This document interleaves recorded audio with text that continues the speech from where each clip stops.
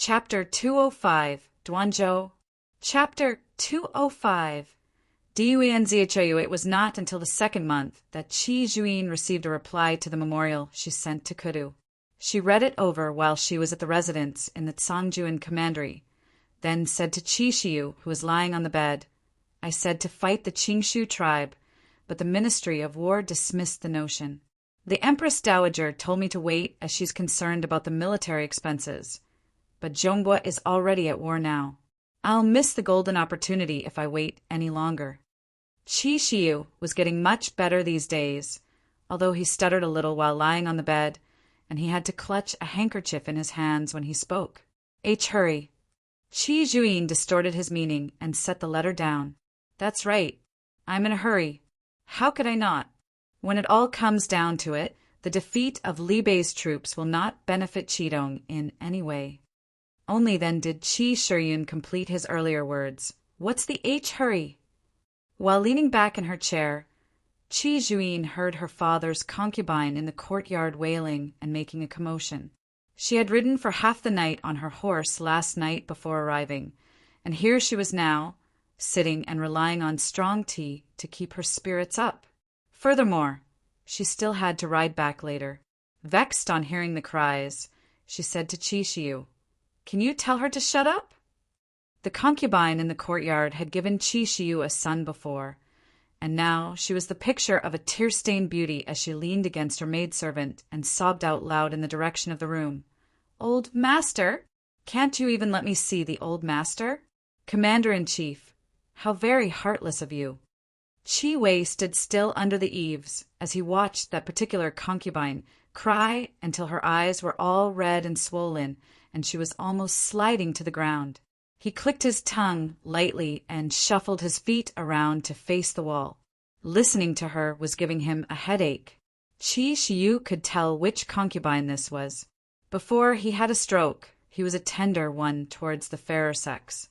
He clenched the handkerchief tightly, his chest heaving violently as he shouted with all the might he could muster, "I am telling you to shut up!"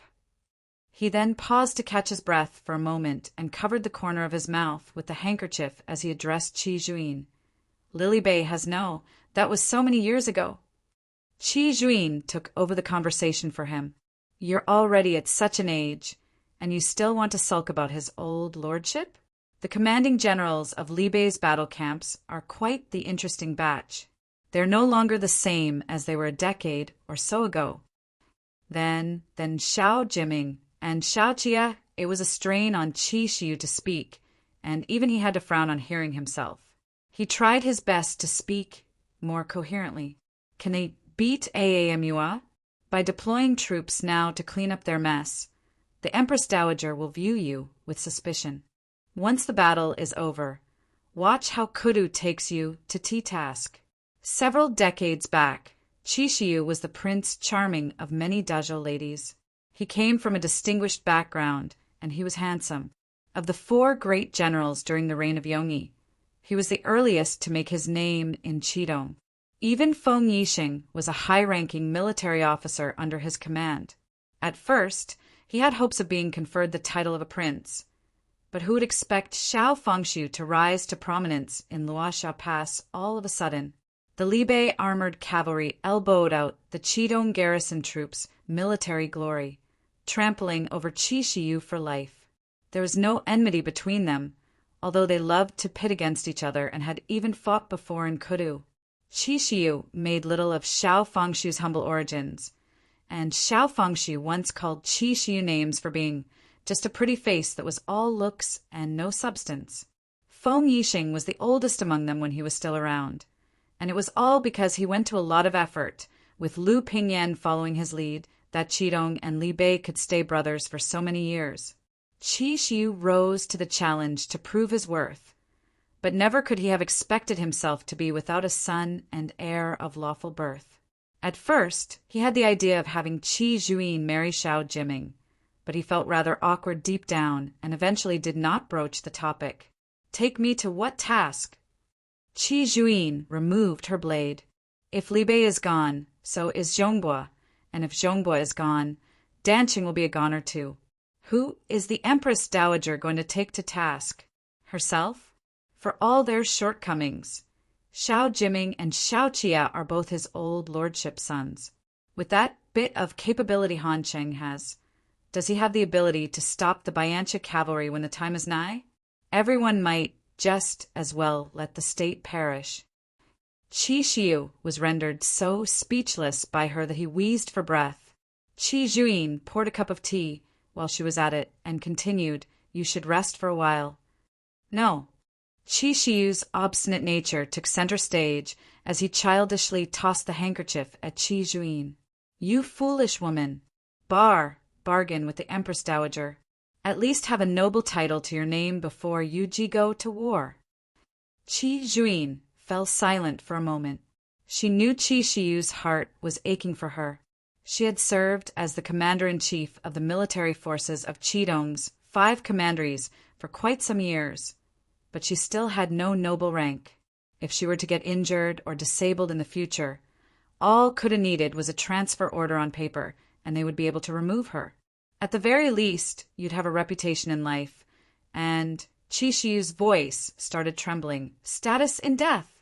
Otherwise, 100 years on, she, Qi Juyin, would just be a woman of the Qi clan. No matter how illustrious her military achievements had been, she could never leave her rightful name and title behind. Qi Juyin held the teacup with her fingers and studied the patterns on it.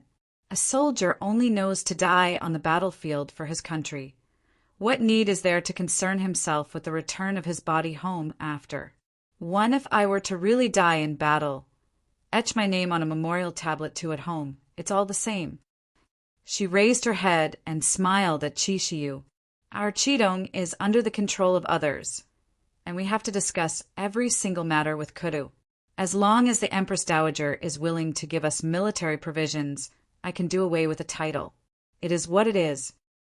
Whether it was because of his old age or not, no one knew. But Qi Xiu suddenly started shedding tears. He would not even let Qi Juyin wipe it away for him as he hung his head down and choked with sobs. "If only you were a boy!" Qi Juyin folded the handkerchief and set it down beside the bed. When Qi Xiu was a little better, she continued, "Brothers who have died before in battles are aplenty, but can each and every single one of them leave their name behind in history? General Feng was not conferred a title either, was he? I'm telling you this so that you know how things stand. We are really going to war this year. Before the turn of the year, I heard that Qin Zhen was in ill health. It's also because of his powerlessness that the Ministry of War did not agree to my deployment of troops this time. Once he retires, we will have no one else in Kudu. I'm worried that it'll be even harder to ask for military salaries and provisions. We should save on the various expenses in the residences as much as we can. Stop getting swayed by all those pillow talks. Those concubines of yours have the manners they want and the shops they ask for. Even if I die, they and those sons of yours won't starve to death." Qi Xiu said, miffed, All the manners I gave you were used to make up for the shortfall." Qi Juyin thought for a moment before comforting him. "There's a small plot of land left, though. My mother used to plant flowers and herbs there, and I couldn't bear to sell it off. I can still make a living with it in the future." The concubine outside went silent.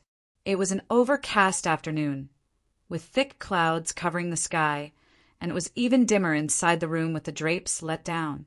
Qi Xiu looked at his daughter from the couch, her skinny shoulders set against the weak light from the window, and his late wife's hairpin in her hair. Qi Juyin resembled her mother, and she looked charming when she smiled, especially when her imposing aura did not dominate her facial features. The commander-in-chief was not as full of heroic spirit as the rumors made her out to be. Qi Juyin waited until Qi Xiu fell asleep before she left. She changed her shoes under the eaves, then stepped into the snow with her deerskin boots to ask Qi Wei, "Where is she?" Madame invited her away. Qi Wei answered as he followed behind her. Qi Juyin had yet to see Hua Xiangyi upon her return, and she hesitated for a moment. As she passed by Hua Xiangyi's courtyard, she heard sweet, delicate voices like the pleasant trillings of orioles and sparrows from within. From where she was on the other side of the moon gate, she saw Hua Xiangyi in between that plum blossom branch. Hua Xiangyi was bundled up in a fox fur robe today. Going by the quality of the material, she had most likely brought it along from Kudu. It was pure, unadulterated white. Fluffy fur lining the sides of her cheeks accentuated her clear-as-autumn water's eyes, bringing out the vividness in them and making them appear even more distinct. She looked just like someone's pampered daughter. The fingertips on the plum blossom branch were fair and dainty, never having been tarnished with a single speck of dust before in this life. Qi Zhuyin inexplicably inclined her head and watched for a long time. The in-house accountant has prepared the account books and is waiting for you in the office.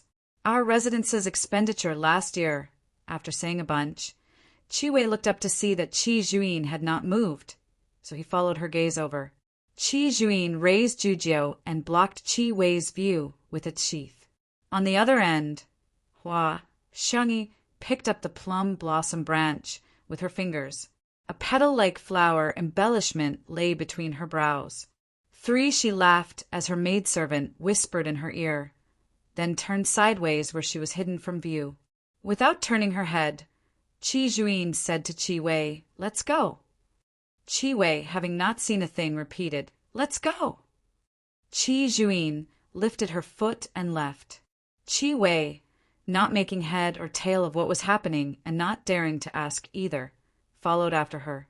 Qi Zhuyin headed straight to the office to reconcile the account books with the accountant. She did not have the time to sit and settle down, so she simply stood and flipped through a couple pages. "Has there been a change of steward?" Qi Zhuyin suddenly asked. The accountant hunched over and answered in a small voice. To answer the commander-in-chief, no. "That's strange." Qi Zhuyin turned a few more pages. The balancing of accounts has always been a mess in the previous years, with records that couldn't be more vague than the last. So why are last year's accounts so clear? These accounts were more than just clear. Even this year's advances had been separated out in a separate book, with expenses of the various branches of the family all listed out clearly. Her father's concubine's cosmetic spending had also been halved at Qi Zhuyin's request, while the manor's Qi Xiu could not explain were also listed on it. This was simply done more beautifully than the Ministry of Revenue's accounts. The accounts in our residence were originally diverse and complicated, and with the various concubines unable to give a detailed account of their spendings, the various gentlemen were all at a loss where to start. The accountant took the teacup and held it out with both hands to Qi Zhuyin.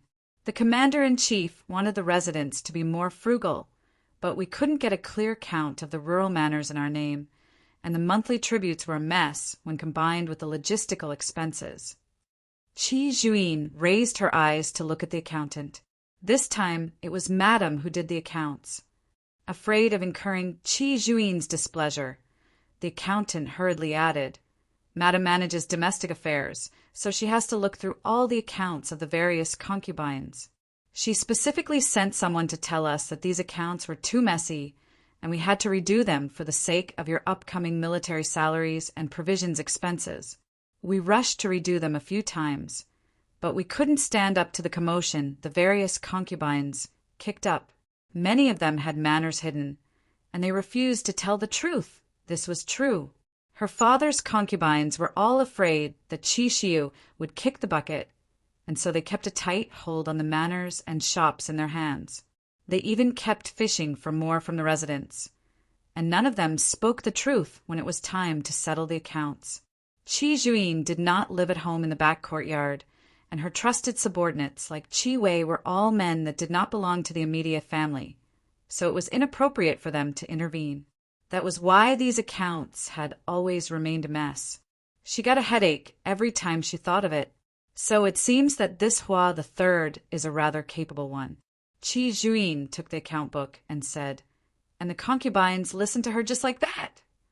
At first, they pulled a long face and gave her a hard time.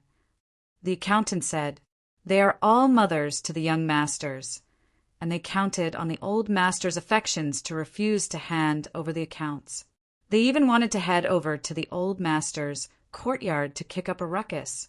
Didn't the commander-in-chief put Miss Hong-ying at Madame's disposal? So she had Miss Hong-ying send the concubines who cried until they fainted back to her courtyard and called for a physician to take a look at them. The physician couldn't tell what was wrong, so she had them all buried in the courtyard. It did not immediately sink in for Qi Juin. After being stupefied for a moment, she parroted, "Buried in the courtyard? Buried in the courtyard."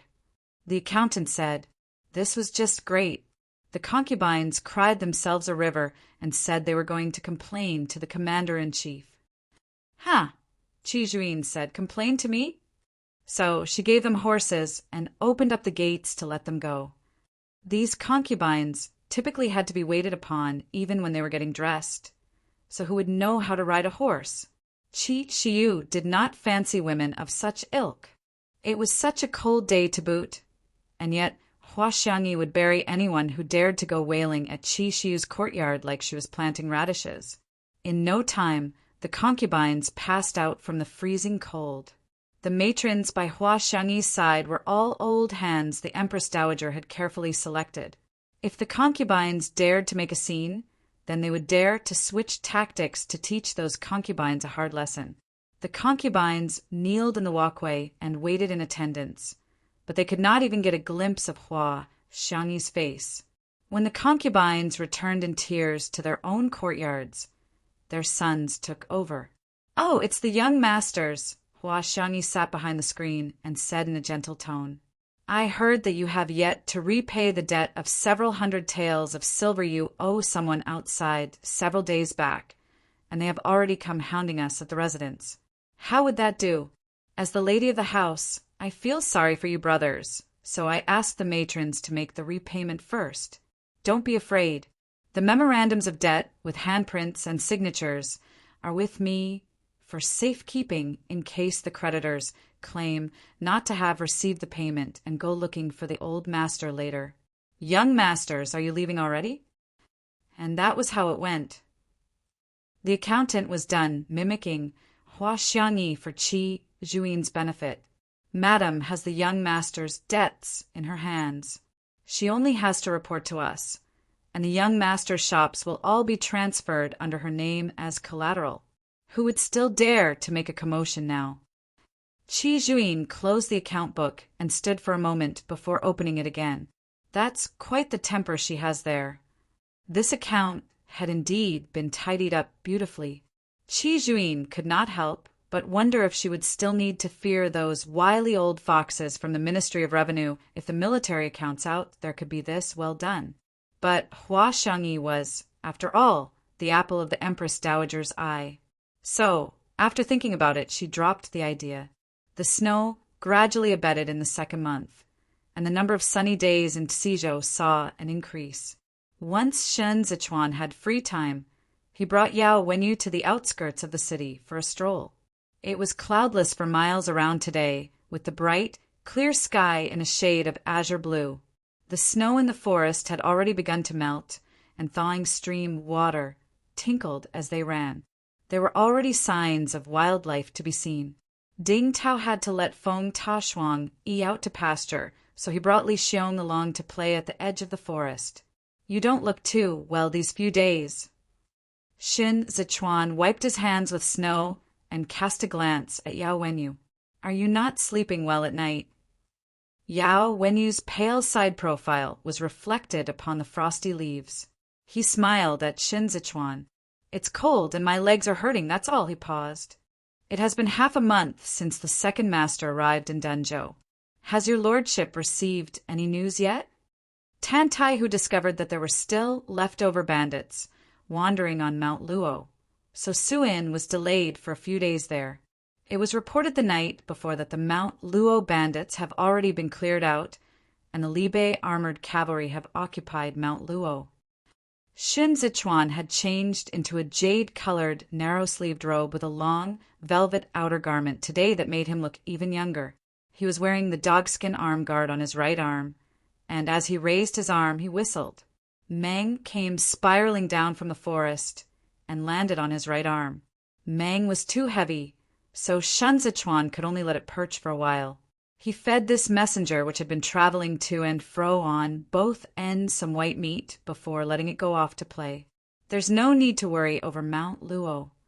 Yao Wenyu watched as Meng flew away. The difficulty lies in Duanzhou. The entire Duanzhou battle line was directly facing the Chaosha River, and it had been completely infiltrated by the Biancha cavalry these few years. No one knew exactly how many scorpions lurked within. Xiao Jie only brought 5,000 imperial army soldiers along. The rest were all from the Libei armored cavalry.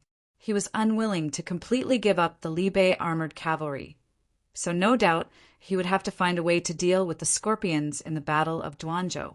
Shen Zichuan's heart was hanging on tenterhooks over Duanzhou. Now that the connection between the relay stations is running smoothly again, we will be able to send reinforcements immediately even if there is a change in the situation. Seeing Shen Zichuan's grave expression, Yao Wenyu said soothingly, "Besides, Second Master is a man blessed by heaven." Lu Guangbai said that Amur is planting grains on the opposite bank of the Chaosha River. Shen Zichuan pushed aside the withered branch bedside his ear.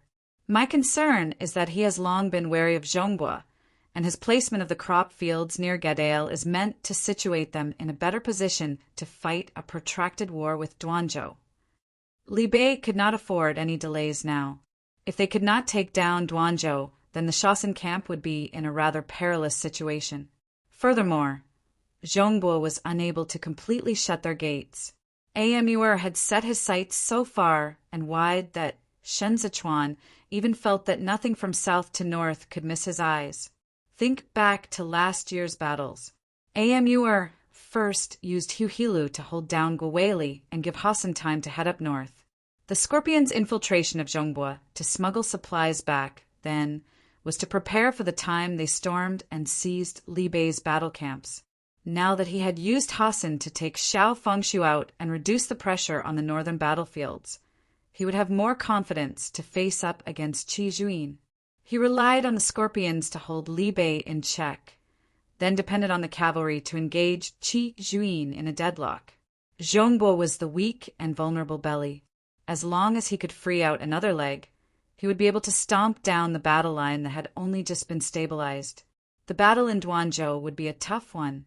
Yao Wenyu was just about to say a word when Fei Xing spurred his horse over. He dismounted to pay his obeisances to Shen Zichuan. "Master, Yan Heru is here." Shen Zichuan knew that Kudu was just done investigating Hezhou's transportation of grains by water to the capital, so presumably Yan Heru was here to whine about it. Besides, they still had yet to come to an agreement regarding the new harbor of Liuzhou in Jueshi. Thus he turned around and said, "Let's head back." Yan Heru was indeed here to whine and grouse. He arrived too late, and Zhou Gui and the rest sat with him and briefly discussed some Liuzhou matters with him. He only got down to business when Shen Zichuan returned and told him all about the issue with the shipments of grains by water in Hezhou. The official from the Ministry of Revenue, who was initially in charge of the transportation of grain shipments in Hezhou, is called Liang Suishan. He also led the collection of taxes on salt in Jueshi. Last year, he put the 13 cities in order with Jiang Qingshan. The reason our business has been difficult is all thanks to these two people. Yan Heru disliked how hard the chair was and shifted in his seat before he said, all bright and chipper, "Oh man, your lordship, I'm telling you I really got worried there. This person is not an easy one to deal with, and he isn't one to accept bribes either. But guess what happened? Before I could think of a plan, he was transferred away. They said it was to investigate the crop fields of Dancheng with the Court of Judicial Review. The Imperial Court has really done me a great favor." Shen Zichuan found this name to be a familiar one. He repeated, "Liang Suishan?" "Liang Suishan, courtesy name Chongshin." Yan Heru sprawled face down on the table and winked at Shen Zichuan. "Do you know him? You should have said so sooner. Then I don't have to worry about him anymore." Naturally, Shen Zichuan knew him. After all, Shin Zichuan was the one who had Xiao Qia recommend Liang Tsuishan for office. He promptly asked they had him transferred to Danqing to investigate the fields. That's right. Pan Lin is currently fighting it out with Xue Xiuzhua. Xue Xiuzhua is truly a real man to be stirring up the hornet's nest. Yan Heru said enigmatically, Your lordship, guess how many fields have the 8 cities seized over the years? If Xue Xiuzhua were to really get to the bottom of the accounts, even the Empress Dowager would be taken to task for it, let alone the Pan clan. At present, the noble clans all want him dead. The noble clan's appropriation of the commoners' fields had led to an increase in the numbers of displaced refugees. Those who had flocked to Zhongbo last year were all commoners who had been forced to leave. Qi Hualien relied on the implementation of the census registers to curb the problem. But it proved to be ineffective in the 8 cities, and now Xue Xiuzhua was using Yao Wenyu's matter as an opportunity to deal the first blow to the Pan clan of Danqing. Even Yao Wenyu had to concede that Xue Xiuzhua had guts. Liang Tsuishan was promoted by Pan Lin. Shin Zichuan understood it in a flash. The noble clans want to rely on Liang Tsuishan's use of his Ministry of Revenue Authority to obstruct Xue Xiuzhua from investigating the lands and drag things out until the beginning of spring. What a fine show of battle between those in power. Let them kill their fill in the bloodbath. Yan Heru clapped his hands lightly and said to Shen Zichuan with a smile, Best if they fight until Zhongbua is stable, and your lordship will be able to free a hand to teach them a lesson. Then I fear you'd be disappointed. With his folding fan, Shen Zichuan pushed away Yan Heru's fingers that had made their way before him. This Liang Tsuishan, a commotion suddenly broke out under the eaves. Shin Zichuan stopped talking, and the gentlemen in the room all looked over. Zhou Gui rose slightly and inquired, What's all the din about? A discussion is currently underway in the hall. Fei Sheng lifted the hanging screen with a hand. His gaze moved past the others to land on Shin Zichuan. His face pale as he called out, Master! Wind escaped from the dark vault of heaven, blowing over the corner of the hanging screen with such force that the various gentlemen all raised their sleeves to shield their faces. Shin Zichuan stood up. The expression in Fei Sheng's eyes gave him a sense of foreboding. He even took a few steps forward as he stared at Fei Sheng under the flickering candlelight. Incoming message of utmost urgency. Fei Sheng said in a solemn voice, Second Master. Chapter 206, River of Ice. Chapter 206. River of Ice Xiaoqia's communications with Duanzhou were completely cut off 3 days after he left Zhongbua. They vanished in the snow after A Qi's return in resounding victory. Tantai, whose scouts could no longer find any traces of him. This squad of vanguards seemed to have disappeared into thin air. The Bayancha cavalry had set up a perimeter to the west of the Chasha River, and this squad of vanguards had walked into the encirclement trap, where they were hemmed in by A Qi at the Chasha River. Tantai, who had no way of searching the battlefields, but even as he waited anxiously, he had to deliver the news truthfully to Dying and Sizhou. If something untoward had happened to Xiaoqia, then Wu Ziyu would have to immediately notify Guo Weili of the Shaoxin camp. They had to head down south to block off access from the opening that was Mount Luo. Otherwise, the consequences would be unimaginable. Shen Zichuan did not take the horse carriage, but rode on Feng Tashuang instead. When he arrived at Mount Luo, it was already late at night. Wu Ziyu trotted out to receive him and saw no expression on the prefectural lord's frozen blue face. Your lordship. Not daring to engage in idle chatter, Wu Ziyu cut to the chase and followed Shen Zichuan into the campground. The encirclement is located in the southeast of Duanzhou. It's mainly to stop Tantai, who is still in the west, from proceeding further, and to deprive us of the chance to snoop around. For this reason, Second Master must still be in the southeast.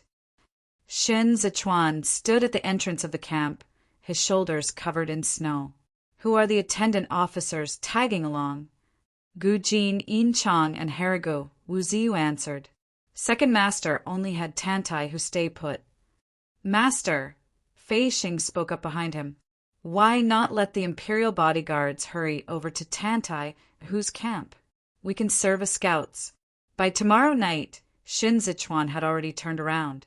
He got on his horse once more and said to Wu Ziyu, "Write a letter to Yu Xiaozai and Kong Ling, tell them to seal off all the Zhonggua's bridle paths, heading west right now, and have all the merchants traveling to the mutual trade market take a detour from Xizhou." Yan Haru had just gotten off the carriage. His backside had not even gotten comfortable when he heard Xin Zichuan's words. He still wanted to do business with Fanzhou and Dengzhou, especially now that these two places were suffering from a shortage of grains and clothing. Thus, he hurriedly ran a few steps after the horse and lifted his head to say, "Your lordship, come on, let's discuss this. Can the grains from Hezhou to the two prefectures still be allowed access? If so, why not? Sure." Xin Zichuan's eyes were thin and icy. He bent down and patted Yan Heru's cheek with the horsewhip. "But only grains. If your company of merchants dares to smuggle anything else other than grains to the east of Zhongbua before I give my approval, I will hang your head up at the city gate tower of Hezhou."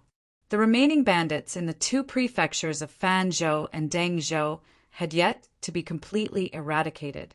So who knows if Yan Heru would play tricks again?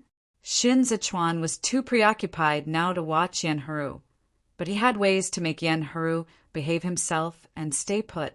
Yan Heru did not dare to move. He meekly swallowed his saliva, not even daring to blink his eyes. It was only after Shen Zichuan turned his horse around that Yan Heru realized his legs were trembling. The Saker falcon soared through the dancing snow and wandered around the banks of the Chasha River. The sky at the hour view was dark and dreary, and the snow looked more like crushed grains of rice the closer they got to the ground. It felt uncomfortable to have them sticking to one's temples. The Gobi Desert stretched on endlessly into the horizon.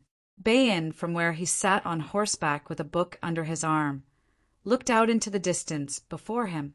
"There will be a snowstorm tonight," Bayan muttered in the Bayancha tongue. The world was presently a picture of frozen landscape. Bayan could not bear the cold even when he was all bundled up in fur. Yet Aichi was squatting on the Chasha River washing his face with water from the hole cut in the ice. He rubbed his fingers clean, staining the water bloody red. "I'll send you across the river tonight." Aichi's right arm had a scorpion tattooed on it. His face, which was as dark as Bayan's, appeared a little good-natured. Bayan was the brains by Hassan's side. He initially worked under Huhilu, but was now transferred over to Aichi's side to observe the Duanzhou battle. He was the eyes Hassan put here. 7 days ago, Xiaoqia arrived at Duanzhou. Their siege on the city was unsuccessful. The Bayancha cavalry had already learned to use the weapons from within the city of Duanzhou itself. With the advantage they had from their occupation of the city, they left Xiaoqia out in the cold outside the city gates to wear him down. 3 days ago, Xiaoqia launched a surprise attack, and Aichi left the city to give chase. He chased them down near the Chasha River, where he annihilated the left flank squad of the Libe armored cavalry. Bayan turned his head back and said to Aichi, "Perhaps I should stay for a few more days. Hassan needs you." Aichi stood up and lifted the Libe head in his arms as he said to the scorpions on the bank of the river, "The Libe armored cavalry is already at the end of their tether. This pack of wolves is helpless against us. Last night is the proof. They can't withstand a single blow, just like they couldn't before the New Year." Aichi threw away the head in his hand. "The armored cavalry is no longer our medal of honor. They're not worthy." The scorpions, who were mingling among the cavalry, followed Aichi's lead and Bued as they threw away the heads at the side of their horses. They were collecting the helmets of the Libe armored cavalry, using them as nighttime chamber pots in the wilderness. Aichi turned to Bayan. "We are elites of the scorpions. It's not a good idea for the hero to put us in Zhongbua. If I kill Xiaoqia, you have to tell Hassan to transfer me back to the northern battlefields. That is where I should be. This unit was the elites Amur left in Duanzhou. He was the leader of the Black Scorpions, having taken Hariga's place. After Jida's death, he became the undisputed despot of Duanzhou. He wanted to obtain lands, and so he had to think of ways to render meritorious military service. For this reason, he was already displeased with Amur's arrangement to leave him in Duanzhou. You are all the natural enemy of the wolf pack. Beiyin placated He. The hero naturally has his own considerations for his arrangements. His arrangement is to make me clear out the position for Hassan. The expression in He's eyes was gloomy. Hassan stole the credit from the Scorpions. Beiyin did not have the numbers and strength to back him up, so he could not start a dispute with He here. He swallowed his frustration and watched as He got up his horse and stepped onto the frozen ice surface of the Chasha River with the Scorpions. The Chasha River would freeze over in winter, and the layer of ice was strong and solid enough to bear the weight of the Bayancha cavalry. They liked to pass through the territory during winter in the past, as this would allow them to cross the Chasha River without having to take a long detour. The slender waist of the Chasha River was close to Gadail. If they moved fast, they would be able to arrive in one night. The snow started to intensify. Worried that his book would get wet, Beiyin kept it back in his leather bag.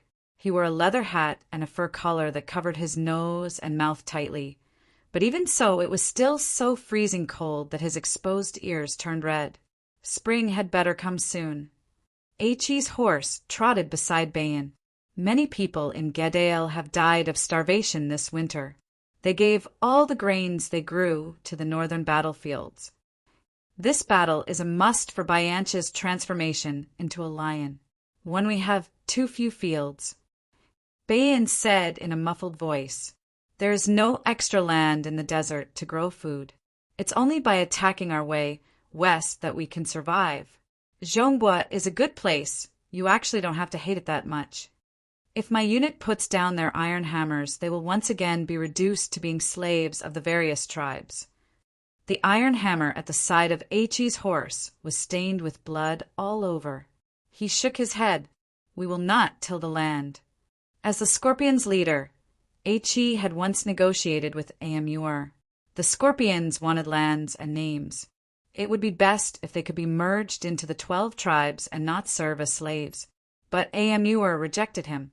He required the Scorpions to completely crush the Libe armored cavalry in this battle, and it was only when Libe fell would he consider He's suggestion. Beiyin was merely part of Hassan's retinue and could not question the hero, Amur, but he understood Amur's intent. Amur was unwilling to give the Scorpions names because he wanted to hold them captive in his hands.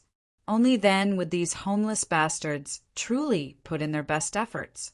The troops walked on the ice for 4 hours, and the snowstorm obscured the directions in the night. He came next to the route markers the Bayancha cavalry left behind and did not immediately stop. He wanted to escort Beiyin to the opposite bank as soon as possible, then head back to annihilate the remaining Libe armored cavalry and clean up the Duanzhou battlefield. Xiao Qiye was a nobody, but he was a wolf pup through and through. It was to the regret of Bayancha that Hassan did not bring back Xiao Fengshu's head. He had his eyes locked on Xiao Qiye. He wanted to use Xiao Qiye's head to negotiate with Amur again. They attacked Libe relentlessly and without reservations, for they were already fed up with the stalemate in the northern battlefields.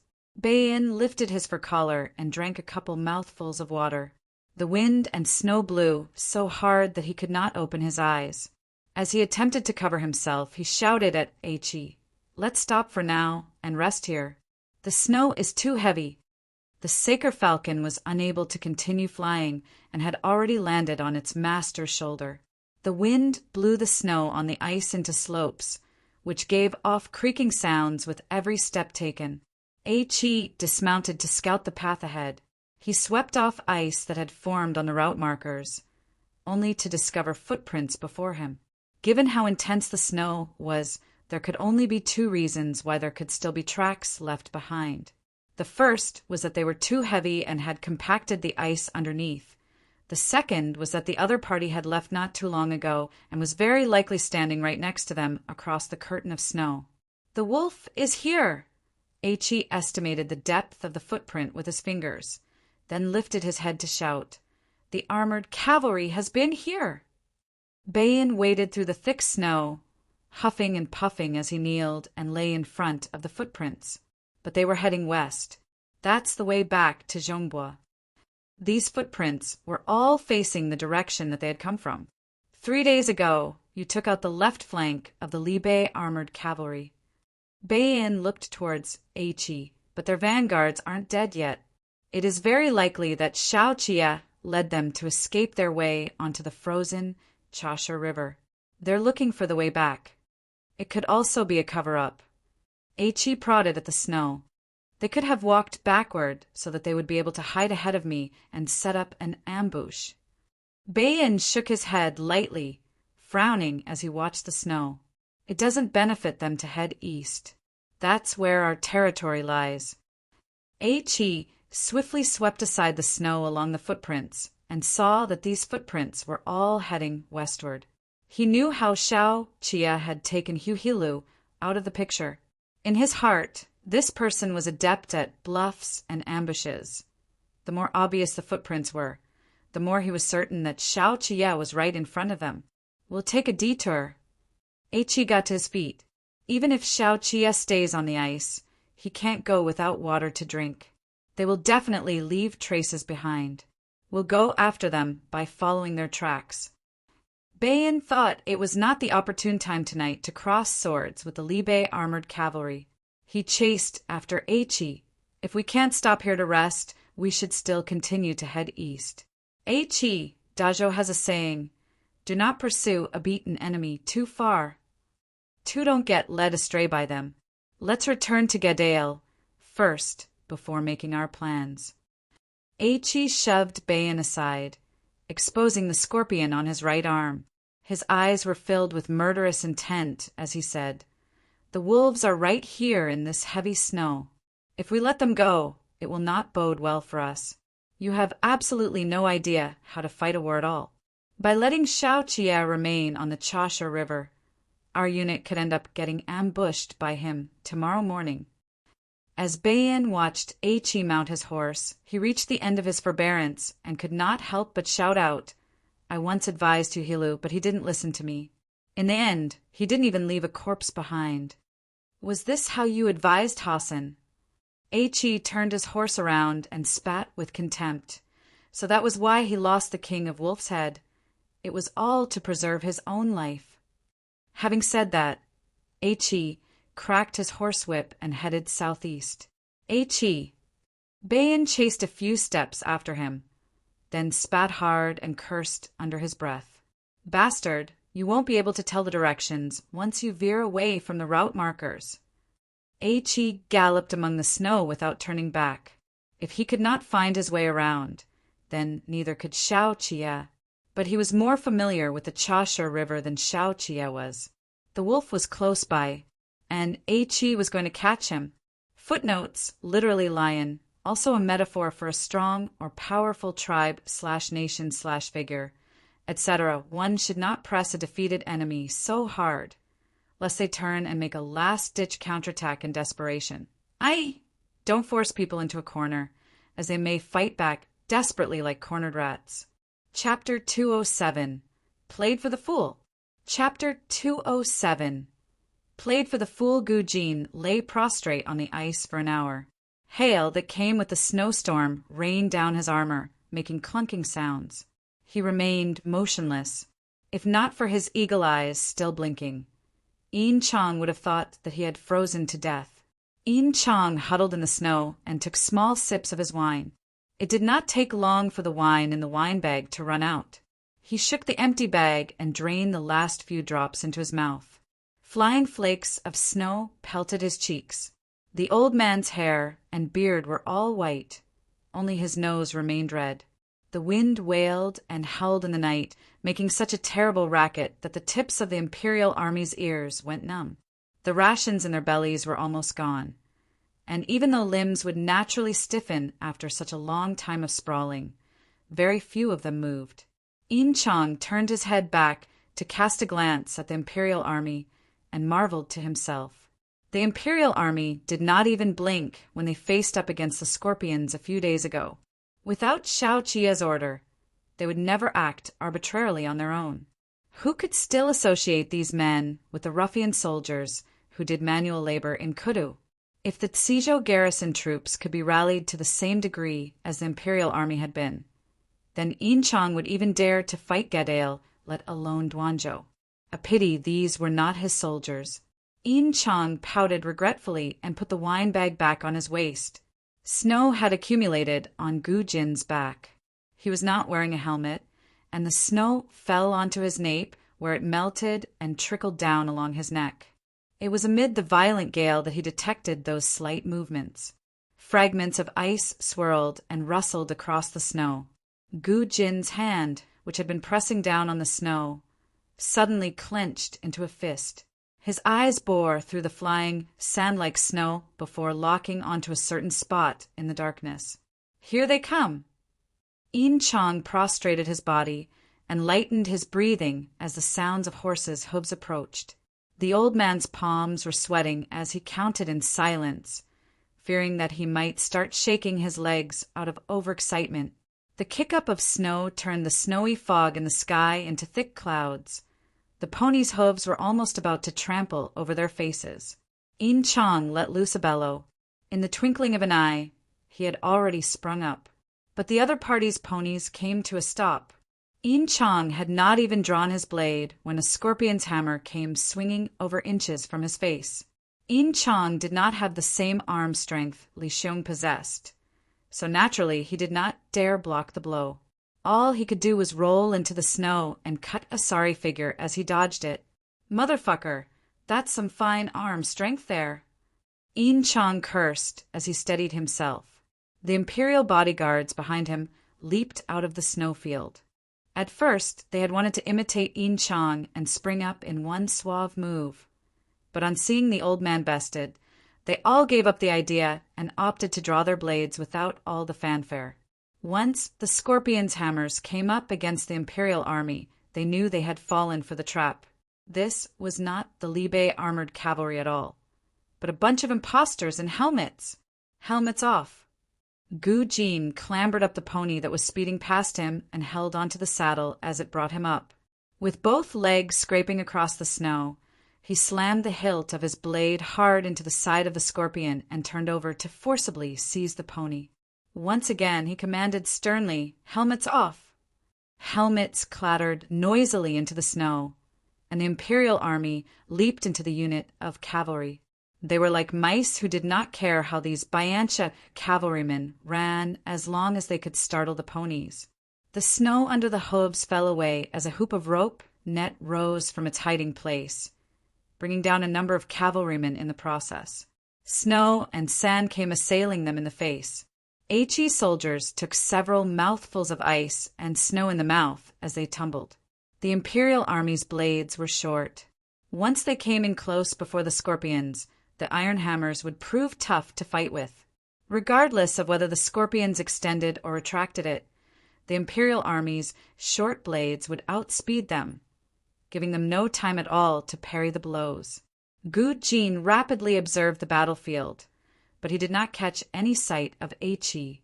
His heart promptly sank. But before he could voice a warning, a branch of cavalrymen came dashing out from his left at a speed so fast Gu Jin could not even dodge. The imperial army seemed to be bitten down by a vicious beast that had materialized from across the sky, breaking them up in front and at the back. This unit of cavalrymen did not use iron hammers, but they directly knocked Gu Jin straight off the pony with their swift and sudden advance. At the same time Gu Jin landed on the ground, it neighed, and a hot burst of fresh blood sprayed all over Gu Jin's head. Cunning. Eichi rebuked Gu Jin in the Dazhou tongue. He brandished his own scimitar, flinging the remaining droplets of blood onto Gu Jin. But that's all there is to it. The scimitars Eichi's elite scorpions used were larger than those used by the common Bayancha cavalrymen. When held in hand, they looked like thick silver hooks. Get caught in them, and one would meet their end, whether they were humans or beasts. He had smelled a rat while he was following the trail.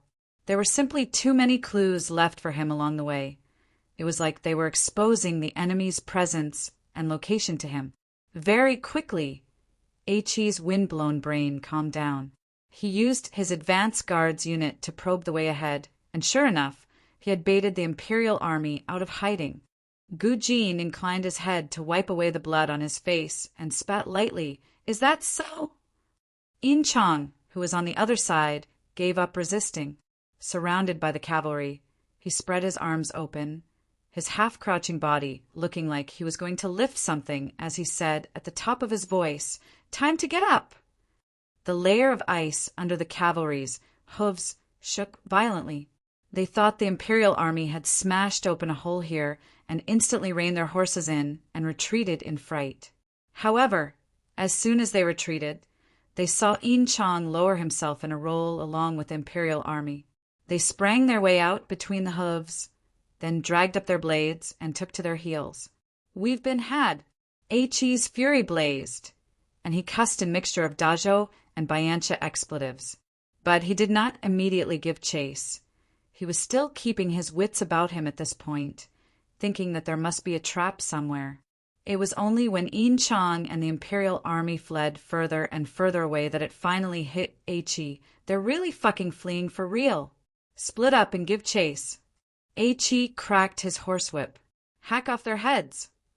The cavalry was split into two flanks, with Hi in the center, presenting a claw shape that overlooked the squad, one that seemed to clutch the Imperial army within.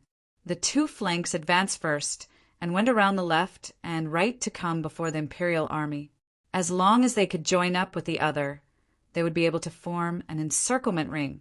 When the time comes, Hi would lead the center unit to barge their way into the Imperial army from behind, and then it would be a slaughterhouse with the scimitars set loose within. 7 years ago, AMUR used this type of battle formation to ram the Duanzhou garrison troops into the Chashur sinkhole. Hi, thus inspired, was extremely fond of this formation. It was also with this formation that he shredded the left flank of the Libe armored cavalry into pieces near Duanzhou a few days ago. Both flanks, moving hard and fast, had already overtaken the Imperial army to circle to the front. They turned their horses, and their units looped around like a long snake to the center, intending to block the Imperial army's way out and to hem them in. But a familiar figure was standing in the center.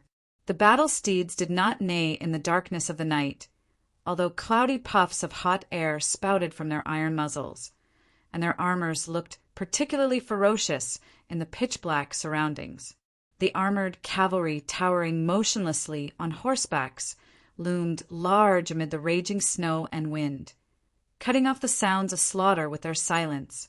The vanguards on both flanks, having crossed swords with the armored cavalry before, were not afraid, so no one shouted the command to stop. The ponies kicked up snowy haze as they came attacking from both sides in a pincer attack, while the scorpions who served as the vanguards of both flanks simultaneously swapped over to their scimitars. They wanted to throw the armored cavalry off their horses with one swing of their hammer at the very moment of impact, relying on their horses' hooves and arm strength to smash the armored cavalry's helmets in like they had done so countless times before. Xiao Jie sat on the back of Lang Tao Shuijin, which was presently digging into the ground with its hooves. Xiao Jie was clad in heavy armor, and with steel obscuring his face, no one knew the expression he was presently wearing. He was like a stabilizing force amid the chorus of shouts all over, steadying the morale of the soldiers before and behind him. Gu Jin exhaled deeply the very instant he saw Xiao Jie.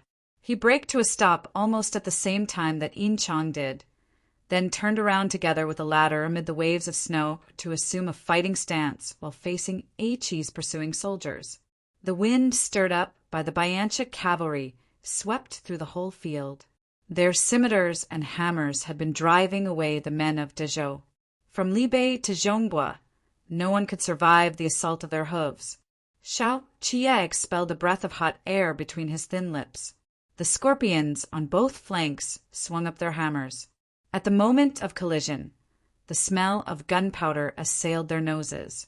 Flashes exploded in the snowstorm, and the scorpions, who were caught totally off guard, were blown off their horses by the firearms, while their horses collided into one another in panic upon hearing the thunderous blast. The muzzles of the guns started smoking. Xiao Qie had only brought along 30 firearms. They were of little use when facing the main forces of Biancha head-on, but it was the key to blowing away the heads of the 2 cavalry flanks at this moment. That oppressive power promptly blindsided the cavalrymen of both flanks to the extent that the scorpions at the rear could not even catch what was happening. Xiao Qie made the first move, and the Libe armored cavalry behind him followed suit to bear their brand new fangs.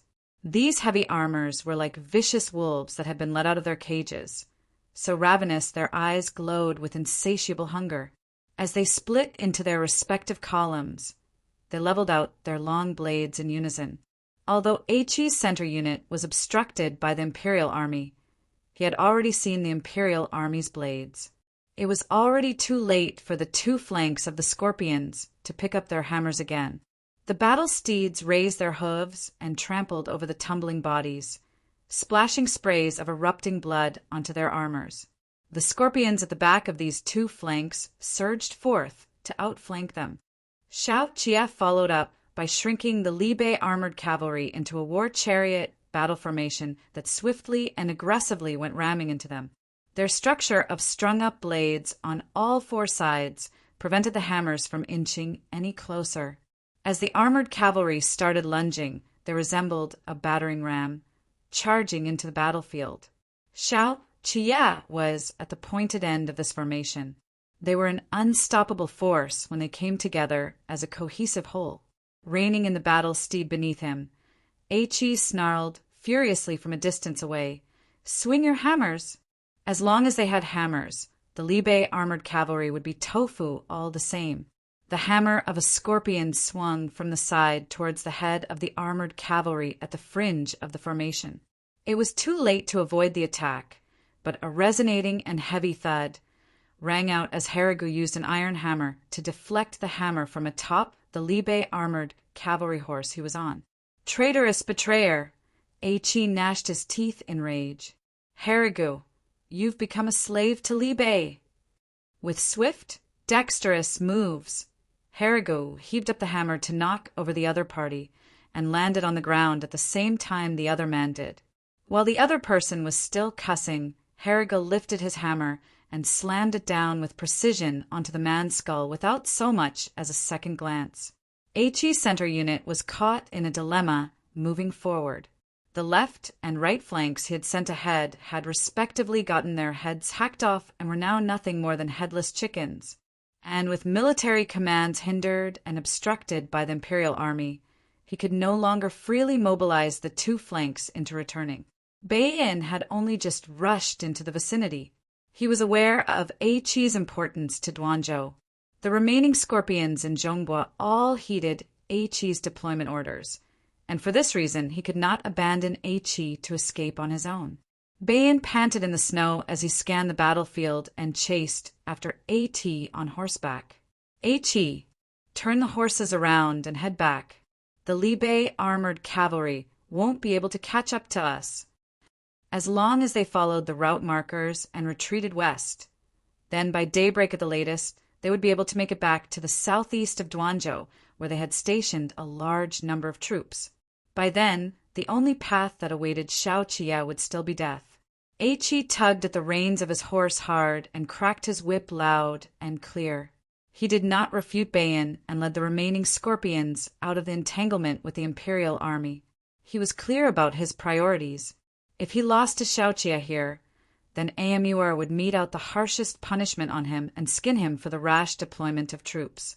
His defeat was a small matter, but if this carelessness escalated into the loss of Duanzhou, then even if he could live to escape back to Gadale, Amur would not spare his life. This battle did not count. Eichi whipped his horse hard to spur it on. This was merely just him being made a fool of. Chapter 208, Return of a Nightmare. Chapter 208, Return of a Nightmare. Chi fled towards their original path in a hurry. Along the way, the scorpions let loose their own Saker falcons. Lang Tao, Shui, Jin pressed forward and did all it could to catch up amid the clanging sounds of the heavy armors. The collective sound of the Libe armored cavalry's hooves in hot pursuit was so intense that it unnerved the scorpions, who feared the ice beneath their feet would crack. What's more, when that sound was catching up just right behind their horses. Chi clenched his teeth and looked back in the wind in humiliation. All he could see was that one heavy armor. Xiao Qia! Bayan suddenly pulled in the reins on the head of his horse as he bumped into Chi from the side and barked sternly, "Retreat! Retreat! Retreat!" Chi stopped looking at him.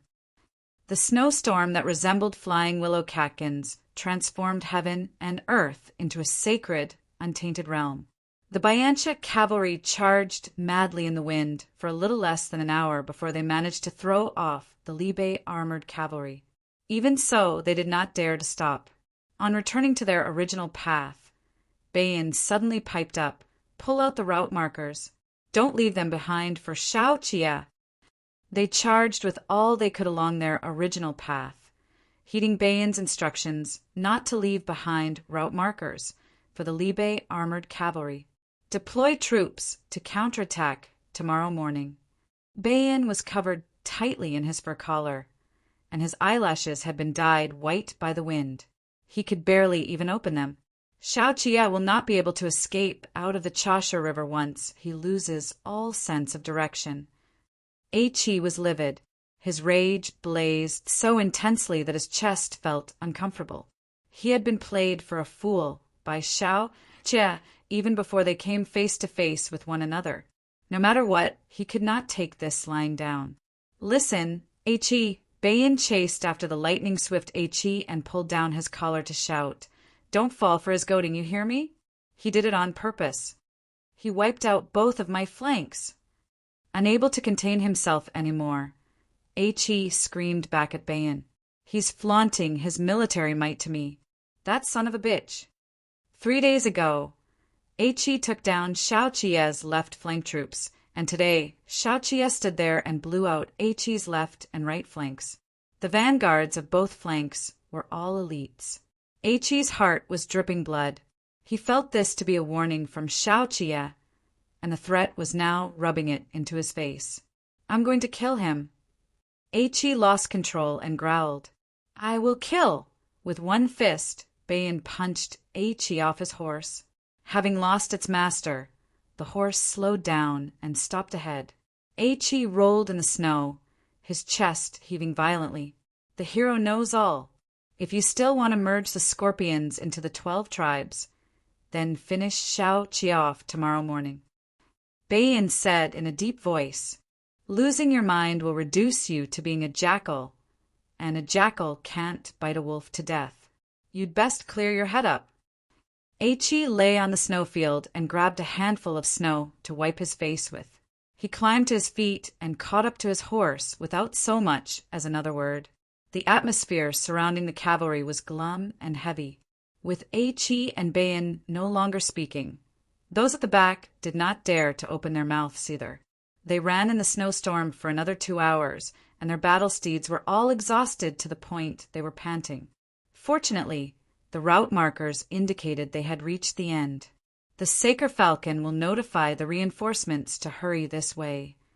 Chi slowed his horse and stepped onto the bank. "We can wait here." Bayan was feeling uneasy deep down, due to his introversion. He took particular notice of his environments. The boundless expanse of snow obstructed the world from view and prevented him from getting a clear look at the situation a few steps away. But he could keenly sense that this was not the southeastern part of Duanzhou from where they came. "We went the wrong way," Bayan muttered and squinted his eyes to keep out the gale. Amid the fog of snow that was being blown away, he indistinctly caught a glimpse of what lay ahead. "This place is—" A horse at the back that had yet to step ashore suddenly lost its footing, and its hind hooves slid into a hole in the ice. The scorpion on horseback yanked at the reins in the blinding snowstorm, intending to drive the horse back on ice. But in its panic, it broke its hind knees against the edge of the ice and neighed as its entire body overturned into the water. The unit was promptly thrown into disarray. The horses all started panicking, and the scorpions berated them to no avail. Fearing that they would slide in two, they could only lash out with their whips hard. Eichi heard the sound of heavy armors among the noise. He initially thought it was a misperception, but not long later, the pitch-black armored cavalry materialized for real in the snow. No matter how dumb Eichi was, he could also realize what was happening by now. He retreated and shouted, "Get on your horses and move fast!" This particular route marker was genuine enough, but Xiao Qie had long shifted it away from its original location. The footprints were indeed a diversionary cover-up. Xiao Qie's real intention had been to herd them towards this place. Seeing Bayan still in his original spot, Eichi bumped into him hard and cursed, "Get on your horse! Snap out of your fucking daze!" Bayan turned his eyes to look at Eichi. As if sensing it too, Eichi looked ahead, and the color drained from his face in horror. The pitch darkness ahead was none other than the Chashire sinkhole. Eichi wiped the sweat at his temple and looked out as far as he could, only to see that both flanks of the Libe armored cavalry had already surrounded them from both sides and were now ahead of them. He turned his head back and saw Xiaoqie. 7 years ago, the Bayancha cavalry buried 40,000 Duanzhou garrison troops alive here. 7 years later, on the same snowstorm night, Xiaoqie used the same battle formation to push them before the Chashire sinkhole. Eichi did not know Xiaoqie, but in this instant, he strangely understood Xiaoqie's intent. Bayan's Adam's apple bobbed. He squeezed his cowhide-bound book and muttered Hassan's words, returning the favor, tit for tat. Xiaoqie was the wolf that was the toughest to deal with. Bayan knew Xiaoqie would even bite Hassan to death in order to retrieve Xiao Fengshu. Once an opponent like this committed his scars to mind, he would retaliate and tear away at his foes with his fangs on his own terms. Reinforcements will be here in a while. Eichi unexpectedly calmed down at this juncture. He stared at Xiaoqie. "Hang in there until then, and this place will still be our slaughterhouse." Eichi had never seen Xiaoqie's real appearance before today, but through that helmet he seemed to sense Xiaoqie's scoffing. Eichi did not believe in the Bayancha gods, he believed in his own tattoo. As a scorpion surviving in difficult circumstances between the gaps, he would not concede defeat until the very moment his head took leave of his body. However, Xiaoqie similarly believed in his tattoo. That was his father and also his Libe. The scar Hassan left behind burned all the time. He had suppressed it for far too long, so long he could even hear Lonely Blade howling in its sheath. The violent gale under the snowy dome rode roughshod over the snowflakes, tearing them into pieces of willow catkins flying in the wind. At the moment when the swarm of white blinded his eyes, Eichi saw the armored cavalry charge. Their armors were like dusty blades, charging head-on towards the Bayancha cavalry with the momentum of a tempestuous storm that brushed away all the dust on them to reveal sharp blades that glinted coldly in all its glory. The moment the iron hammer came swinging, Xiaoqie parried it with Lonely Blade. His horse did not stop as he led the armored cavalry to crash head-on into the Bayancha cavalry amid the screeching sound of friction as blade scraped against blade. Meanwhile, the armor-clad Lang Tao Shuijin, clad in heavy armor, threw its head back and knocked askew a pony that was blocking the way. The Bayancha cavalry was like a canteen that had been crushed until it burst. They resisted Xiaoqie's onslaught of heavy blows for just a mere few blinks of an eye before they were repeatedly rammed back in a retreat by the war chariot battle formation. The sinkhole stretched across them a short distance away. If they retreated again, they would no doubt plunge into it. Eichi lifted the iron hammer that weighed 100 jin. In this short period as they crossed swords, he had come to recognize Xiaoqie as the most vital part of the Libe armored cavalry. He knocked over an armored cavalryman before him with a swing of his hammer and heard the other man's head slam into the snow with a thud. Hooves stepped over the body, and in a split second, he was already swinging his hammer right in Xiao Qia's face. But he struck at empty air. Qi thought Xiao Qia would follow up his victory with an attack, but Xiao Qia did not. He retreated back in front of the Li Bei armored cavalry, and this war chariot instantly underwent a transformation. Bei-yin crowded at the back with his book in his arms and got a clear look as the Li Bei armored cavalry transformed. Was that the Li Bei armored cavalry? That was a heavy-duty war chariot. Xiao Qia was unwilling to give up on Xiao Fengshu's heavy armors. He did not want to prove his old man wrong. It was through Lu Guangbai, Qi Juyin, and Yin Chang that he acquired a whole new Li Bei armored cavalry. Xiao Qia cast away the former long blades of the Li Bei armored cavalry on the basis of them being heavy, and equipped the Li Bei armored cavalry under his command with new blades. These were the real long blades, with a length so long that there was no way for the iron hammers to get close. He had observed Lu Guangbai's infantrymen at the battlegrounds. The war chariot battle formation was able to conceal their weakness of not being fast enough. Xiao Qia directly cut off their need to give chase.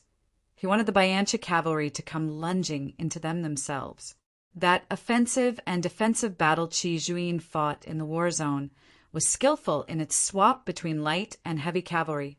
Xiao Qia consolidated the imperial army and the Li Bei armored cavalry together. As long as they appeared on the same battlefield, they would have erratic and unpredictable ways of fighting. Hassan did not reign supreme when it came to field warfare. The last was also the most crucial point, Yin Chang's dagger squad.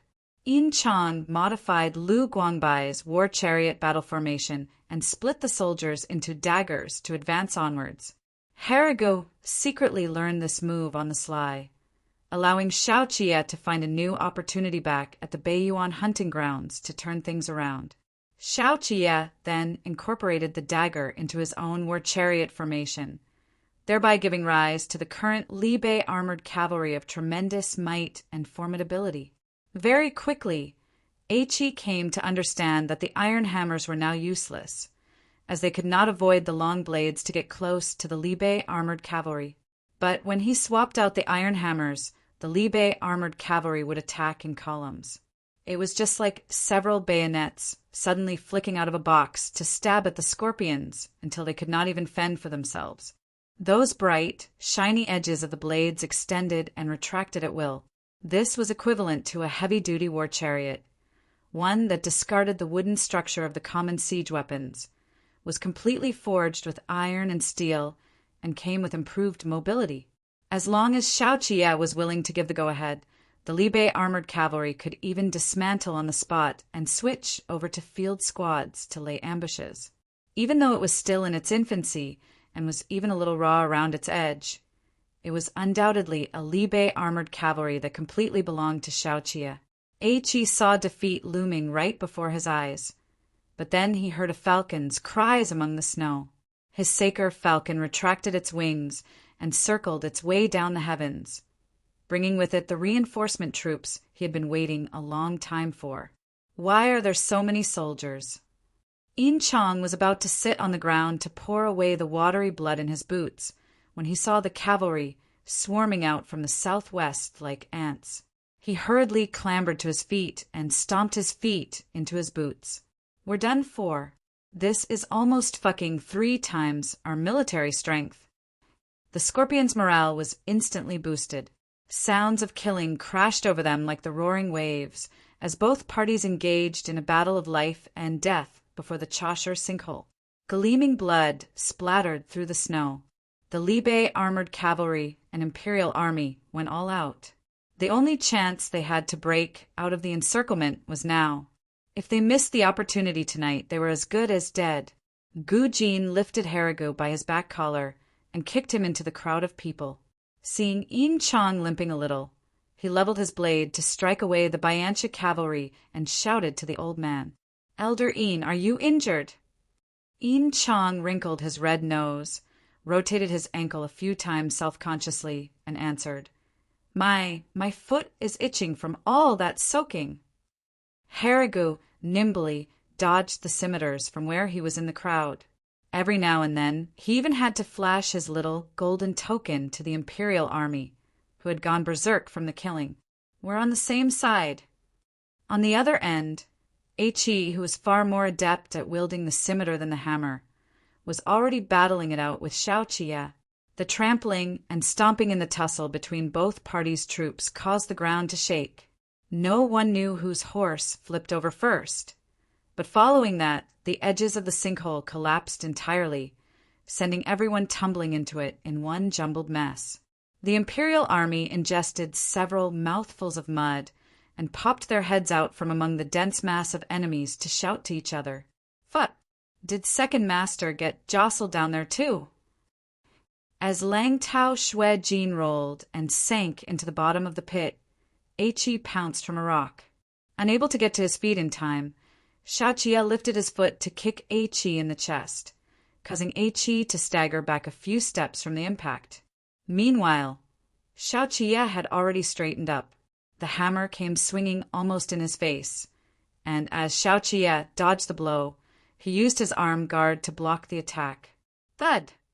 Feng Tashuang knocked over the old and dilapidated wooden fence as Shen Zichuan galloped across the snowstorm with his overcoat flapping in the wind. Frosty snow flew between his facial features, his side profile reflecting a somber, forbidding harshness. Fei Sheng, not daring to be complacent and careless on the battlefield, followed closely behind Shen Zichuan's horse with the imperial bodyguards. Tan Tai Hu, not daring to let Shen Zichuan take the lead either, led his troops to chase after the prefectural lord with such haste that he was almost standing on his saddle. He shouted at Shen Zichuan across the gale, "Your lordship! It's right in the northeast, the Chashur sinkhole." Sprays of flying snow erupted under his horse's hooves. Shen Zichuan had gripped the reins until it was soaked. He had not made a single stop on the journey here, and Feng Tashuang, he was already exhausted. Chashur sinkhole. All that Shen Zichuan passed by on his way was a white, boundless expanse of wilderness. But the moment he entered the vicinity of Chashur sinkhole, that nightmare came surging to the surface like a tidal wave, and the familiar stench of blood choked his nose and throat. Shen Zichuan gasped for air, unable to see Xiaoqie in the bloodshed. Shen Zichuan shouted in a grim voice, "Xiao Suin!" Fei Sheng surveyed the surroundings and saw Yin Chang, who in turn saw the prefectural lord all dressed in white from afar, a rather conspicuous sight here. He jumped up and down, waving his blade as he shouted, "The sinkhole in the sinkhole! Second master is in the sinkhole!" In that instant, Shen Zichuan's face turned a shade of ghastly white. With icy cold limbs he rolled off the horse. Even his hands that were holding onto Yang Shan Shui were trembling. Blood seeped through his white robe, wetting it as he stepped over the corpses. All he could see was the sinkhole that appeared in his nightmares millions of times. Shen Zichuan could not bother with anyone else. He stumbled along the sinkhole and slid down. Heavy snow filled all over the sky. He trembled as he shouted, "Xiao Suin!" Nightmare and reality overlapped. Shen Zichuan had seen his own body strewn among the corpses here before, but he had never imagined that Xiaoqie would be among those lying here. Fei Sheng had never seen the prefectural lord in such a state. He hurried over to help him up, but Shen Zichuan refused. He dug up the body before Lang Tao Shui Jin among the bloodied mountain of corpses, raking so hard with his hands that they both turned slick with blood. The corpse suddenly raised a hand and grabbed hold of Shen Zichuan's wrist with speed and accuracy. Lan's how! Xiaoqie felt suffocated under the helmet. Lan, Shen Zichuan had already pushed off Xiaoqie's helmet. In that whirling snow, he got a clear look at Xiaoqie's face, and with no regard for the bloodstains, he hugged Xiaoqie's head tightly in his embrace. Xiaoqie backhandedly stroked Shen Zichuan's back. He wanted to say something, but in the soughing of the wind, he heard Shen Zichuan call out over and over in a small voice, Xiao Chia's heart ached with such ferocity that it broke into pieces. Chasher Sinkhole was Shen Zichuan's darkest hour. Chasher Sinkhole was Shen Zichuan's darkest hour. When he first entered Zhao Zui Temple, the insides of the temple were old and dilapidated, with broken windows that could not keep out the chilly wind. Ji Gang kept the only spot that was sheltered from the wind for him to sleep, and he would rest his head on his arms, not daring to tell his Shifu that he could not fall asleep. Back then, Shen Zichuan could still remember Ji Mu's face. There were shadows of Hua Pingting in his big brother, a handsome man with delicate features. The number of matchmakers coming to play go-between while he was still at home was enough to break their threshold from all those coming and going. "I've been thinking about my promotion." Ji Mu was squatting in the courtyard, picking up dumplings to eat. "Let's move to the eastern side once I'm promoted." Shen Zichuan imitated him and stuffed himself with dumplings until his cheeks were bulging. He nodded and slurred his words with his mouth full. "I'll watch sister-in-law for you." Ji Mu had a childhood playmate, a maiden who originally lived next door to them and later moved away to the east. This maiden's father played up to those in power and was always thinking of marrying his daughter off to someone in the yamen. In order to prove himself, Ji Mu enlisted in the military and worked hard all day attending to official duties, hoping to wed the maiden before she was married away. Ji Gang did not earn much. Their family was not well off. With 2 sons to raise, Hua Pingting even saved her own dowry as funds for her sons' future weddings. Seeing as Ji Mu was already of age, she and Ji Gang contemplated engaging a matchmaker. Winter in Duanzhou was a scene of desolation. The Chasha River lay to the east. When they were a little younger, they would go onto the ice in winter to pull sleds. Shen Zichuan was a smart one, and he always coaxed the little rascals who tagged along to be the horses, while he himself played the old master sitting on the sled as he directed them to run all over the place. Ji Mu told Ji Gang at that time, "My younger brother will definitely go far in the future."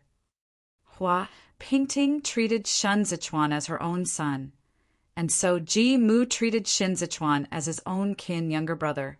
When Xiao Qie and Xiao Jiming were in Libei riding horses and drawing bows, Ji Mu was still taking Shen Zichuan running around all over the mountains and plains.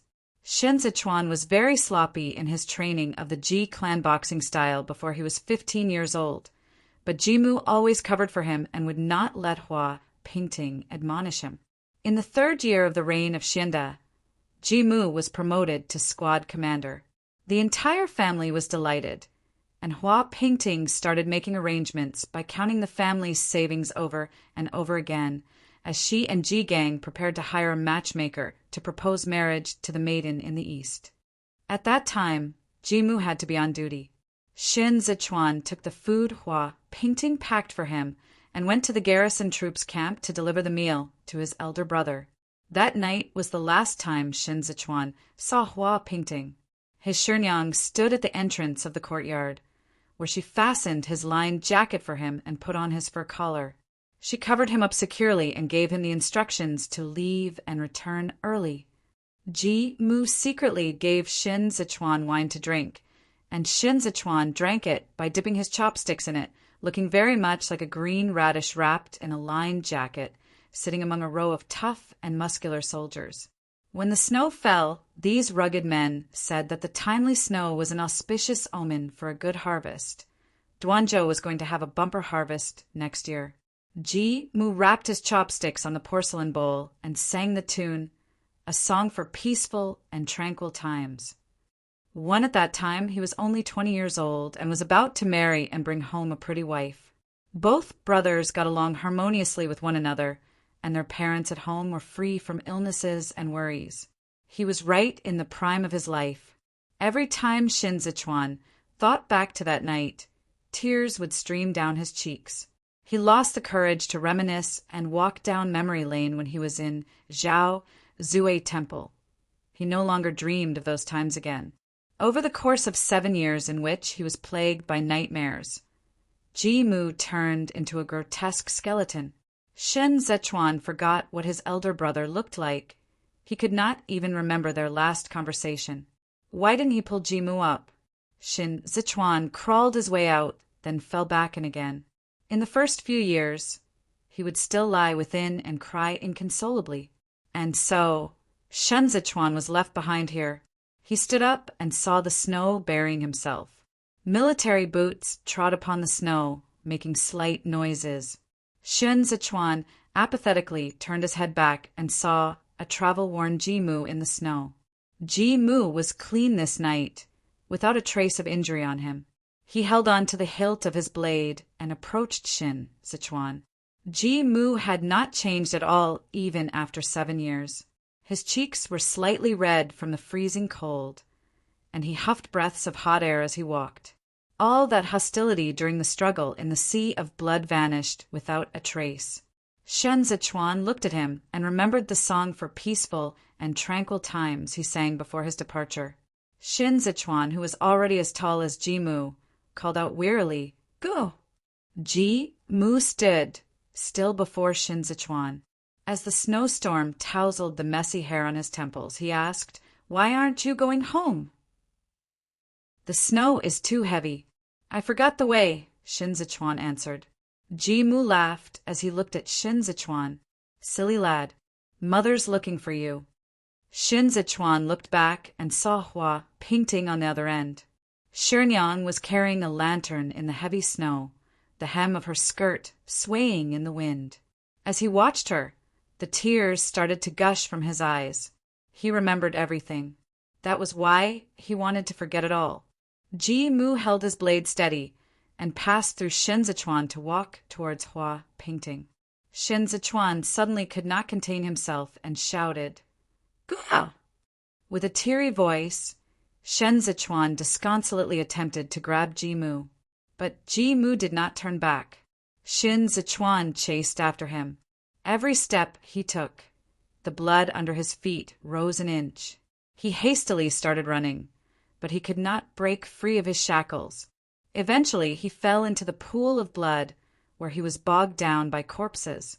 He shouted himself hoarse after Jimu, "Come back!" Jimu was already about to vanish in the snow. Shin Zichuan failed to grasp hold of anything as the blood swallowed him up in the inundated sinkhole. The terror of drowning swept over him. He could not breathe. All he could do was struggle and look on helplessly as that faint light died out. "Shen Lanzhao!" Xiao Chia scooped up Shin Zichuan.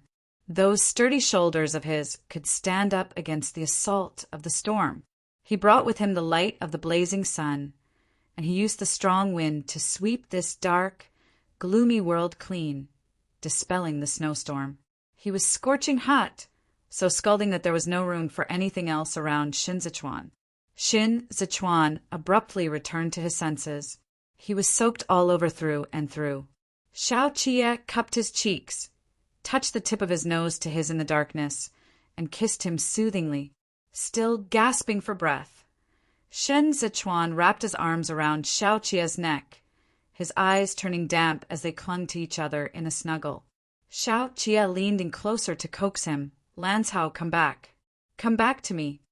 With his heart still palpitating, Shin Zichuan nodded. He bumped his forehead against Xiao Chia's and gazed at Xiao Chia with panicky eyes. Xiao Chia wiped the corner of his eyes with his thumbs and caressed his cheeks. "Everything is all right now." Xiao Chia dropped him a kiss each time he spoke. "Give me a hug." The military tent was newly erected. The fire in the charcoal brazier did not burn strong enough and went out in the middle of the night. Both of them slept on a simple plank bed, padded with a thin mattress underneath and with an overcoat blanketing them. Fearing that Lanzhao would fall sick, Xiao Chia grabbed his icy hands, stuffed them into his clothes, and pressed them against his own chest. Shin Zichuan's breathing calmed as he grasped at Xiao Chia's clothes until they wrinkled. Not once had Xiao Chia's arms ever let go of him, and it was in this position he covered them with the overcoat and whispered to him underneath. "Are you cold?" Xiao Chia asked. Shin Zichuan buried his face in the crook of Xiao Chia's neck and answered in a quiet voice, cold. Xiao Qie embraced Shin Zichuan tightly and pressed down in the center of the top of his head with his chin. With eyes half closed, he said, "Stick a little closer and you won't be cold anymore."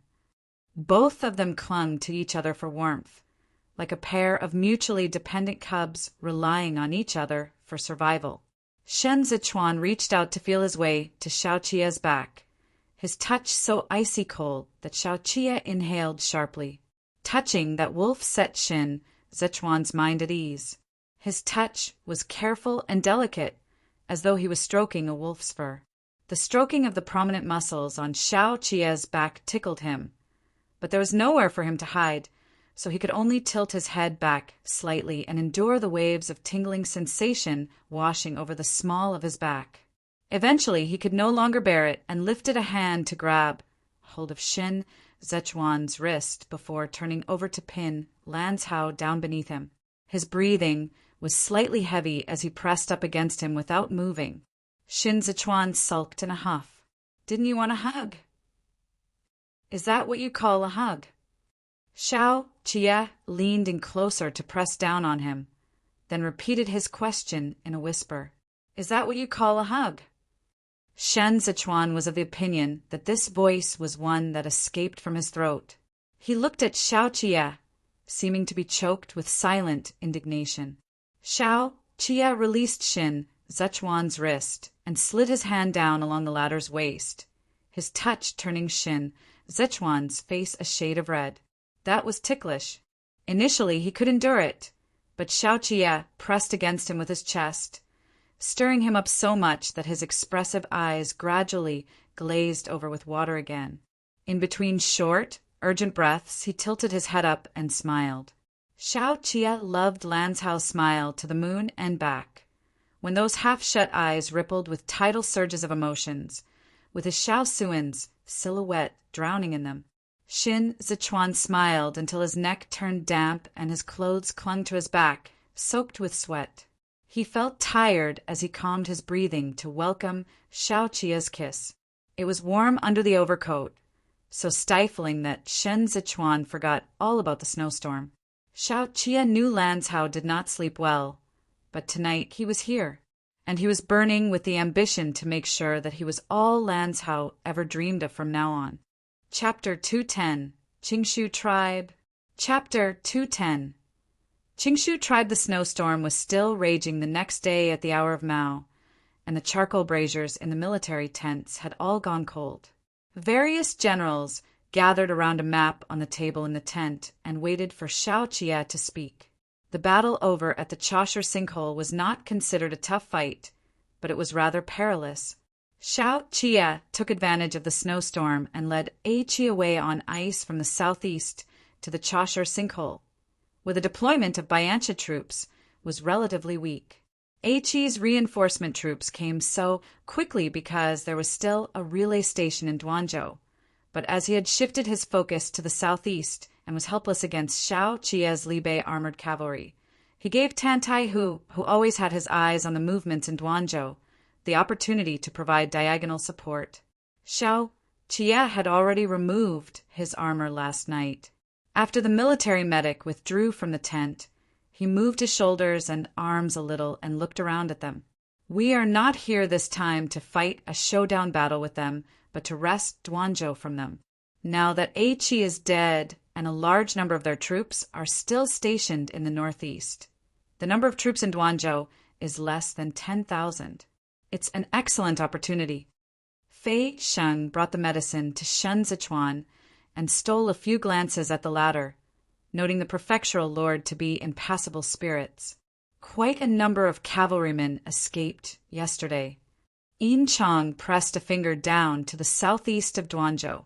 "The troops here will suspect we're going to attack Duanzhou once they receive the news. They will definitely move to intercept us first." The old man feared no one during military discussions. He even casually tied his messy beard together. It was just that he did not dare to drink in Shen Zichuan's and Xiao Qie's presence and could only rely on strong tea to satisfy his cravings. Xiao Qie did not reply immediately. Instead, he left the opportunity to Tan Tai-hu. In these 2 years, Tantai, who had gradually come to gain some insights and opinions of his own. He pondered over the second master's meaning and raised a hand to point at Duanzhou's location. We are now at the Chashur sinkhole, which is some distance away from Duanzhou. If the troops in the southeast come here to intercept us, then the military strength in the city of Duanzhou will remain unchanged. He looked at Xiao Qie with some apprehension and continued when he saw Xiao Qie's neutral expression. Get Wu Ziyu, who is stationed in Mount Luo, to make a detour to the west gate of Duanzhou when that happens, and we will be able to launch a surprise attack directly. Xiao Qie nodded as an indication that Tantai, who was right. With a slightly heavy expression, Gu Jin looked at the Chashur River and said, We can lure all the troops to the Chashur sinkhole by being bait, but master, the Chashur River lies right behind us. The moment AMUR seizes the opportunity to mobilize troops for a sneak attack, or if Hassan is deployed over from the south, then we will end up being attacked from the front and rear. By then, Wu Ziyu would have already gone around to the west of Duanzhou. We will be left without reinforcements. By saying that, you're breaking the hearts of those in the war zone. Xiao Qie watched Xin Zichuan drink his medicine in between speaking. When he was done, he continued, Is the Shasen camp not reinforcement? Gu Jin paused for a moment, then shook his head. I can't trust Guo Weili. Xiao Qie did not continue the thread of conversation. He raised his hand and patted Gu Jin lightly on his back. My eldest brother has a clear view of the situation from where he is in dying. We must obtain Duanzhou at all costs. There's still Lu Guangbai and Shifu on the battlegrounds. The three great camps will certainly do their best to stall Hassan. As for AMUR, Xiao Qie smiled derisively. The tribe he can deploy at such urgent notice is the Qingshu tribe. Qi Juin wanted to send troops to attack the Qingshu tribe. The Empress Dowager and the Ministry of War did not consent, but did that mean there was absolutely nothing she could do about it? Qidong's military provisions are being supplied by the Yan clan, and the carriages are already heading for the Sijuan commandery 3 days ago. All Xin Zichuan could taste in his mouth was bitterness. Commander-in-Chief Qi should have already eaten her fill by now. As long as they could let Qi Juin eat her fill, she would dare to play games with Kudu. She did not venture into the capital the last few years to contend with those wily old foxes, because she did not want to go looking for trouble. But now that the scimitars were almost right before her eyes, all those concerns went flying out of the windows. The speed of the cavalry's advancement in the snow is not as fast as it usually is. We still have time here to prepare, Xiao Qie said. The current campground is rather rudimentary. Have the Dunzhou garrison troops dig horizontal trenches in the vast expanse of open ground. Take turns to carry out night patrol duty, and send the falcons out for reconnaissance too. The Imperial Army and Libe armored cavalry have been fighting hard for several days, so rest up whenever possible. We have to conserve our strength and stall the enemies long enough for Wu Ziyu. With the heavy snow obstructing the roads, it would be too late to deliver the message on horseback to Mount Luo. The good thing was that the Libe armored cavalry all brought along their own falcons, which could deliver the message by flying northwest for a few hours. Everyone responded in the affirmative. When they started to discuss among themselves, Xiao Qie reached under the clothes on his chest and groped around for a moment. Xin Zichuan set down the medicine bowl and grasped the folding fan in his sleeves when something suddenly sprang onto him between his sleeves. He fixed his eyes on it. It was a piece of candy wrapped in oil paper. Xiao Qie looked at the map with a straight face, looking as if he was not the one who had done it. Wu Ziyu slept in Mount Luo until he was awakened by the deputy general at midnight. He opened the letter the falcon delivered, read it by the candlelight in the tent, and was instantly wide awake. Not even daring to sleep any more, he rose to put on his armor. Where's that Yan Haru? He had only just said that when Yan Haru popped his head out from the side of the hanging screen and answered, "Here." Wu Ziyu clutched the letter and said gruffly, "Is everyone dead? How can you let him enter as he wishes? Aye, come on now, don't be mad. Yen Haru made his way in with his hands around his little golden abacus. His lordship told me to wait here, so I did. What can I do, man? Master Wu, aren't you being a tad too cautious? Marching troops to war is different from merchants transporting goods. If something goes awry, we will literally lose our heads. Wu Ziyu had dealt with the Mount Luo bandits before when he was preparing military provisions for the Libe armored cavalry last year, so he was not flustered to encounter those like Yen Haru. He put away the letter first before saying, I'm going to mobilize troops soon. The Mount Luo bandits have only just been eradicated, so it doesn't reassure me to leave you here. Let's do this. Go and pack up quickly. You'll be leaving with me. Yen Haru had conducted deals with the Bayancha people before. There would be no one to watch him if they were to leave him in Mount Luo, and Wu Ziyu found it inappropriate. He had to keep an eye on him. Yen Haru was so frightened that his face turned a shade whiter. Hugging his abacus to his chest, he followed behind Wu Ziyu and said, Blades and swords have no eyes, Master Wu. Why are you taking me with you? My family's businesses all depend on me, so I can't have anything happen to me. You know about Qidong's military provisions? I'm the one delivering them now. I'll just stay behind. Or how about you assign someone to send me back to Tizhou? Denzhou is fine too. Don't tell me we aren't capable of protecting you given how many soldiers we have. Wu Ziyu bared his frightfully white teeth at Yen Haru. I'll send you back after the battle. You won't go wrong going with the prefectural lord. I assure you it will not hold up your affairs. Then, without waiting for Yen Haru's reply, he yelled for the guard outside to stuff Yen Haru into the horse carriage and secured him to take him away with the troops. Wu Ziyu exhaled deeply at the entrance of the tent. It was dark. He took out the crumpled letter earlier to read through it again. The candlelight from the tent fell upon his back. He stared blankly at the word surprise attack for a long time. Launching a surprise attack on Duanzhou concerned Xiaoqia's safety. This battle had to be fought not only quickly, but also steadily. Two men who were inextricably linked to the war situation were now both at the Chashir sinkhole, and Wu Ziyu could not afford to take responsibility for the loss of either one of them. He had to shoulder the load of this weight. But I'm just an escort in the convoy squad. Deep creases formed between Wu Ziyu's brows as he frowned. He gazed out through the long night and recalled the first time he met Xiaoqia. Aren't you the Libe armored cavalry? Under the blazing sun, Xiaoqia partially looked back with eyes deep and quiet. To this day, Wu Ziyu still did not dare to answer Xiaoqia. He seemed to have tacitly agreed that all he could do was to escort the supply wagons, but at the same time he was loath to accept it. In his early years, he had been sent to Bianbo camp as a punishment by Xiao Jiming for drinking on the job. He watched as Xiao Hui became the commanding general of the three great training divisions of Luoyang, and now he was watching as Chunyang and Gu Jin were successively entrusted with heavy responsibilities.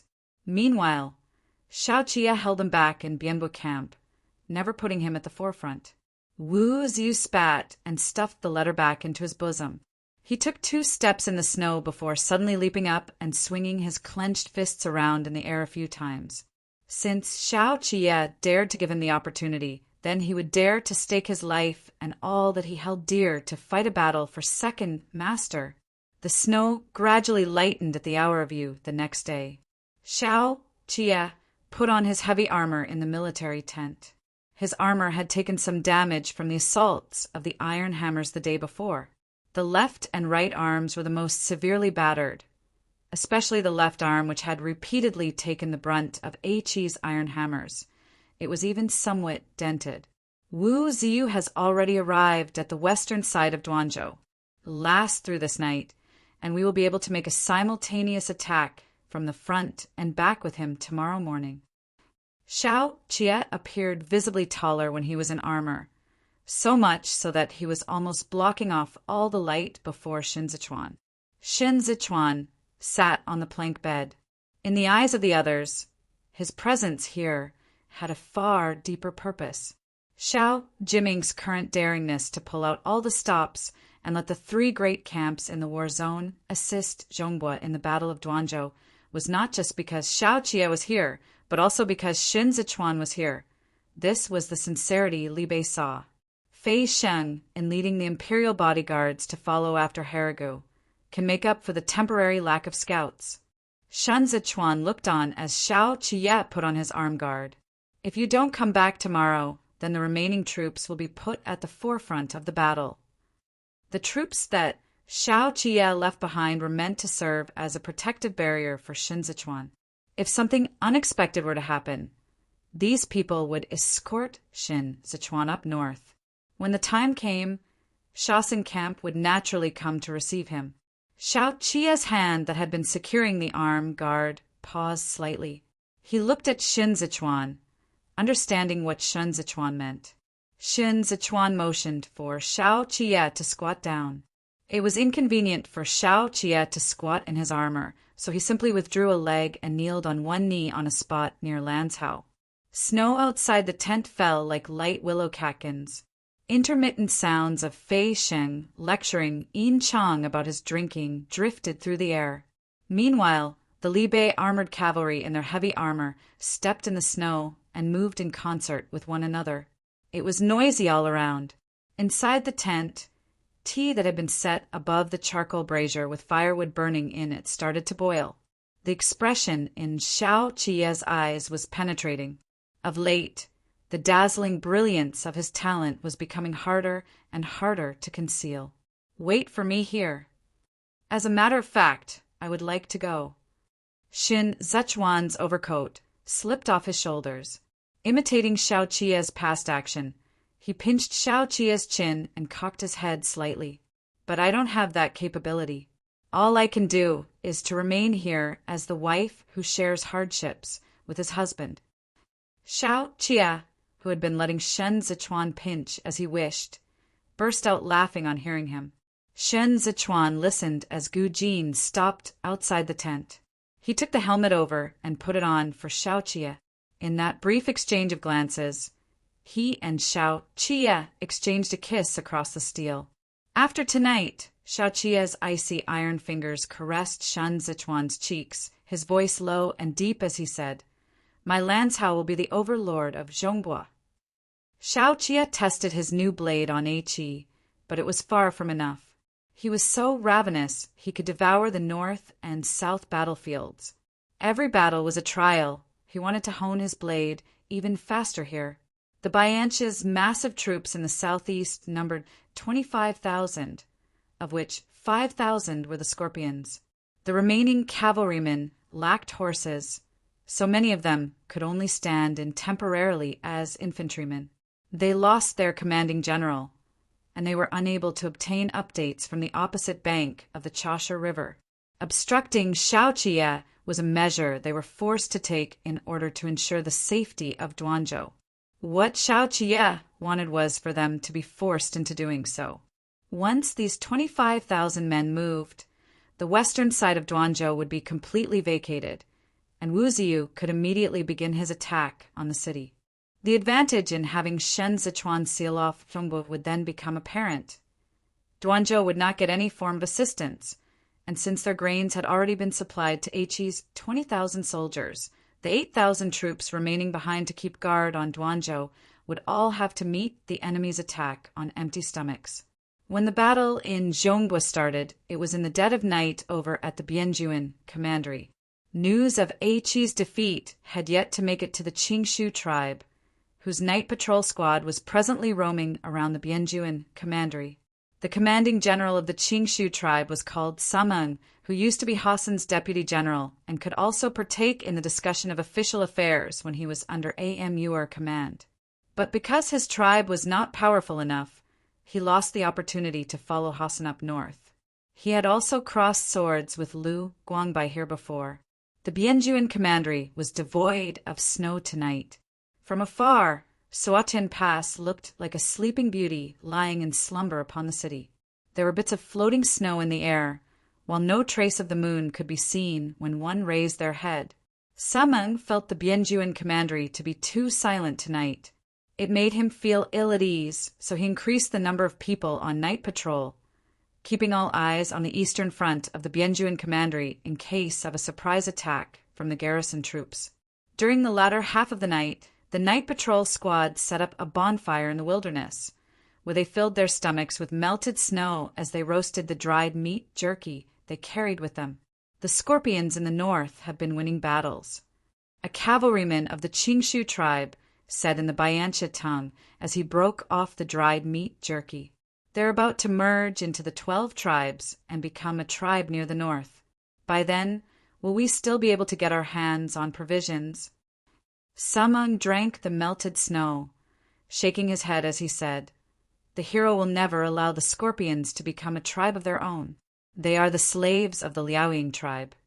The mothers of the scorpions were all natives of Dazhou, and with the emergence of traders like Harigu, it would be difficult to convince the masses even if they were victorious in battles. Moreover, the person who all the tribes in the desert answered to was Hassan. "If they can give us Gadale," the cavalryman smiled at Sameng, "then we won't have to worry about starving in the future anymore."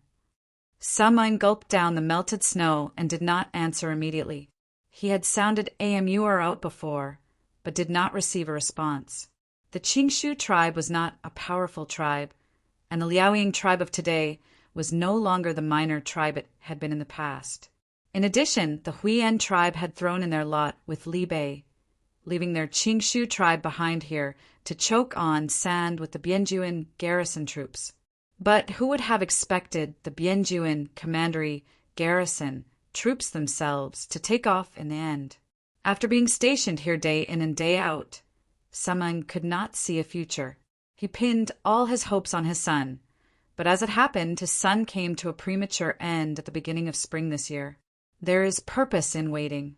These were the only words of comfort Sameng could offer. At least we won't face reprisals from Li Bei if we stay here. The cavalryman burst into laughter. Halfway through the bonfire, a cavalryman saw several stray dogs behind him. He brandished a withered branch at them and shoo-ed at them to drive them away. But these stray dogs were so starving they were drooling and panting warm air as they circled the cavalry. "Chase them away," Sameng ordered. So the cavalryman stood up, grabbed his scimitar, and started to stomp his feet as well. The stray dogs cowered back for a moment, and the cavalryman, with his bulging belly, turned back to suggest to Sameng, "We can hunt them. Dogskins can." Before the cavalryman could finish his words, the stray dogs pounced. It was as though they had gone mad as they tore at the cavalryman with their fangs and dragged him with such force that he fell over to the ground. The dogs latched onto his arm that had been holding onto the scimitar. The leather could not withstand the sharp fangs of the stray dogs, and the pain cut so deep that it sent him screaming. Sameng promptly stood up, and the cavalryman on night patrol caught up to the cavalryman in distress and kicked out at the stray dogs as they dragged him back. Sameng noticed that the eyes of these dogs were oddly red with rage. So to be on the safe side, he told the cavalryman, "Shoot them to death with the bows. Something's wrong with these dogs." A few faint cries of a Chinese francolin reverberated through the night. As if sensing danger, the stray dogs turned tail and fled as the cavalrymen got on their horses and drew their bows. The dogs ran westward in a panic, and the cavalrymen followed in hot pursuit. A stray dog took an arrow to the leg and limped as it continued to flee onward. The cavalryman behind it drew his scimitar and leaned down with the intention to end the stray dog with one slash in between the sprinting of his horse. They galloped wildly, splashing froths of snow in the air. An explosive whoosh rang out, and a long arrow came hurtling from the west. The cavalryman instantly fell off his horse. His legs, however, were still hanging from the saddle, and he ended up getting dragged by the horse across the demarcation line. "Oh shit," Sameng swore to himself, feeling a sense of foreboding. AMUR had long instructed them not to engage Qidong in battle at this moment. As long as they did not attack, Qi Juin could not step to the fore. He immediately reined in his horse and shouted, "Fall back!" but the torches ahead lit up all of a sudden, illuminating the surroundings brightly. Qi Juin! From where he was on horseback, something decried in the Dazhou tongue. Women are devious. Qi Juin stood in front of the combat-ready garrison troops in full battle array. As she crushed the snow beneath her foot, she leisurely said, "Light up the beacon tower. Inform Kudu that the Qingshu tribe has breached the boundary line and invaded our territory." The Qidong garrison troops abruptly lined up their shields, and the cold steel of their blades glinted and flashed. Chapter 211. Heavy Frost. Chapter 211. Heavy frost, a boundless expanse of thick clouds, swarmed forth and swallowed up the sunlight. Falcons from Libei soared across the vast horizon. Mang was the first to swoop down. Under the cries of the falcons, it spread its wings, dispersing the thin fog as it looked down upon the stretch of pure white snow. The Saker falcons came from the south like a volley of sharp arrows shooting straight towards the falcons. Letting out a long, loud cry, Meng spun and brushed past the military banner beneath. The sound of war drums instantly reverberated through the sinkhole. Cavalrymen surged towards them with the momentum of a tidal wave incoming from the south. The armored cavalry remained still. Once the scimitars of the Bayancha cavalrymen could be clearly seen, Yin Chang drew his old blade with a loud clang and roared the sky, "Unveil the trenches!" The Imperial army, who had been lying prostrate in the snowfield, promptly released their grip on the ropes at both ends, exposing the newly dug trenches. Meanwhile, the Bayancha cavalry, renowned for their speed, was charging long distance towards them when they crossed the trenches. Unable to stop in time, the horses fell into the trenches, and cracking sounds instantly rang out as their front knees broke on impact. The vanguards of the Bayancha cavalry tumbled into the trenches, throwing the array at the head into disorder. The Imperial army instantly drew their blades and pounced, like wolves, to engage this batch of vanguards in the trenches. Without losing speed, the Bayancha cavalry at the back spurred their horses into leaping over the trenches to continue with their charge forward. Even as Yin Chang hacked down the Bayancha cavalry, he still had to dodge the hooves leaping over his head, or he might just get his head kicked into a bloody pulp in a moment of inattention. He bent over and shouted over to the other end, "Lao Hu, what's wrong with you? You dug this way too narrow." Tantai, whose palms were slick with sweat, he heard Yin Chang's shouts as he fixed his eyes on the Bayancha cavalry galloping over, but he did not dare to divert his attention to answer. Gripping his own twin blades, he silently recited Tantai Long's name to himself. A Bayancha cavalryman's scimitar was already swinging towards him when the ponies were right about to reach him. Tantai, who rolled forward, and Xiaoqia, who was behind him, stuck out Longly blade in a flash, making use of the cavalryman's momentum to stab through him. Blood splattered. Leading the garrison troops, Tantai, who crouched and slashed his blade across to cut off the ponies' legs. The ponies screamed and threw back their heads as they toppled over to the ground, like wild geese that had lost their wings. The cavalryman fell off the ponies and rolled.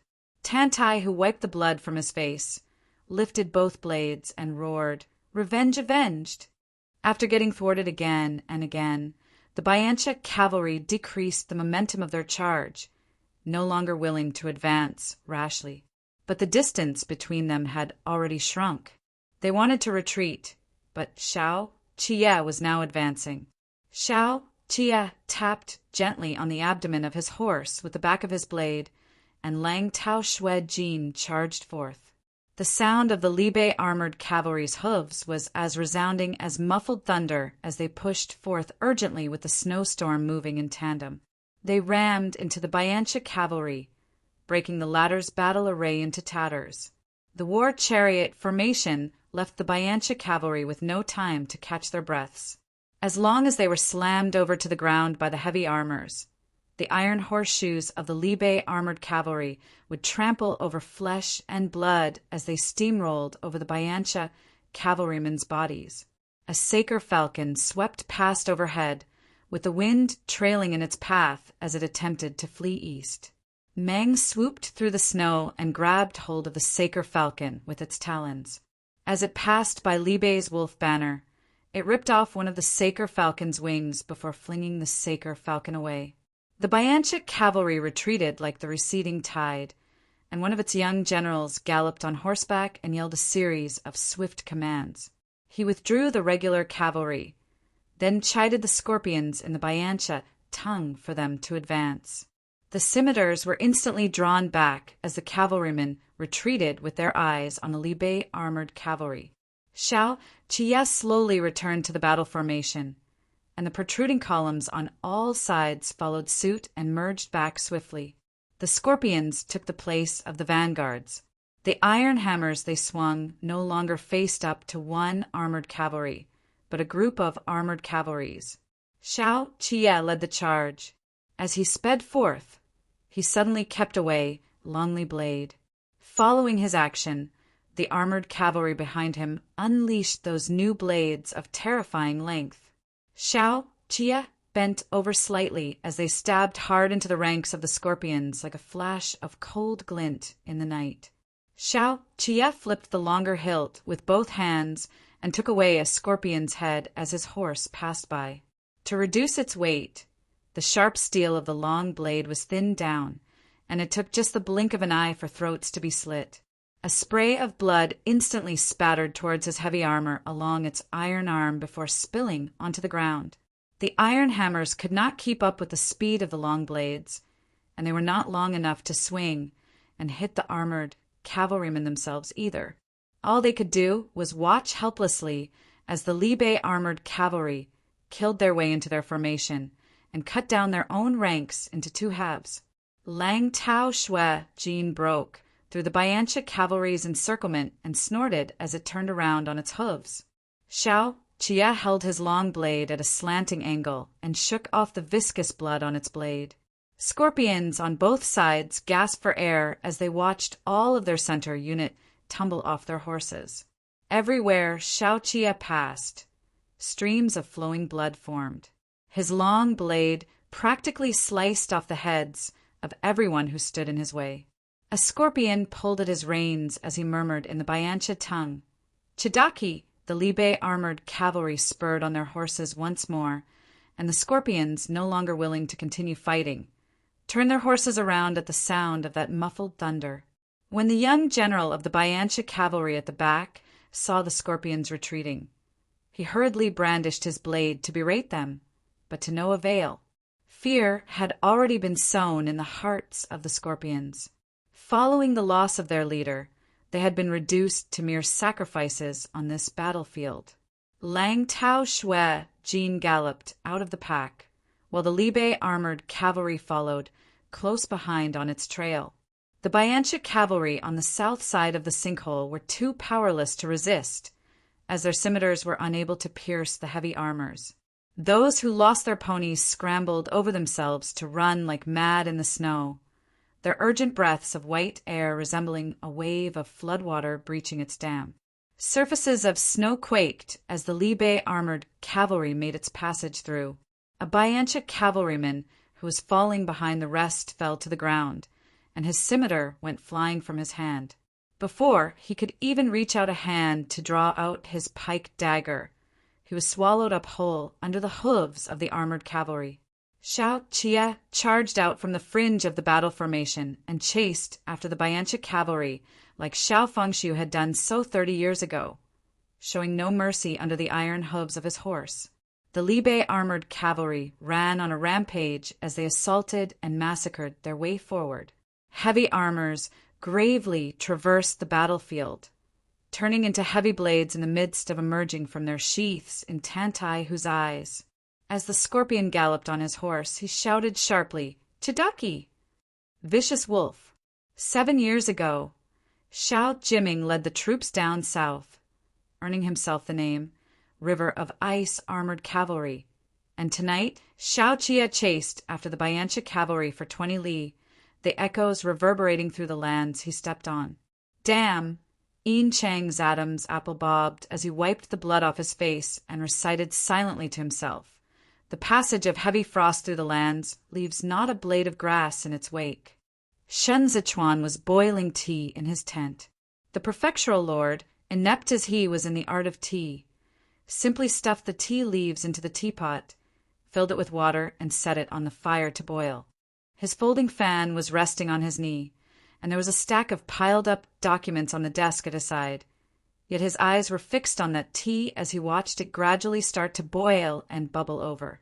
Harigu squatted at the entrance of the tent and peeked through the gap. "It's not drinkable if you boil it like this, or is it?" he asked Fei Shen. Fei Shen did not have a favorable impression of this scorpion, so he looked ahead with his arms folded and listened to the urgent beats of the war drums. "It's not like you are going to be drinking it, so what are you worrying about?" Shin Zichuan stared blankly for a long time, and by the time he returned to his senses, the tea had almost evaporated. He lifted the teapot off, added more water, and continued to boil it. The sound of boiling water could cover up some of the drumming from the war drums, which was putting him in a dazed trance. He had not done any work today either.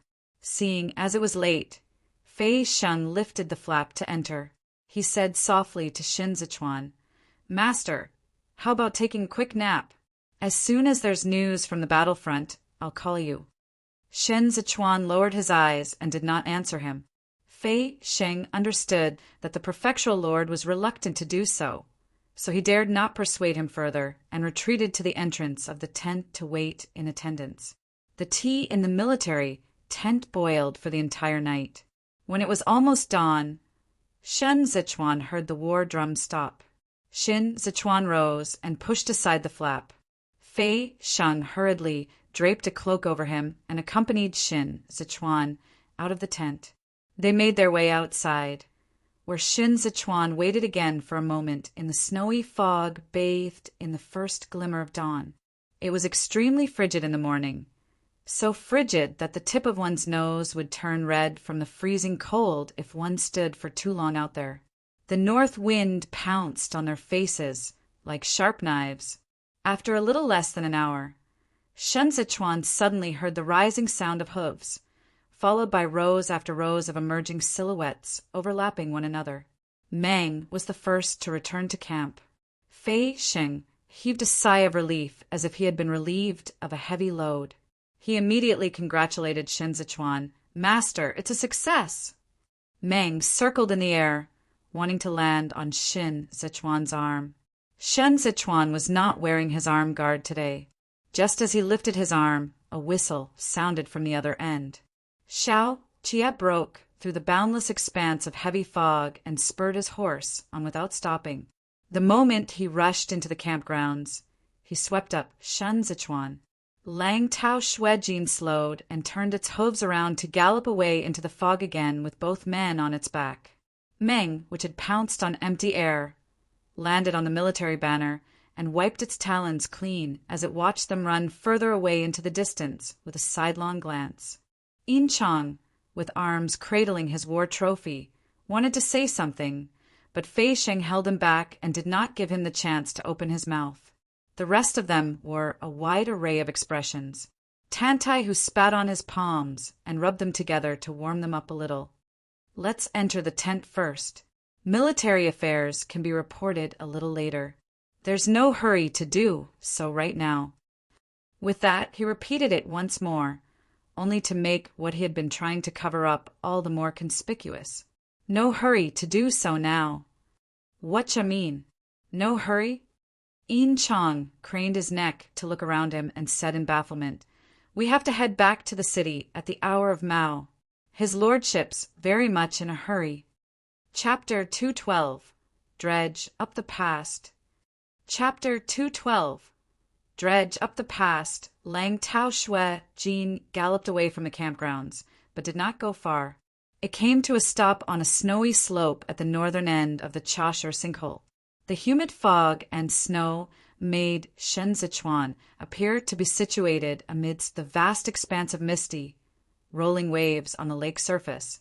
All his eyes could see where they roamed was white. Xiao Chiat rolled off his horse and removed his helmet. There was sweat along his temples as he panted slightly, yet his eyes were full of spirits. "Can you see, Duanzhou?" As Shen Zichuan held onto Lang Tao Shui Jin's reins, he handed the blue handkerchief in his sleeve over to Xiao Qie. He could only catch a glimpse of the abandoned relay station's watchtower in the far distance amidst the visible clouds of his breath, but he understood Xiao Qie's jubilation. "Looking at Duanzhou now is just like looking into what's already in my bag." Xiao Qie lifted his chin slightly, and beads of sweat trickled down. He smiled. Shen Zichuan gazed at him, realizing that he still retained the unyielding and untamable attitude he possessed during their time in Kudu. This was the spirit that Shen Zichuan desired to have in his possession. Shen Zichuan leaned over, breathing onto Xiao Qie's cheeks. The tip of his nose pressed right up against Xiao Qie and edged up along the latter's temple as he licked the latter's sweat like he desired. Those beads of astringent, salty sweat dissolved in Shen Zichuan's mouth. As his atoms apple-bobbed slightly, he said, "This will be your Xiao Suin's riding track from now on."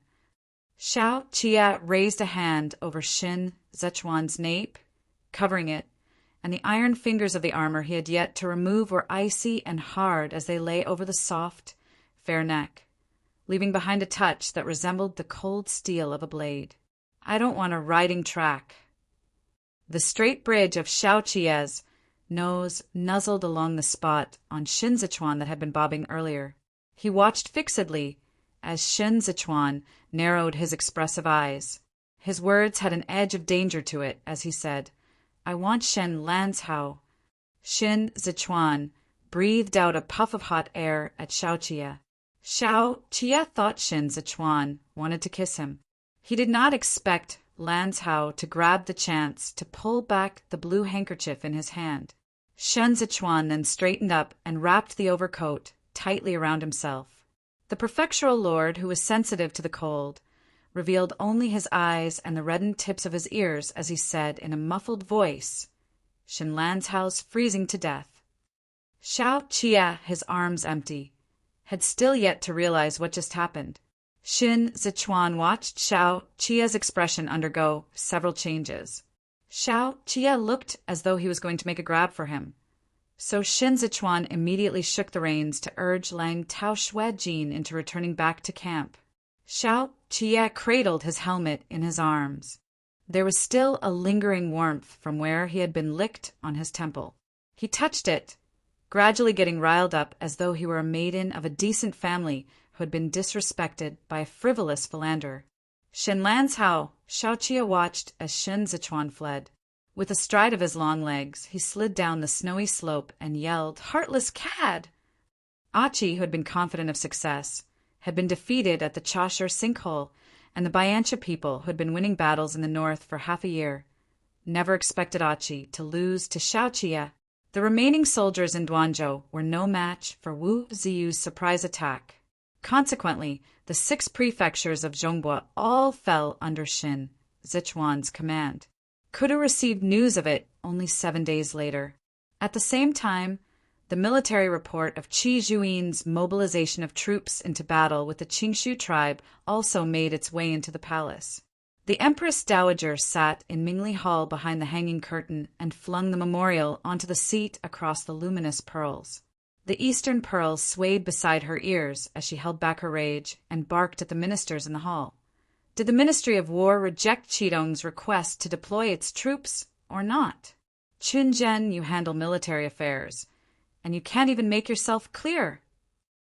The Minister of War, Chunzhen, immediately kneeled on the ground, knowing that the Empress Dowager was venting her anger. Qi Zhuin now had a strong and well-trained military, and Kudu was unwilling to act rashly and offend them, so they could only take it out on the easy games like him. He listened expressionlessly until she was done speaking before saying, "In the first month of the year, Commander-in-Chief Qi presented a memorial to the imperial court, hoping to deploy troops to fight the Qingshu tribe. We rejected her request on the grounds that we were lacking in military provisions. The Grand Secretariat kept a copy of the correspondences for archival records. The senior Grand Secretary and the various other ministers are all aware of it. The Empress Dowager understood that this was in no way authorized by the Ministry of War, but she was still fuming. After a moment's pause, she continued, "So why did she go ahead with it this time?" 7 days ago, the Bianjuan Commandery's night patrol encountered a surprise attack by the Qingshu tribe. Chunjin lifted his head slightly at this point. Commander-in-Chief Qi was thus forced to mobilize troops. Amur is at war with Li Bei in the north. Why would the Qingshu tribe provoke Qidong for no rhyme or reason? Han Cheng had been at the receiving end of Qi Zhuin's frostiness when he escorted Hua Xiangyi to her new home. Sitting in the hall now, he suddenly bared a smile and said, "Then again, it's really such a coincidence that Commander-in-Chief Qi happened to be in the Bianjuan Commandery just when the Qingshu tribe launched their surprise attack." This battle was such a swift and abrupt one that the report of victory and request were both presented together. Even if she was at fault, she had already succeeded. Kong Qiu, who had fallen ill after the New Year, sat in the hall with his complexion all ashen as he covered his mouth and coughed. We cannot listen to only one side of the story.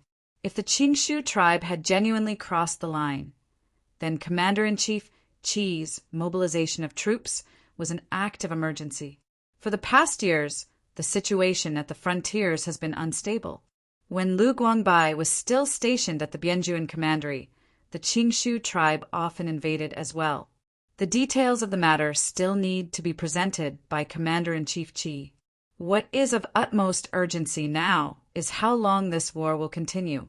We are right about to enter the plowing season in spring, and the 13 cities of Jueshi are still waiting for the arrangements to be made. The supply of military provisions is of major concern. Pan Xiangjie timidly folded his arms up his sleeves. Xue Xiuzhua wanted to investigate their Pan clan of Danqing, and this matter had been stuck at an impasse for a long time. Given that the fields were still in dispute, he did not dare to butt in now for fear that the Grand Secretariat would apportion the shortfall of military provision to them. The Empress Dowager did not consent to send their troops to war, because Qidong's deployment of troops at this moment was akin to supporting Li Bei, and also because Xue Xiuzhua had been too impatient in chasing the accounts. The 8 great clans were presently in a situation where one slight move could lead to major consequences for all of them. Fields were their roots, and the young masters of the 8 cities all depended on these fields to survive.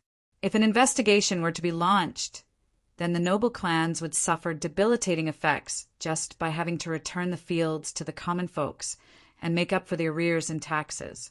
Not to mention that there was also the risk of dismissal and prosecution as well as imprisonment. Qi Zhuin's battle with the Qingshu tribe meant that the expenses for the Qidong's 5 commanderies' military salaries and provisions would have to go through the accounts of the Ministry of Revenue.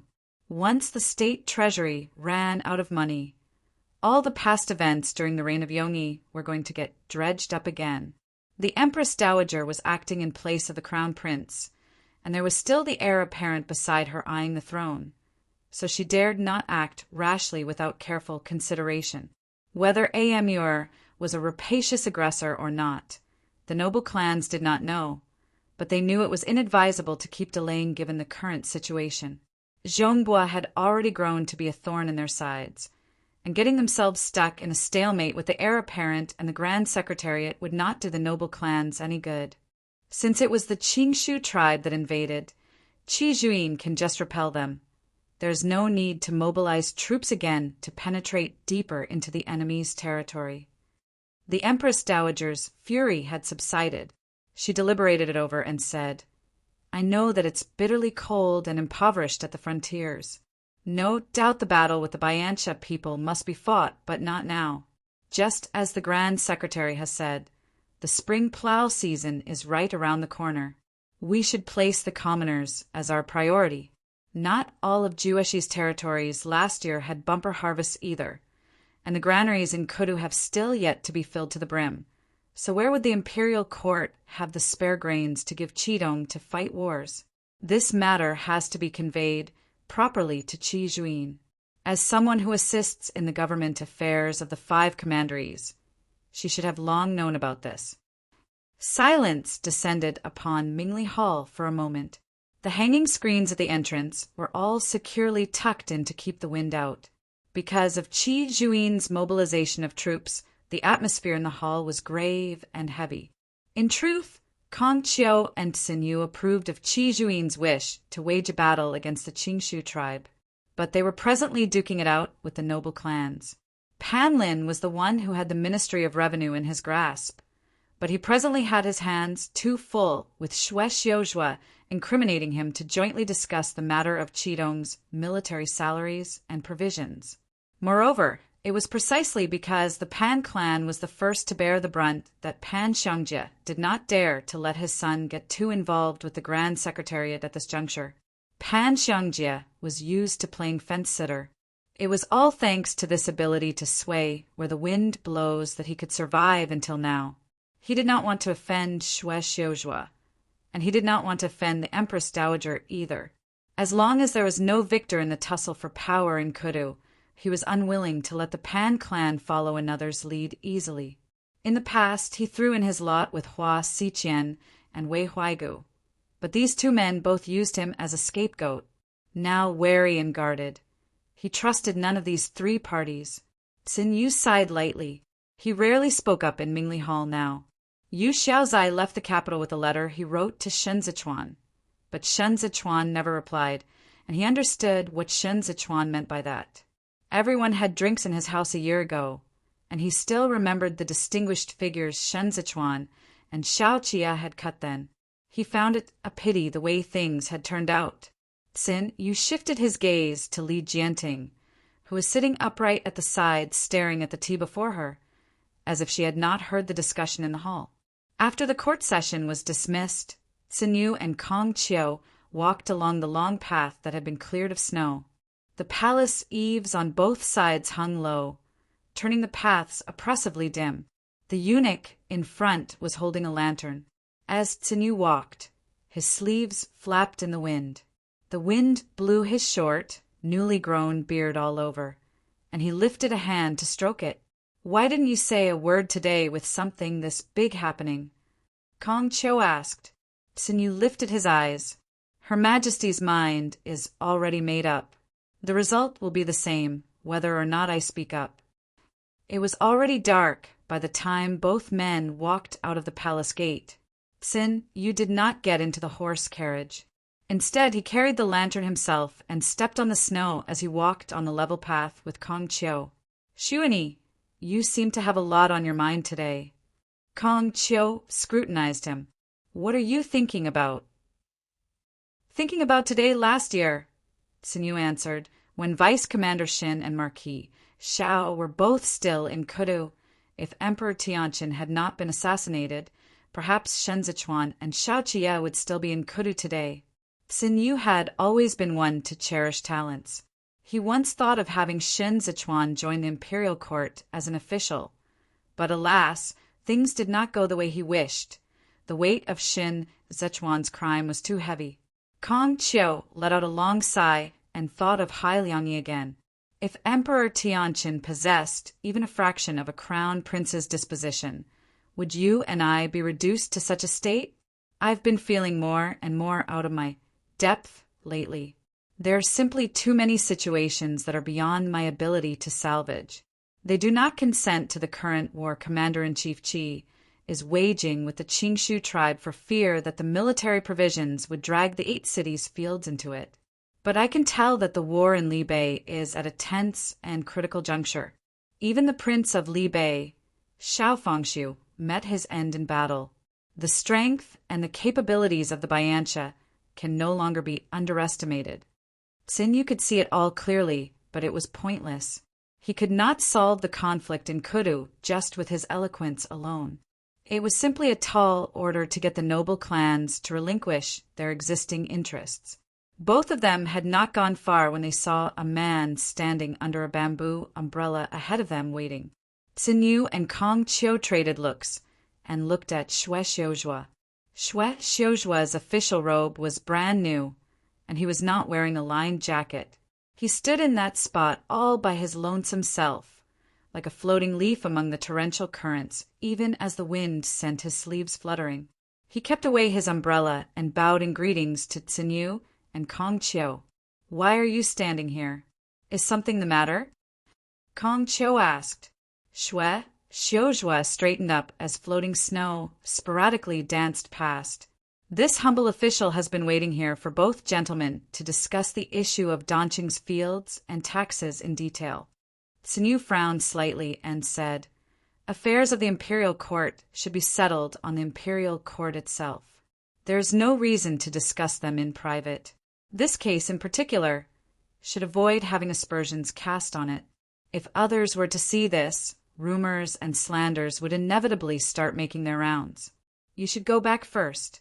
We'll discuss it in the Grand Secretariat's office tomorrow morning after the morning court session. If not for the urgency of the matter, this humble official would naturally not dare to bother both of you." Shui Xiuzhua's expression remained unchanged.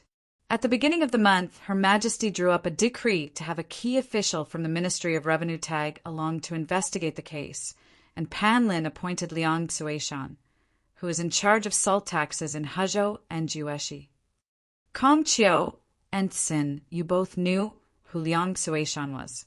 Xiao Jia had vouched for him and recommended him for an official position during the collapse of the public ditches.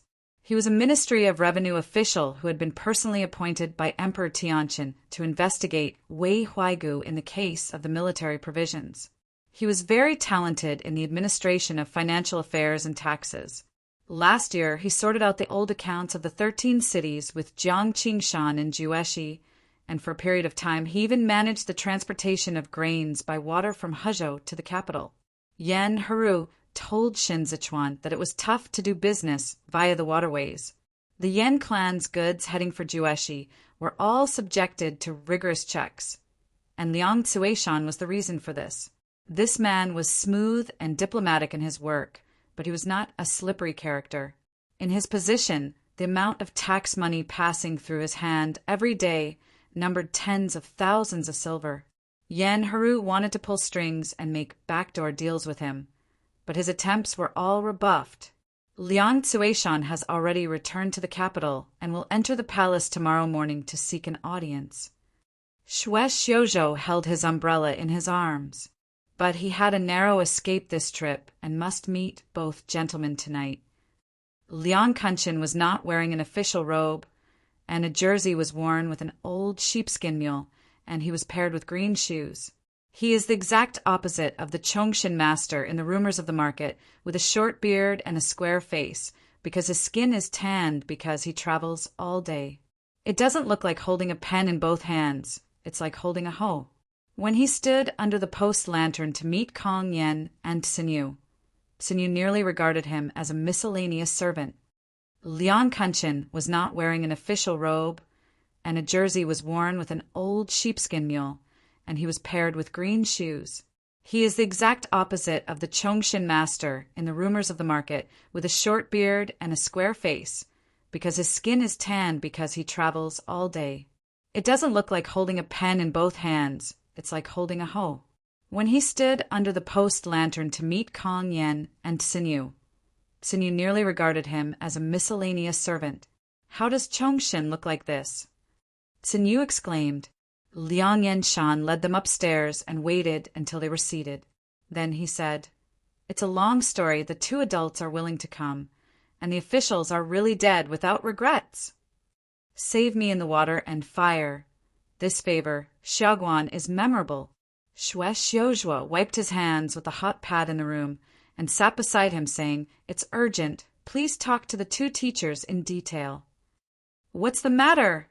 Kong Yen looked at Liang Yenshan. "It's a day. You should only arrive at the capital later. The back is pressed tightly, and I dare not delay on the way to Xiaoguan. Don't hide, my lord. This dress is also to hide people's eyes." Liang Yishan said, taking the account book out of his arms, and rested gently on Tsinyu's hand. "Check it out.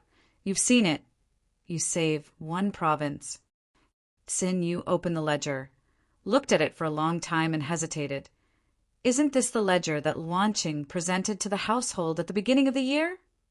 Yes, it is the book of Helianho of Wuqing City. At the beginning of the year, it was handed over to the other 7 cities to the Ministry of Households for review. The inspectors next to the Metropolitan Institute of Auditors had to clarify the details of their taxes and expenses. There was no problem at that time. Having said this, Liang Minshan took another ledger out of his arms. This was reorganized by Xiaoguan in recent days.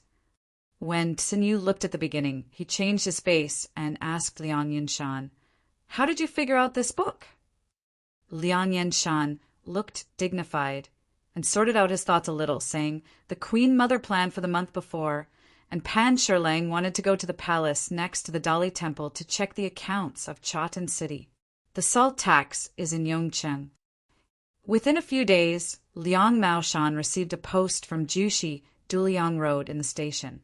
He did not see him when he was on business.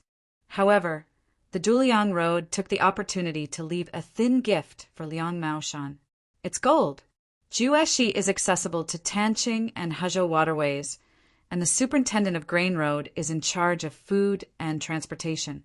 It is a fat pour, but because the junior officials are in the Jueshi chief secretary, there is the chief minister Jiang Qingqing, so I dare not fight against the grass.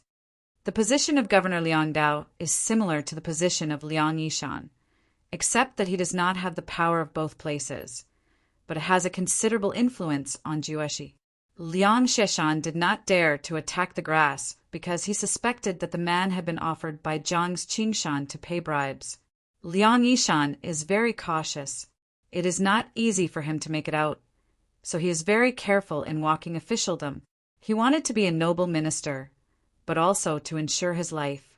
Jueshi was the site of Zhang Shan's Qingshan. If he immediately played the impeachment of the governor, he would be detained if he could not get out of Jueshi.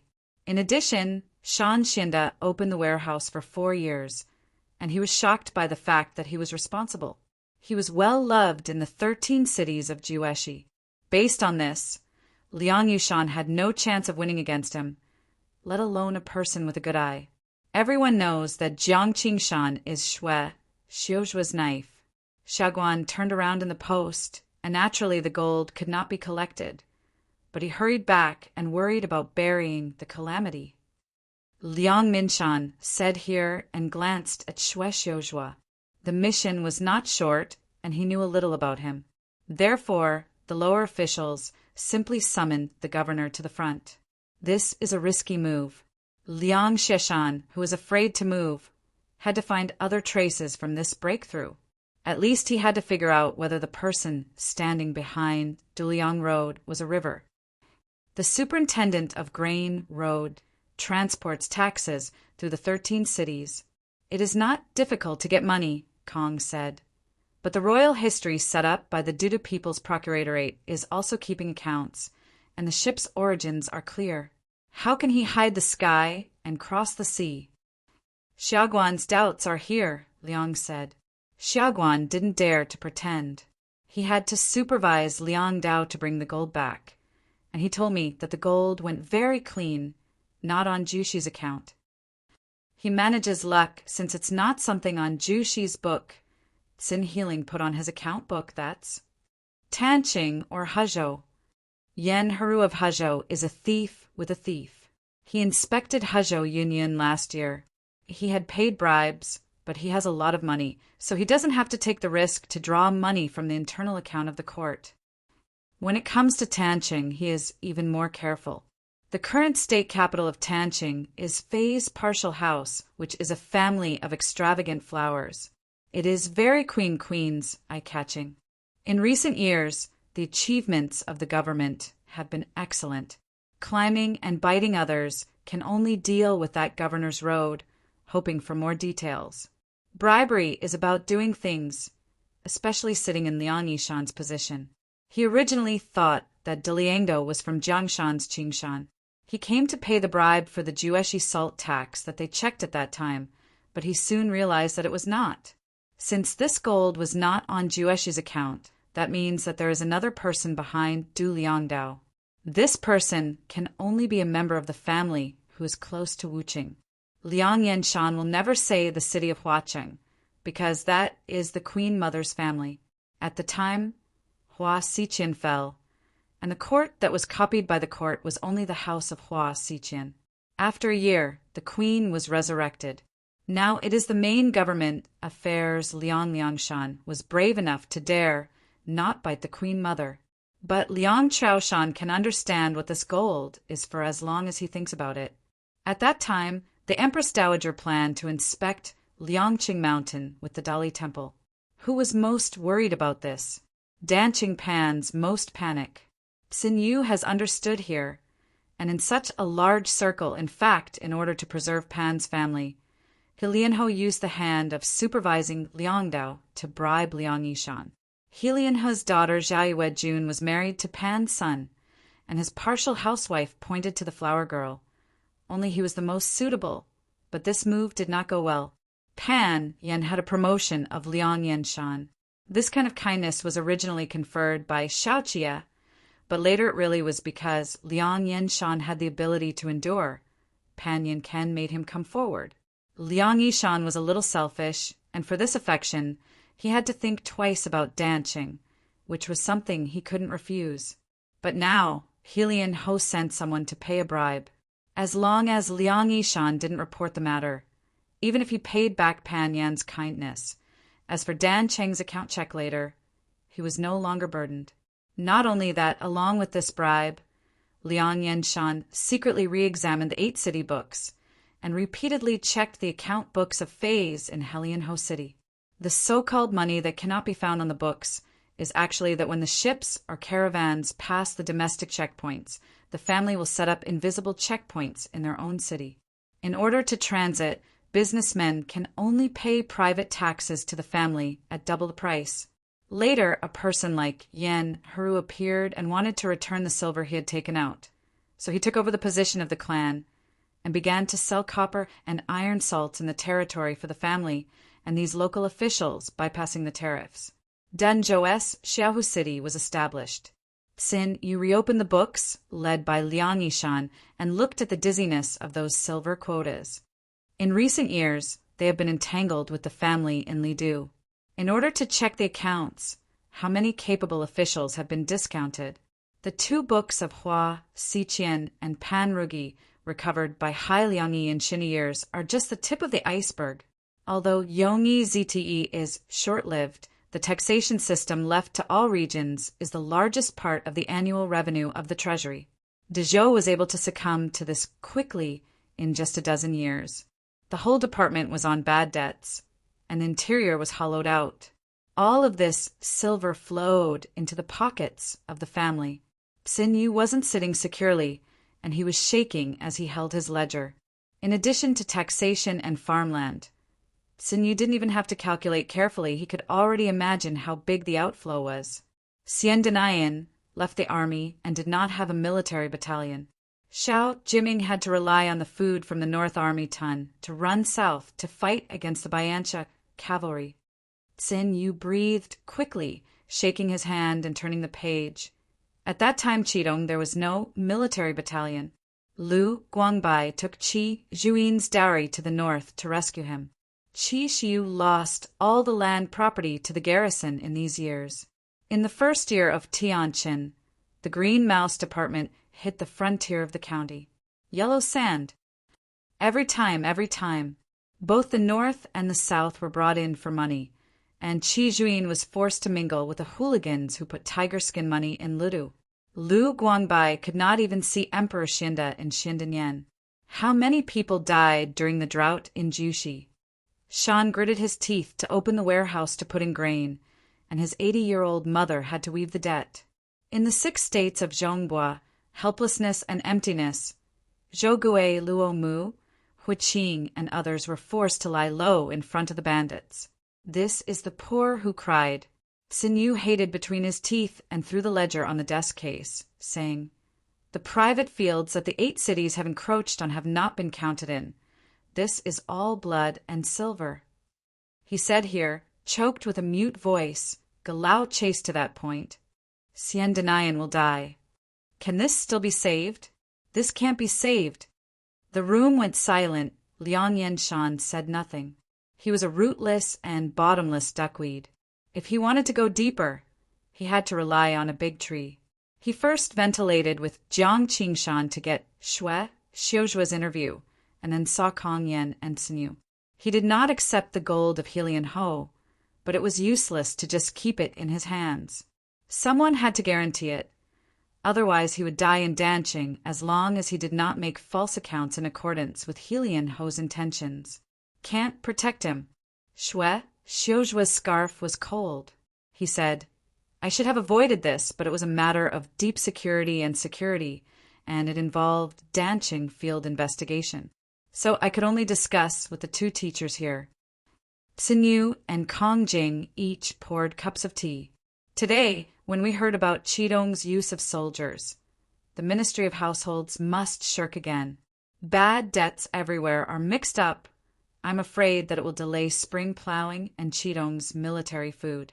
Kong, she was very frightened of Xue Xiuzhua. Xue Xiuzhua was too thrilling in the matter of Chujun, and relied on Tai Xue Storm to squeeze the officials in the cold. Now the hardworking faction is in full swing, and Kong, she is not in the taste. Relying on his instinct of serving in the Ministry of Criminal Affairs for many years, he determined that Xue Xiuzhua would never be helpless and said, You must call me here. Presumably not just to look at the account book.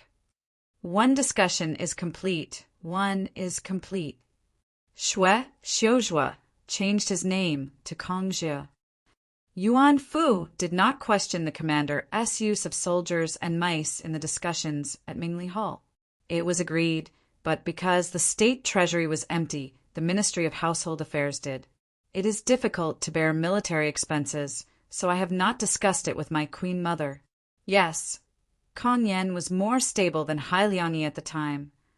At this moment, the commander is using the soldier and mouse department to seem to dissolve the North's troubles, but it is to clear the Dazhou's troubles. A more wolf's ambition. No cover under the nest after finishing the egg. Helping the North now is helping Dazhou.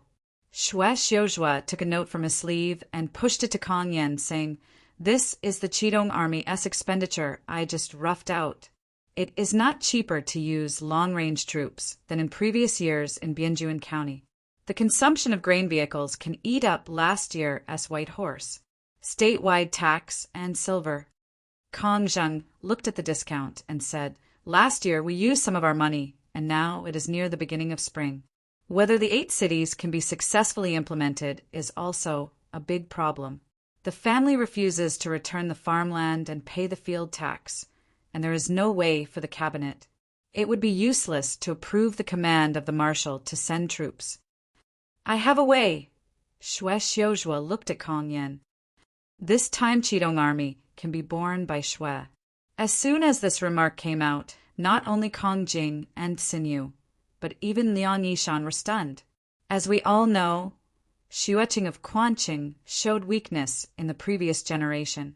His sister-in-law Xue Shui was a fake and high, and he was coaxed by gangsters to owe money. His family has only one Xue Xiuzhua who can still stand in the chapel. Xue, where is the money? There was a sudden flash of light in Liang Bishan's mind, thinking of Shen Zichuan, and then thinking of Yun Hongxian. Confounded, Xue Jing looked at Xue Xiuzhua and said, I am just giving you the IOU as the first assistant of the cabinet, and I may not be able to pay it back. This money Yuan Fu doesn't have to give me an IOU. Xue Xiuzhua poured a cup of tea for Kong Zheng and said in full color, I only ask Yuan Fu to work with me to check the Yaqingxian tax. The lanterns outside the station shook, and the wind swept notices on the walkway. The sound of Sheng Lu on Donglong Street in Badu faintly passed through the station's long road, blocked by the palace wall, and disappeared between the heavy eaves. Inside the palace wall, Li Jianting sat on the couch, thinking of Qian Chen and the sound of the iron horse tapping. Feng Quan was hanging down for Li Jianting, and suddenly he heard Chu Jun ask, Are you wearing an earring? Li Jianting soaked his shoulders and arms in Mufa. She looked at the deep dormitory, as if to answer for Fengquan, and as if to answer for herself. I hate earrings! She turned to Fengquan with the eyes of Emperor Guangqing, smiling slowly in the dim, wearing like a domestic animal, letting people slaughter. The author has something to say. Thank you for watching. 2K Novel Reading Network. The sun was shining brightly on the day, and the gate of Duanzhou City was chaotic.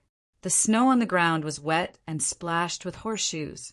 The heavy-duty cart slipped between the slabs, dragging the horse crooked and hissing, blocking the road, and the north rail behind couldn't ride in, so he had to dismount to come and join hands. The sun was shining brightly on the day, and the gate of Duanzhou City was chaotic. The snow on the ground was wet and splashed with horseshoes. The heavy-duty cart slipped between the slabs, dragging the horse crooked and hissing, blocking the road, and the north rail behind couldn't ride in, so he had to dismount to come and join hands. This bird weather! Yin Chang was anxious, twisted his pants belt, and blushed. When it changes, it will change. I also froze to death a few days ago, and I've got lousy's hot today. Horses ran along the road, and the wet snow splashed all over. Fei Sheng wore his robe, put it in his belt, raised his hand and twisted his nose and complained, "Why are these sand horses so stinky?"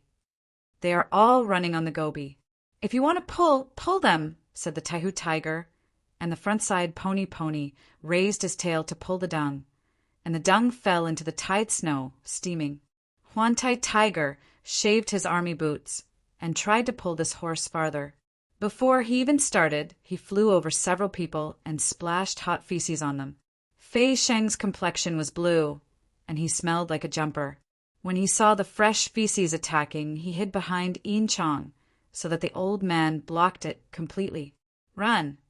Yin Chang Chong yelled away from the North Rail rider, wiped his face again, and said to Fei Sheng, "Hide yourself!" "My sister-in-law Yulima, turn around and go back here." And Hu Tai Tai waved his hand and cursed, "Your mother, get off!" My sister-in-law Yu Exan changed her boots, and saw that they were all dirty. They refused to go down, slowed down the horse, came to the front, and said, "Why are you too?" "Elder, and the governor?" "Go ahead." Fei Sheng couldn't breathe and squeezed his throat. "Why didn't the snow get packed up early? It's all blocked up now. You see what it looks like. My master's blue and white robe came down to the ground scourge." Xuanzi, Yu won the battle and was so proud of the spring breeze that he was thinking about asking them to drink a few days when he was free. He was scolded and was not annoyed and said proudly, "I'm busy." Before he laughed on this side, the snowball on the other side hit his face. Gu Jin couldn't stand his nose. His complexion turned blue, and he scolded the sister-in-law for the remaining ball. "You laughed." The sky was so hot, the snow in the city followed, and you waited for this bad official ditch in Duanzhou. By that time, there will be all stinks inside and outside the city. Gu Jin is usually taciturn because he bears the responsibility of raising Ding Tao, so he rarely swears. He was not stigmatized by Guo Weili's humiliation at Tudalong Banner last year. Sun Ziyu used to be quite attentive in the past. This time, she was stunned by the victory and exposed in trivial matters. If Chen Yang was still here, he would definitely remind him. But now he changed to Gu Jin, and it was more straightforward to scold him. The three people still standing behind were dumbfounded. Yin Chang was holding a row of urine, and Hu Taihu standing in a row, waiting for Gu Jin to order immediately to start working. Fei Sheng whispered, "This is familiar." Huantai Tiger said vaguely, Well. Yin Chang Mao said, "I didn't teach it." Xuanzi, Yu has rolled off his horse, honestly. Duanzhou has never encountered a fire like Dunzhou, and the street appearance is still the same as it was 7 years ago. The shop restaurant has been closed for a long time. Achi has only kept a few cooked meat shops. Scorpions love to eat stewed beef here. Bianche's heavy soldiers lived here for a period of time, emptying all the civilian areas on the east and west sides, but retaining the ghost town area north. Lei Jingzheng is here to trade with scorpions. Shin Zichuan stepped on the old debris pile, jumped onto the collapsed courtyard wall, and stood on top of it to see the districts on the north side. This place was used to be bought by master, something you can't see on the market.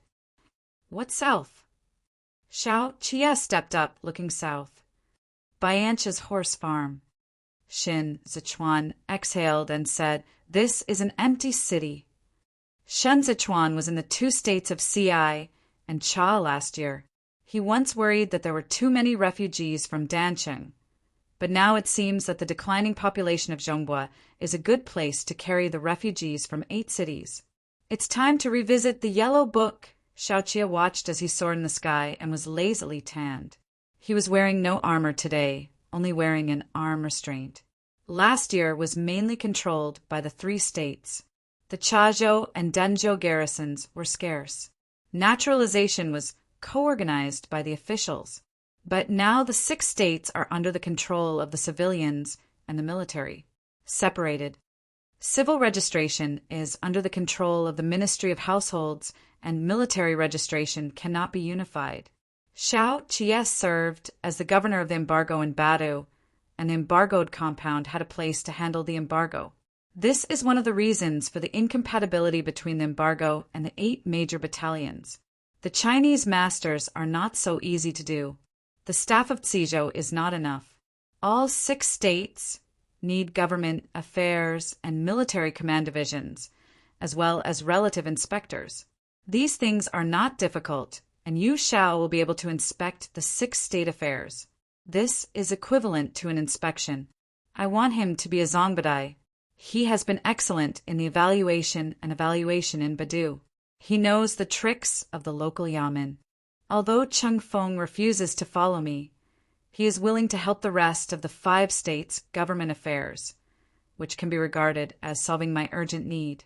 Shen Zichuan looked back and flew back, talking in his mouth. There is no shortage of public officials. As long as the public officials of various states are willing to open their doors, people will come naturally. Lac is an important member who can govern the affairs of the state. Not only that, Shen Zichuan still lacks generals. At present, Luo Mu is temporarily in charge of military affairs in Chazhou. It will only be a moment. Shen Zichuan will not let him stay for so long, because Luo Mu is now under the jurisdiction of 3 powers, and Jini Wei is temporarily replaced by Jini Wei, intervening in the power of Chazhou government affairs. If Luo Mu moved other thoughts, as long as he did concealment, he might be able to hide Shen Zichuan's eyes. In order to avoid this situation from happening again, Shen Zichuan must determine the candidates for each state as soon as possible. Suddenly fell on Xiao Qie's arm. Xiao Qie said, "The money treasurer is also lacking." When Xiao Qie mentioned this, Shen Zichuan thought of Liang Yishan. He looked at Xiao Qie and said, "It's a pity Liang Qiao Shan." Liang Yeshan followed Pan Yu to do something, and it is not a waste. Xiao Qie gave Mammoth flat feathers. I heard the report a few days ago. Shui Xiuzhua wants to check the land of Dancheng. If this can really be done, 8 no city was spared, and that would be a great hit for the family. It's not clear yet, Shin Zichuan said, jumping off the wall. The details won't be known until everyone comes over. The 2 of them walked back along the road. When they reached the house where they had settled, they didn't see a few bones. Only Fei Xing was here. "It's all going to Qingxue," Fei Xing said in his mouth, and then said, "At this moment, Gujin and Xuanzi are on top." What this meant was that he was not lazy and happened to be resting. Knowing Fei Xing's temperament, Shen Zichuan did not intend to pursue it. He only told Xiao Qie, "The Guangzhou and Duanzhou should be re-examined. I don't know what it is, so we should plan it earlier." Xiao Qie glanced at Fei Xing, but said nothing. Fei Xing did a good job in Huo Lingyun's affairs. He pressed his temper without hitting the other side, did not look at his eyes, and did not find Huo Lingyun's trouble. So Xiao Qie finally remembered him. Fei Xing didn't dare to let the 2 of them stick at the door, leading the way, and let the prince sit down first. This place is the house of the original commander of Duanzhou City, that is, the Zhu family from Lei Jingzhang, who was left here and abandoned, and was picked up by Xu and Ziyu to take the wind and settle down for both of them. When Xu Eqing at the gate of the city arrived, they were all soldiers leading the battle, and Xin Zichuan never let them come all night. The kitchen prepares the food early, and everyone rests as they please. Fei Sheng lived in a house with Yin Chang and Huan Taihu. When the two took off their boots, Fei Sheng fell to the ground on the spot. Shen Zichuan and Xiao Qie finished their meals, and Gu Jin, waiting outside, came in. Xiao Qie saw that Gu Jin's look was not right, so he put aside his idle book and asked, "What is it?" Gu Jin took the letter from his arms and presented it to Xiao Qie, saying, "Li Bei has sent a letter to the master." Xiao Qie read the letter in two letters. One was an official letter written by Xiao Jiming, and the other was a private letter from Qianyang. He first read Xiao Jiming's letter. His elder brother mentioned that horses can go to Luoshan at the end of February, and he also mentioned that Xiao Qie would return to the battlefield at the end of February. These are things that Xiao Qie had known for a long time. One is interesting. After Gu Jin went out, Xin Zichuan rose from the back, pressed Xiao Qie's hair, looked at the letter, and said calmly, "Big brother surprise." Xiao Qie looked at the article several times and said, "Big brother transferred Guoweli to my 2nd battalion. This is to make the 3rd battalion free for the master.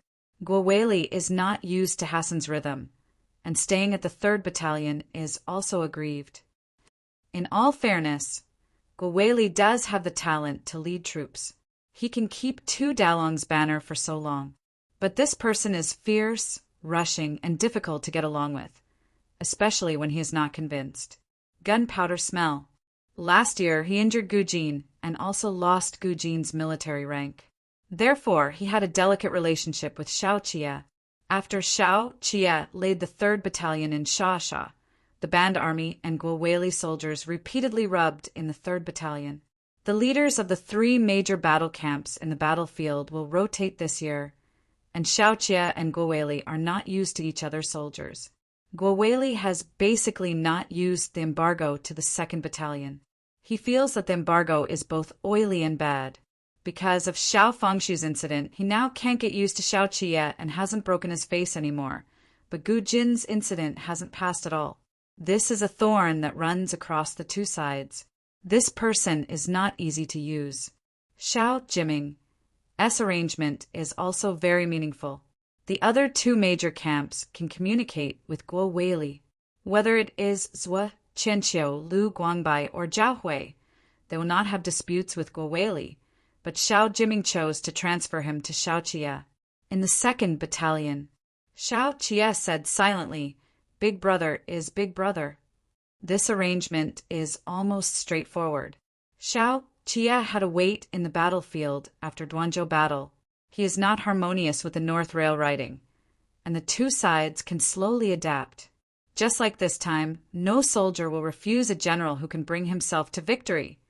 Not to mention, Xiao Qie not only has a clear reward and punishment, but also must do what he says. However, if he wanted to use the North Rail completely, he had to pass Guoweli's pass. Otherwise, his misalignment would be a disaster. Xin Zichuan was sleepy indoors. He half concentrated his eyes and whispered, "Suin Heina Baichuan, Rong Naidawan, this is the opportunity your big brother gave you." Xiao Qie was in the dim light, thinking of the bonfire in the snow. Xiao Fengshu held his fist right in front of him, and Dad asked him in the flash of fire, "You want this position, but are you really qualified?" The author has something to say. It's late. Thank you for reading 2K Novel Reading Network. Hassan stood in the wild, and the girl who could not see the distance jumped off the horse. He did not remove the knife and opened his arms steadily to catch the red shadow that rushed at himself. Hassan stood in the wild, and the girl who could not see the distance jumped off the horse. He did not remove the knife and opened his arms steadily to catch the red shadow that rushed at himself. Dohiran breathed lightly, flying in a red dress among the rotations, and the laughter was clear. "God bless my eagle!"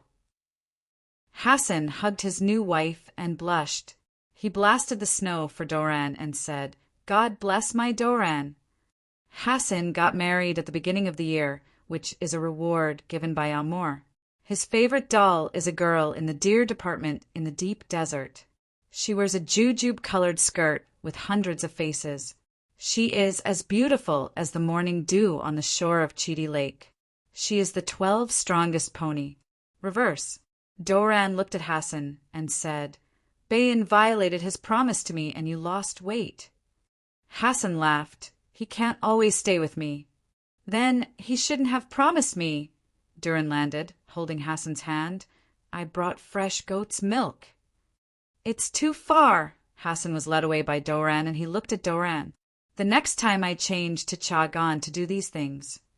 Hassan rested just 2 days after his marriage and returned to the battlefield. It was difficult for Doran to meet him once, and he could only meet Hassan here by chance of delivering supplies. She cheerfully showed the food brought to Hassan.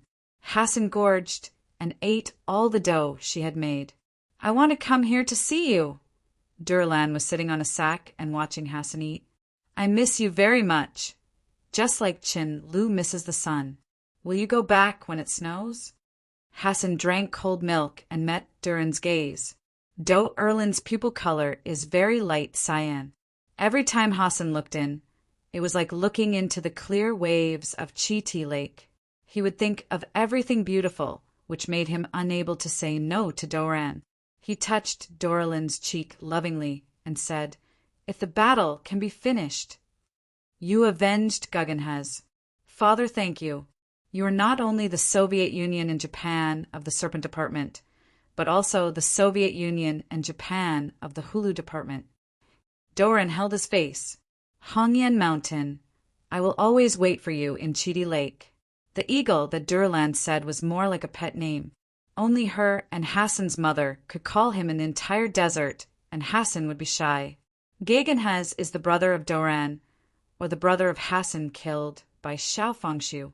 The wind in the wild was too cold. After drinking milk, Hassan returned to the camp with Doran. The tent was on fire, and Doran was here to make milk tea for Hassan. They all liked brown tea. If the Huyen department is still there, Durlan sipped milk tea. There is endless brown tea in winter. Hassan cut her barbecue, was wiping his dagger, and said earnestly, "They will come back." Taolin will leave with the team tomorrow, so Hassan was not with the soldiers tonight. They don't get married, they break early. Suddenly snow in the middle of the night, Hassan was asleep, and suddenly heard the call outside the account. He got up carefully, put on his robe, and went out. As soon as the tent curtain was lifted, Hassan was blown full by blizzard. He patted his robe with red hair and asked the soldiers in front of him, "What's wrong?" "Bayan is back." Hassan turned his head and saw the remaining cavalry.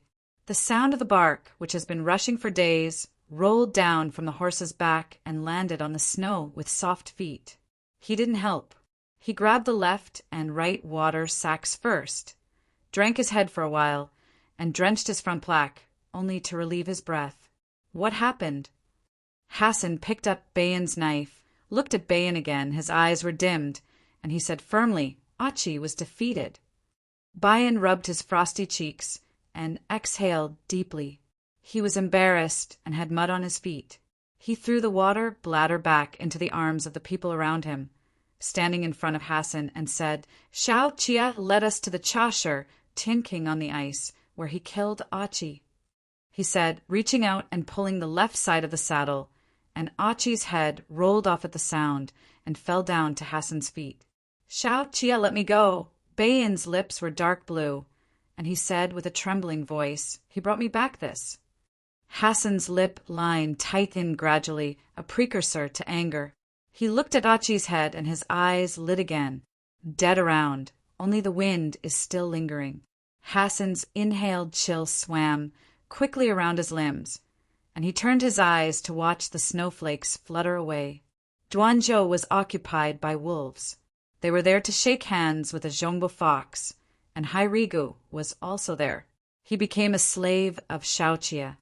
Bayan rolled his throat and remembered the day he was left again. Bei Tiechi's fear of chasing, he said dryly. Xiao Jie got a new sword, and the scorpion became a weed on the gobi under his iron ride. Hassan, the hammer, can't stop him. That's no longer Xiao Fengshu's iron ride. It wasn't Xiao Fengshu's iron ride that long ago. Hassan suddenly turned his eyes and approached Bayan.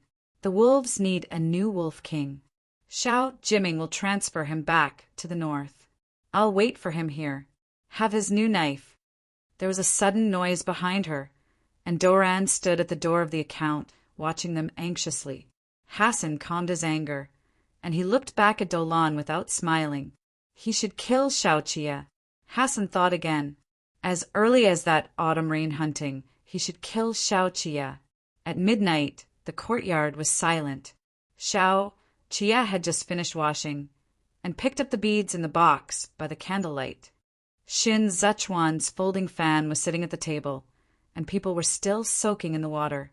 The horse will arrive at Luoshan in a few days. Xiao Jie singled out the agate he put in yesterday, and said to Xin Zechuan behind the screen, "Would you like to go with me?"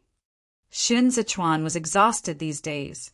Although he did not fall ill, he never encountered Yangshan snow again. He immersed himself in the water and said, "Luoshan has to go, and it's easy for you to go straight back from there. This day is going too fast. Shan Zechuan just talked about a few things, and it has already reached the end of February." He closed his eyes with his head up and meditated. His neck was beautifully curved, shrouded in glare across the screen and bright in color. Is the candidate for the Duanzhou principal ready?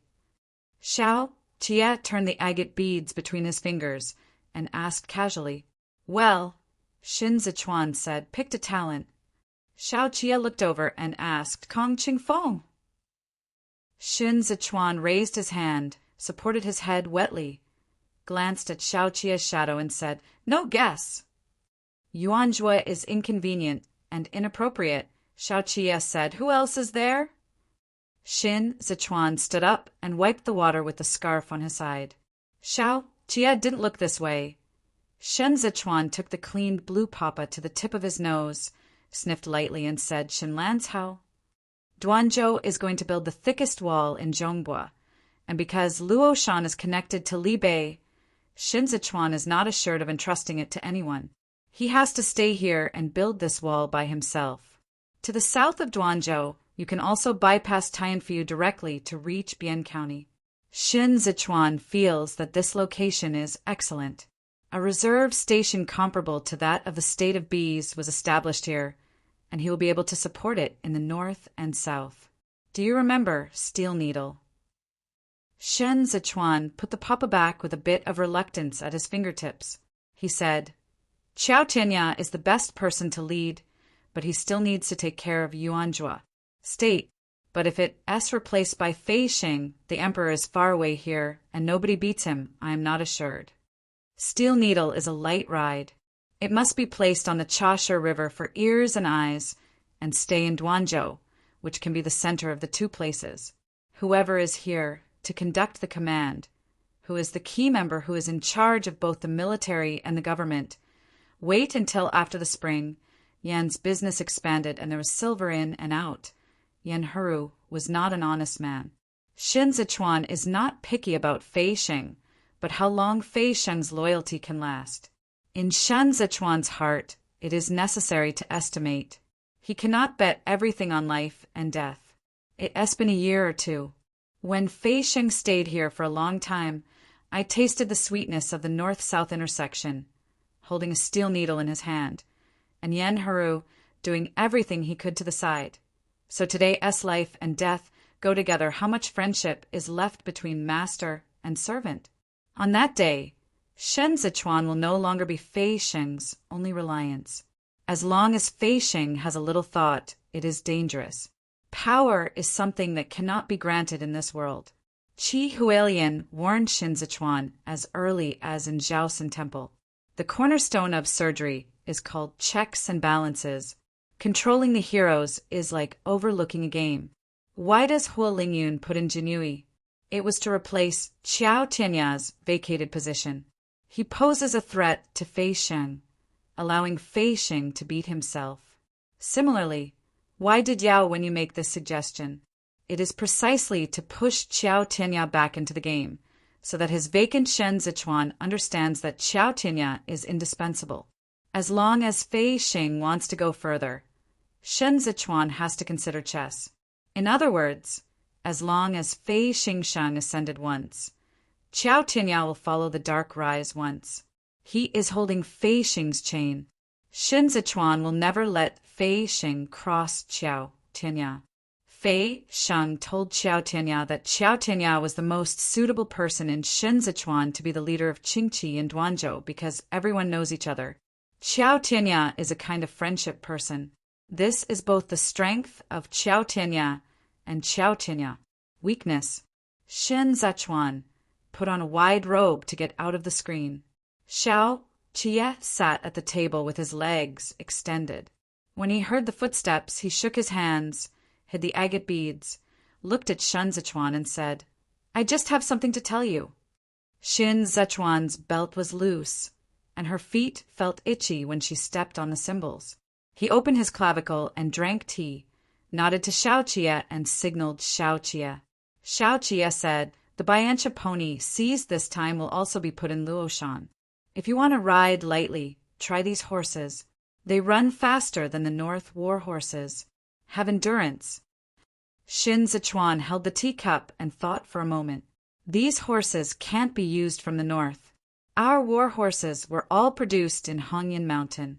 They were born for iron riding. It took several generations to achieve a good horse that can now bear heavy armor. Xiao Qie opened his legs, allowing Shen Zichuan to be able to standing in front of himself. He braced his arm and looked at Shen Zichuan thoughtfully. "Let Fei Xing take a look at Biancha horse here," said Shen Zichuan. "Just use Achi to stay here." "That's my racetrack." Xiao Qie pinched near Shen Zichuan's chin. "When will Shen Lan's Hao be given to me?" Shen Zichuan was pinching his own strength, remembering the iron finger of Xiao Qie that day, and the hard touch of the iron finger Capricorn in the back of his neck. Shen Zichuan's breathing was slightly stagnant.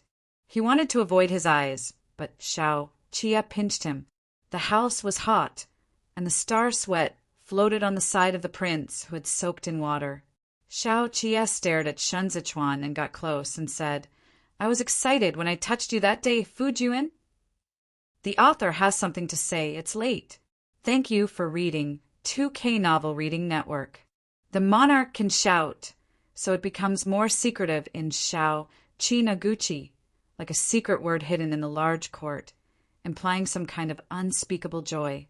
It is a sudden rising tide, which spreads densely and flows to the parts touching each other, exuding a thin sweat. The monarch can shout, so it becomes more secretive in Shao Chi Naguchi, like a secret word hidden in the large court, implying some kind of unspeakable joy. It is a sudden rising tide, which spreads densely and flows to the parts touching each other, exuding a thin sweat. The prince sat on the high position and despised the heroes during the day, and the folding fan blocked the rest of the emotions, which made him frosty, because he could see the danger sharply at a glance. But now he opened his mouth slightly, biting Xiao Qie's fingers, the soft tongue, the overflowing fluid, and the shame that was forbearing in the expressions, all implying the word delicacy. Xiao Qie wanted him, not only his fair neck, but his slippery tongue. The cocooned fingertips rubbed against the gums. Shen Zichuan had just drank hot tea, and his mucous membrane was sensitive. His eyes were wet and confusing and couldn't answer Xiao Qie's words. The body fluid was exuded, and the tip of the tongue was searched along the fingertips. They faced the wall, and Shen Zichuan crept forward in the squeeze, with Xiao Qie's chest behind him. This posture made Shen Zichuan feel like he had reached the top every time.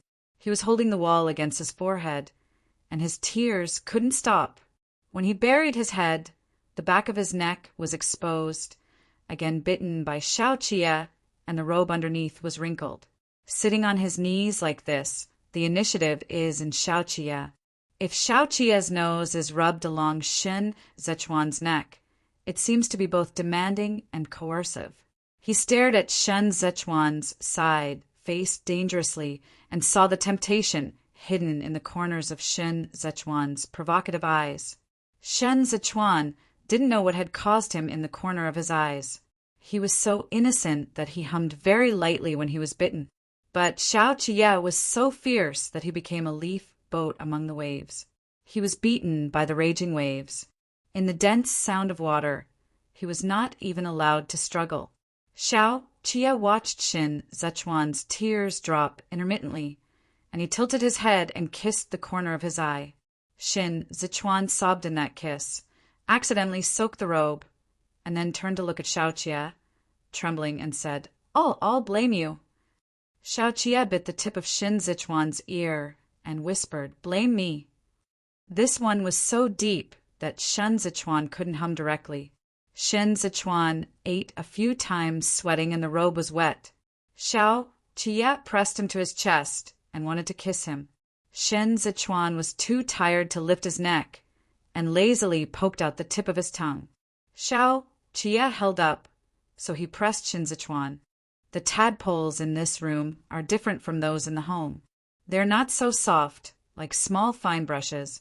Shen Zichuan's robe was soaked early and was torn apart by Xiao Qia. No. Shen Zichuan asked for help and sobs, Xiao Erno. Xiao Qia pressed on him, including the soft tongue, so that he could only cry. How could Shen Zichuan resist such an attack? His waist was numb with soft legs in the front and so fierce behind him. He was completely eaten by Xiao Qia in his confused breath, and he couldn't speak clearly. His expression was flushed, he was embarrassed, and he said vaguely, Flip, flip, go to Suin. Shoo! Xiao Qia stretched out his arms and pressed Shen Zichuan's sliding hand, and his entire chest pressed on him, letting him all be trapped in the dense and fine fur. How can you remember this crop? Shen Zichuan half buried his cheek and whispered, You. Xiao Qia took the tip of his nose against the wetness of Shen Zichuan, and his breath was pressed against his ear. The candlelight in the house had gone out early.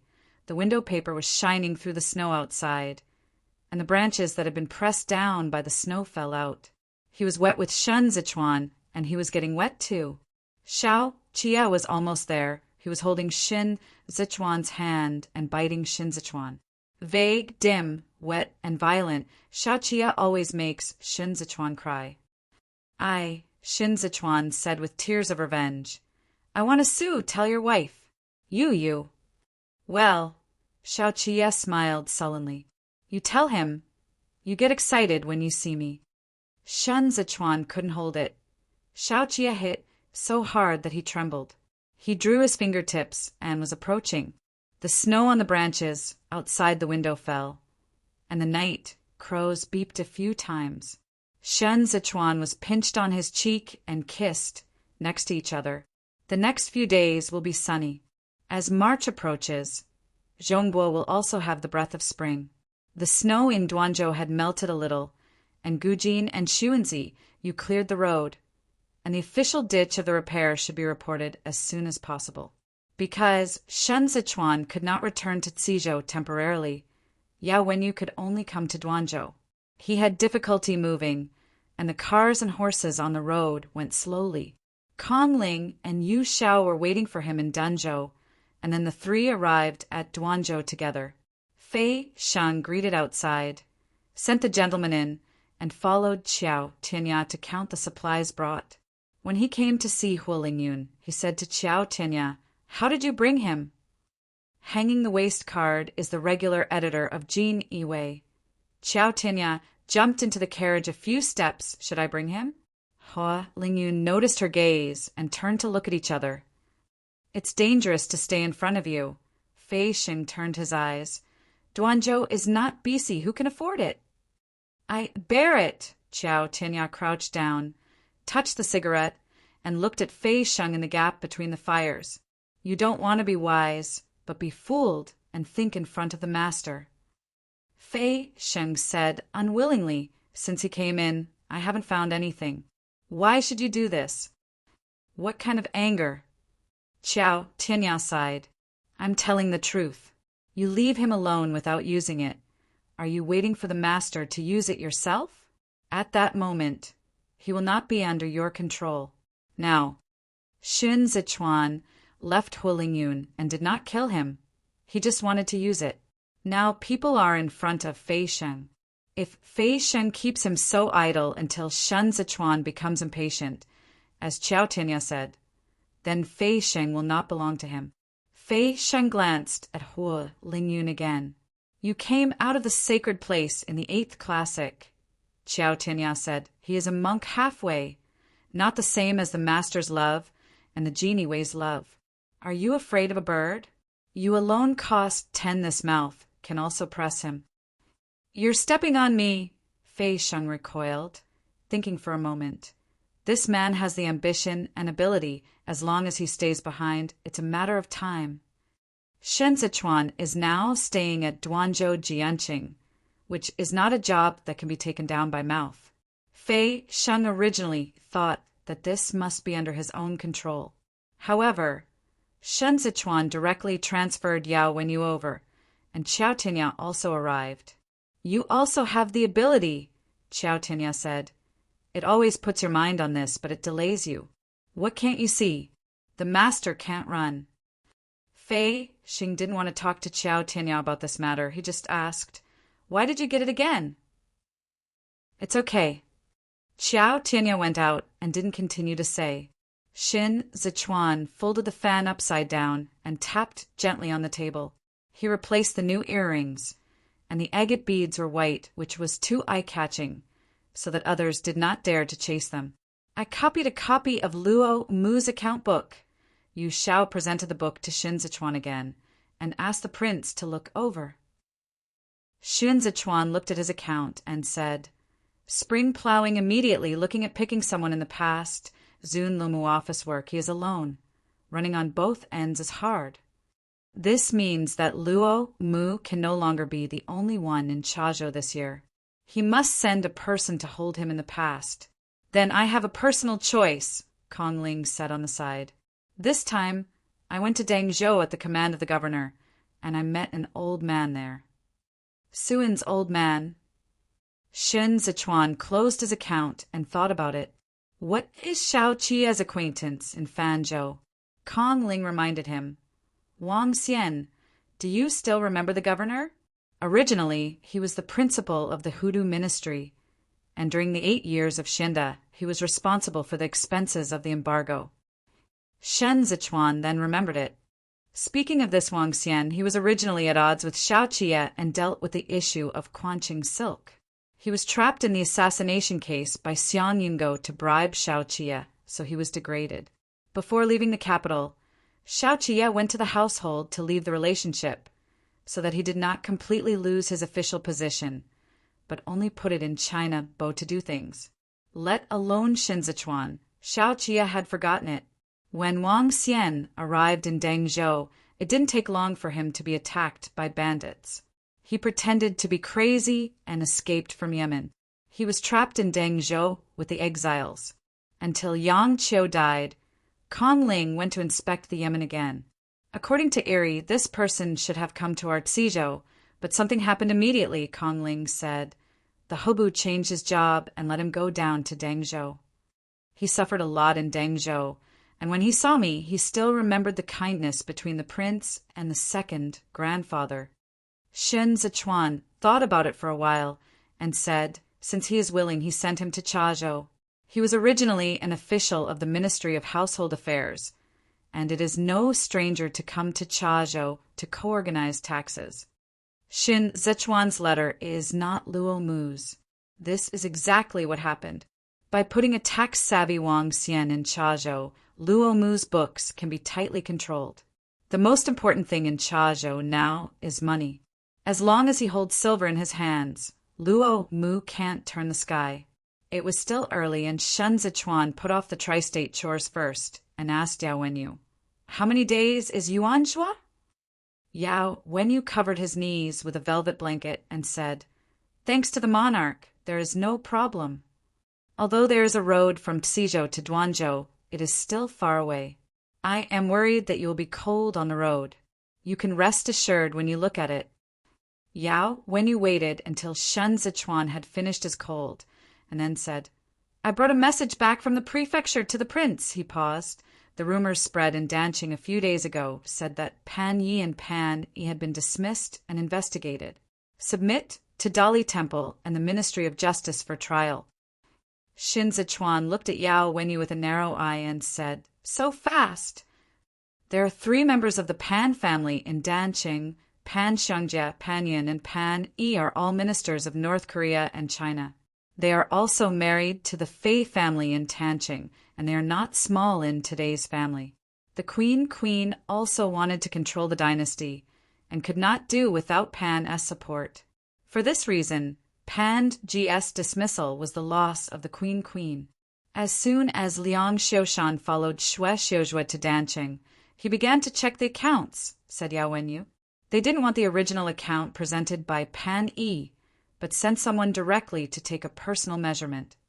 Pan Yi originally thought that Pan Xiangjia and He Lianhe were the security guards, as well as Liang Yeshan, who was assigned by Pan Mao, and this time the audit of the accounts could fool it, at least through the spring.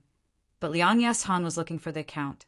In the meantime, there was a broken bullet for Xue Xiuzhua, who wanted to check the Quanqing account, but it was rejected by Kong Yan. Kong Ling said, Shin Zichuan's folding fan was fixed on the table, and he slowly frowned, saying, It was less than a year after the Tai Xue storm last year, and Kong Yi and the Xin Yu have been written down in it. At that time, Xue Xiuzhua was at odds with each other. Why is it so fast? Juixi, Governor Food Road, also went to jail, which involved the problem of Liqing's account. It was said that the tariffs were tricky. Now he is impeached by the Metropolitan Institute, and even Liqing has also suffered twists and turns. Yao, when you came from a family and compared the line between them, others were keen, and he said, The governor's road in Jueshi has nothing to do with Wuqing, but all the procuratorates were impeached together. He Lianhe of Tanqing is close to Huashi, said Shin Zichuan, but regardless of his account, Xinyu is now impeached, indicating that He Lianhe has a handle in Xinyu's hands. He rubbed his fingers against the fan and thought about it. It's strange. Where is Yan Heru? Call him. Kong Shikin and Xue Xiuzhua shook hands and made peace, and there must be a reason for this. Shin Zichuan's eyes were blocked out of the capital city, but he must always know what he is doing. If Pan Yan is really dealt with as a result, it not only means that the family is frustrated, but also means that in the battle for Pudu, the Queen has been singled out. As soon as Yan Heru's was next to the stool, he kept rushing. I am strangled to death in a few days. Fujuan, if you do ain't call me, then I would ain't let me go out. Chidong, military rations have not been delivered yet. I know anxious, the flames were rushing. This Duanzhou was too broken. Would you like to have a mat? It hurts to sit on the bottom. Yan Heru gradually shut up in Shin Zichuan's eyes. He moved his body. Bribery, Yan Heru whispered. What else can He Lianhe do? He is an idle marquis who runs around for his son's future and loves to send something on weekdays. Isn't Liang Yanshan going to Danqing? He Lianhe was caught in the door and asked the Jueshi Duliang Road to send a bag of gold to Liang Yishan. Didn't it just hit someone's hands? I said that Liang Yishan was not easy to rectify. /Qingshan away, this is all right, He Lianhe, this bag of gold broke a bunch of people. Bringing a bribe? Yao, when you said, suddenly, he looked at Shin Zichuan. Pan Zhengken assigned Liang Yishan to treat Liang Yishan as his confidant. So why would He Lianhe paint a snake and give him gold? He is stupid. Yan Heru knocked on the tea lid, remembering that Fei Xing struck his head, remembering his revenge. Feis are stupid, and his head is not bright. Then the little prince Fei has reached the crown and is idle. How can the family do the trick? He Lianhe Hao followed the queen mother, and Hua Xiqian didn't die when he fell. Shin Zichuan's eyes lightened. He just wants to grasp Liang Keishan, and shouldn't give Liang Keishan gold, and he should turn to Duliang Road, which is simply just send himself to Liang Yinshan. What does he plan for? Who knows what he is trying to do? Yan Haru turned his eyes, followed by sitting straight, lying on the table, showing a surprised expression to Shin Zichuan. If it wasn't for Helen Ho, he would be too miserable. This led Shui Xiuzhua to walk straight home, and even Pan Pan's door fell into the water. Shin Zichuan's electro-optical stone fire figured it out, and the folding fan was snapped on the tabletop, so frightened. Yao Wenyu coughed suddenly. He covered his lips, drew the parchment, and calmed down slightly, then said, "Good plan. Shui Yanqing is good plan." The author has something to say. Thank you for watching. 2K Novel Reading Network. Today, the rain and snow are creeping in the capital, and the chill bones are chilling. Helianhu knelt in the temple, kneeling numbly, and his sleeves were crying. Today, the rain and snow are creeping in the capital, and the chill bones are chilling. Helianhu knelt in the temple, kneeling numbly, and his sleeves were crying. Then Shui Yanqing was shameless and shameless. In order to frame me, I used whatever means. Jushi governors grain bribery. How can we be involved in our city? That's the situation of Zhang's Qingshan. Lord Qingshan. He Lianho took off the official hat resting on his knees, and he cried, "And Sinshuani, biting me at this moment, it is clearly reprimanding the dissident, and teaming up with Shui Yanqing. They do it. Concerning the work of the Go-Go in camp, Kong Baran still has to appease her, and the bad ones are all in style. You seldom use this kind of words to mourn your family." The Queen Mother was furious. "You have to be really orderly. Shui Xiuzhua can catch up with the accounting problem? Zhu Shidua Liangdao has been greedy in Tanqing. If this is not done by you, Paul, is he so capable?" The hall was brightly lit, and the Gong Yi retreated to the door of the hall. Only Aunt Liaoyu kneeled and served on the side. Helian Ho came to bear Jing Sin and wore a thin dress, and now he was trembling under the anger of the Queen Mother. As soon as Emperor Tianqin died, the Queen Mother filled the family with leaks in this position, and she was exhausted today. She sighed at Helianho across the bead curtain. Helianho heard bad words and hurried forward on her knees and said, "The Queen Mother is angry, and now it is the best policy to abandon than to protect the car. In any case, he must save Pan Yan. Pan Yan is Pan Xiangjia's sister-in-law, or a key member of the household. They broke Wei Huaigu last year, and now only Pan Mao can still stand in the household. If Pan Mao is lost, the family treasure will be gone." The Queen said, "You can keep Pan Yi, and you can't keep Pan Yi. This Pan Yi is the husband of Jiayue County. Without Pan Yi, she will be widow." For a moment, Helian Ho was sad, and Voldemort choked, wiping tears and saying, "I am a father. If I had been forced to the Jedi, why would I abandon such good people? I am helpless. I would rather she be widow than let her be implicated." The Queen Mother's face in the bead curtain finally said, "You go back and let Zhao Yu and Pan Yi leave." The rain and snow outside the palace struck the palace eaves, and the Zhu wall was sinking into white snow. The ancient belle in Wanglu was resentful and hurried into the court hall. Pan Yan has the ranks in his body, and there is no need to bow to the court judges. After Yongyi years, Dancheng will no longer be rewarded for farmland, but now the total measured by the Ministry of Households differs from the number of days reported by Dancheng. Shui Xiuzhua sat upright, looking at Pan Yan. Pan Yi served in Dancheng, the prefecture government, concealed the extra fields from the Ministry of Households, and you presided over the taxation affairs of the Ministry of Households. The inspection of the vacancies of the field tax in these years has not raised any questions. I ask you, do you know that the Dancheng field tax is doing fake accounts? Pan Mao closed for a few days, and his robe was wrinkled. He sat opposite the desk case, watching Shui. Xiuzhua didn't answer. Shui Xiuzhua confronted Pan Yan. Pan Jian is not good at trial. This kind of high-ranking officials are familiar with the review process. Smart people will remain silent in the face of Dali Temple and the Ministry of Punishment. Pan Yen was obviously a smart man, and he was always silent about Shuexiuzhua. If the case card does not progress here, then the remaining 7 cities will have enough time to clear their accounts and clean up the pickles before Shuexiuzhua refers to them. Shuexiuzhua was dormant for many years before he had the opportunity at the moment. He couldn't let Pan Yen escape. Pan Xiangjie stayed the same.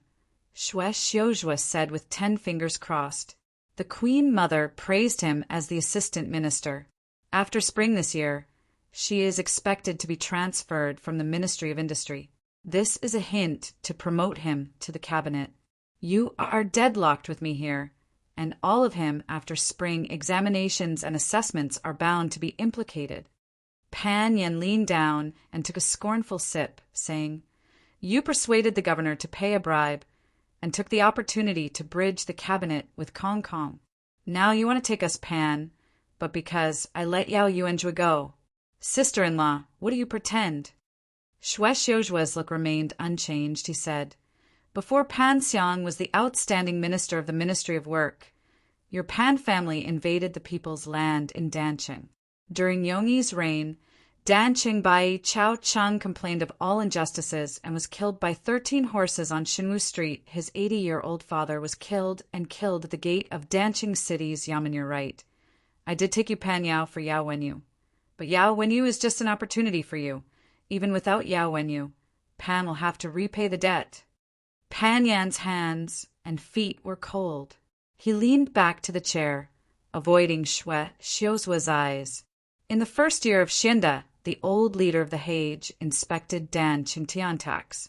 The official under his name was Jiang Jun. It was my colleague in the position of the Ministry of Households. At that time, the problem of Dan Qingtiantax had already surfaced. As a result, Jiang Jun died on his way back to Dudu, and his account book was missing.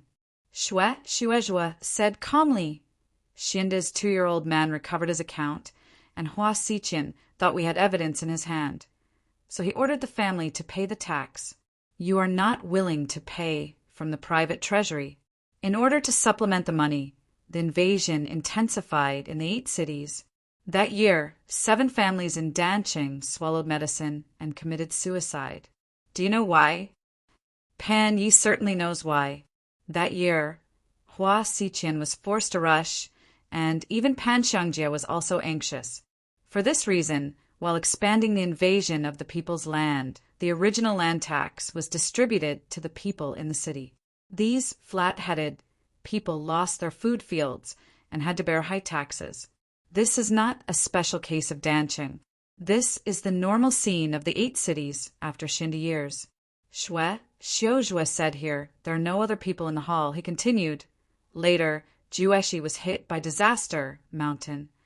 Do you know why Mountain refused to merge with Hua Xiqian at the time? Because his brothers are Jiang Jun. There is retribution in this world. Pan Yan's throat tightened, and he reluctantly laughed and said, Then you frame innocent people now. Aren't you afraid of karma? Innocent. Jushi Dudao Road is innocent. He can serve as Dudao Road through your support, and then the Ministry of Households will give all praise and put it to Jueshi to check and balance the mountain. He is in this position with Hezhou Yen. She has exchanges, selling copper and iron for the 2 cities, and the corrupted tariffs can rebuild this hospital. Shuexiuzhua stood up, and the official robes looked dark inside the hall. Lian Ho has nothing to do. How can he be eager to pay bribes when he hears the suggestion? You call this framing, but this is just the surgery that you used to do in the past. Pan Yen swallowed his saliva, and he became anxious, saying, You have tried hard to help Chu Jun ascend to the throne, but I'm afraid that in the end, it will be a bamboo basket to fetch water. My Chu Jun is called Li Jianting, not Li Jianheng. Shuexiuzhua supported the edge of the table, looking down at Pan Yan, and suddenly asked, Do you know the scorpion? Pan Yan's eyes were blank, and he refused to re-enter Shuexiuzhua's Xiujua's slumber with silence. Xianda's defeat of the soldiers in the 4 years gave Hua Xiqian a chance to breathe, whether it was Shan Wei avoiding the war or the invasion of the border sands. God seemed to be helping the family escape the calamity. Xiuzhua said, "This kind of thing, I don't believe it." Pan Yan didn't know what Xiuzhua was talking about, but he smelled danger. He could keep a close eye on the invasion of Mintian, but he could not rush past in collaborating with foreign enemies. Once this kind of thing starts, it is a disaster. Do you want to frame me again? Pan Yan said sharply, "You take Mei Chujun and invite you to power, but you dismiss aliens in the DPRK, and you are doing private favors. If you are truly a country, why are you against Lu Guangbai? Who made the hands and feet of Bianjuan Junliang?" Xiuzhua suddenly dropped the confession in his hand. "Who is Qi Dongjuan's encroachment on nearly half? You have repeatedly suppressed Qi Juyin and let the One North family from the north, 120,000 iron riders to the northeast, without Xiao Qia, who can tie Xiao Fengshu and Xiao Jiming. You might as well ask yourself, how has the court always been able to make up for you? The Queen Mother has control of Chao Yi, but now he refuses to abandon his family to make up Qidong army." Xiujua's chest was undulating, and he turned his head to calm down a bit. "I'm eliminating aliens." Xiuzhua looked at Pan Yan again. "I want to uproot you residues and the scorpion." Yao, when you suffered from cold for a long distance, and fell to Duanzhou the first night. Xun Zichuan saw Yuanzhua feel sorrowful when he saw the illness, so he let the doctor stay in the hospital and die at any time. When Xiao Jia saw that Shun Zichuan was about to pass by, he said, "Let's go together, I'll see him too." After the two men drew a meal, Feixing followed. Xiao Jia held an umbrella and walked with Shun Zichuan to Yao Wenyu's yard. Shun Zichuan looked at the eaves and asked the maid who came to welcome him, "Why don't you go in and serve?" The waitress saluted and whispered, "Mister, don't let anyone wait at night." Xiao Jia shook Shun Zichuan's hand and motioned for the maid to step down. He shook his umbrella and said, "Yuanzhua has high spirits." "I haven't seen Xiao Tianya." Shun Zichuan looked around and looked at the main house. "Knock at the door." Between them, the door was open. Xiao Tianya, dressed in regular clothes, gave a little gift to the two of them and gave way, saying, "Yuanzhua. Mister hasn't even slept yet, and he is waiting for Fu Jun and Yi in the house." Yao Wenyu was up, his cleaned face was resting on the back of his chair, and the book on his knees was scratched by the tiger slave. Xiao Jia leaned over to pick it up for him, looked at it, by the way, and said, "Atlas, there is a set in your study in May's house. Erie spent a lot of money. It's a pity that the house stayed in Chang." Yao Wenyu's voice was like jade. He had cleared up his fatigue and turned 4 wheelchairs to signal Xiao Jia to sit. Shun Zichuan took off his coat, looked at Yao Wenyu's face and said, "Long distance travel. I shouldn't call you to the hall today. Recently snowing. I will have to suffer this way sooner or later." Without anyone else, Yao Wenyu and Xiao Jia are old friends again, naturally more relaxed than usual. He poured tea for Shun Zichuan, raised his hand and could not see Xinyan, saying, "Fu Jun is still thinking about the capital at this moment. Spring plow is coming." Shun Zichuan pressed his forefinger to the teacup, and the agate beads in his ears shook in the dim light. If the Danqing case is investigated, the remaining 7 cities will also be affected. This matter is related to the granary in Dezhou. Abandoning the soldiers to protect the car is a common method used by the family. If Xiuzhua really rushed them, throw away a Pan Yan, Xiao Jia reposition the residual chests in the small case on the side, it is not impossible. Xiuzhua this time killed 3 birds with 1 stone, used gold to pull Liang Yingshan into the camp, and pushed Dan Qingtian tax to the agenda, and also prepared for the future inspection of Yunqing tariffs, Yao Wenyu said. There was something wrong with Helian Ho, and the Queen Mother had a hard time. But Kong Shikin would help him. It must be more than one reason. Shen Zichuan watched the tiger slave run to his feet, quietly moved away, and looked at the cat and said, Qi Zhuin's eyebrows were sent to the Fire Mouse Department. At this juncture, if Shuexiuzhua was willing to give the cabinet millions of dollars, Kong Kuin would naturally not refuse. Tiger slave stretched his waist, put his paw on Shen Zichuan's boots, and stretched himself with his buttocks. It yelled mo meow a few times, squatting back and forth against Shen Zichuan's calf, and was pinching his neck by Xiao Jie when he was about to grab Shen Zichuan's robe. Xiao Jie looked at it and said, Yes, I almost forgot. Shui Yanqing still has a pen in his hand. The tiger slave made a circle in the air and saw Xiao Jie. His ears shrunk, and he was afraid to move with his front paws. Xiao Jie threw it back. It landed lightly, turned his tail to the side of the four-wheeler, crawled back to Yao Wenyu's knee to touch. Yao Wenyu touched the tiger slave and said, Shuexiuzhua added Qidong's army to the army this time, and the commander must also accept his affection. The Queen Mother will lose the opportunity to watch the fire across the shore. This matter is easy to solve. Shen Zichuan looked up at them both. As long as the Queen Mother points a marriage to the commander, Qidong's military power will be 2 points. Marry a marshal. Xiao Jie said, There must be a knighthood, and now the old men with the knights are not suitable and cannot be suppressed. Since Helian Ho has been dragged by Wu Cheng, he has simply kicked him out. Shen Zichuan took Xiao Jie's pompons and placed it on the board. Isn't Xiao Ho Fei sure still alive?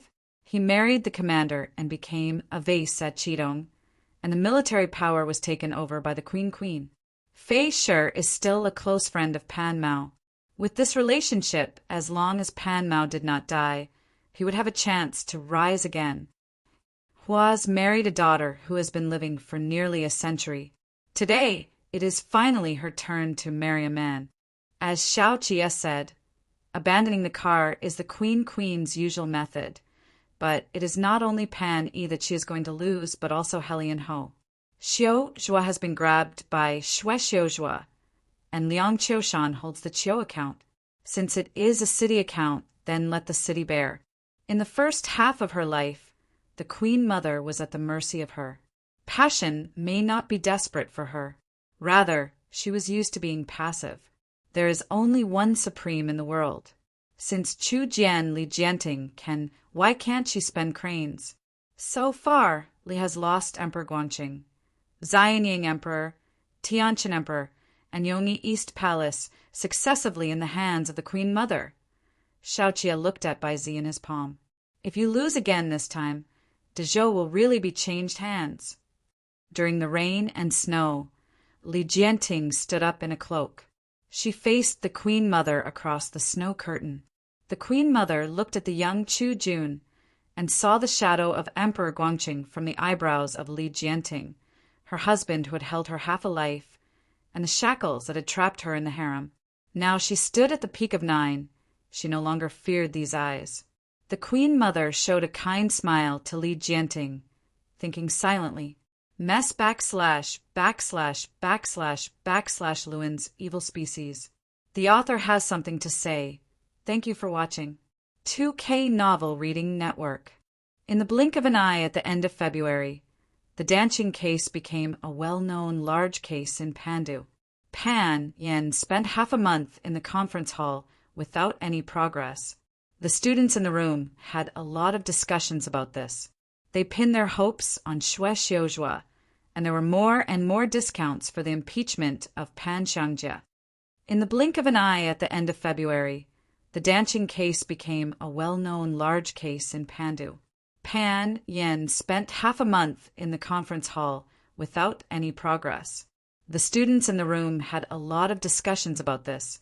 They pinned their hopes on Shuexiuzhua, and there were more and more discounts for the impeachment of Pan Xiangjie.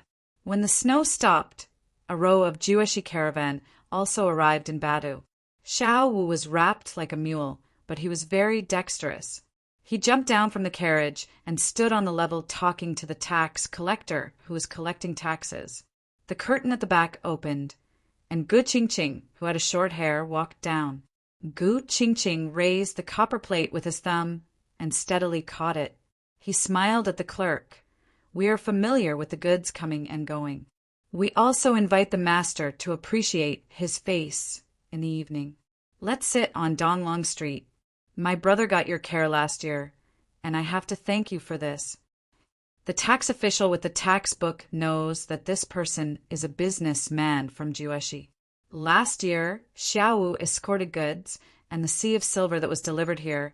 Now I finally saw Gu Qingqing, although it was the first time, but he was familiar like a brother. The sergeant jumped off the truck and arched his hands at Gu Qingqing and laughed. I'm a muddy pen. How can I afford Gugu to say master?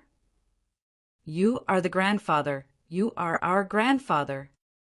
Gu Qingqing returned to Lidu after a year and saw that the gates of the city were all cross-checked and the road guides and books of the past caravans were detailed.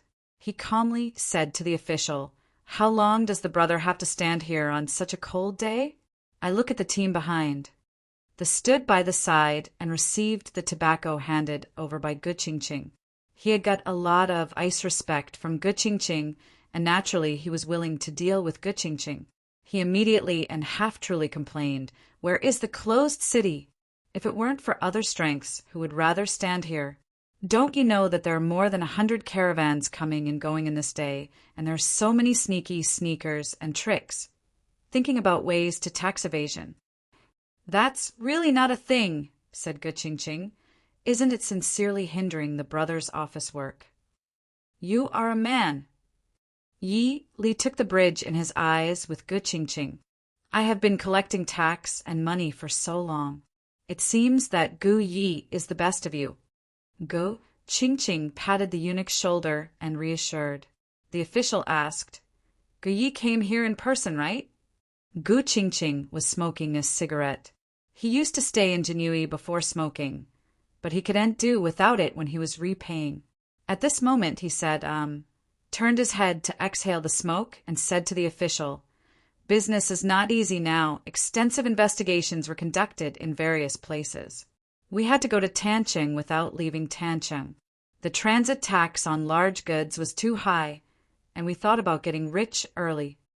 He said with emotion, It's still brothers, it's impossible to follow the court. Wrong, I look magnificent. Ye came very little, said the official, holding his cigarette, and said, Some turtle sons, relying on a few stinking money, have eyes growing above their heads. They don't treat us as individuals at all.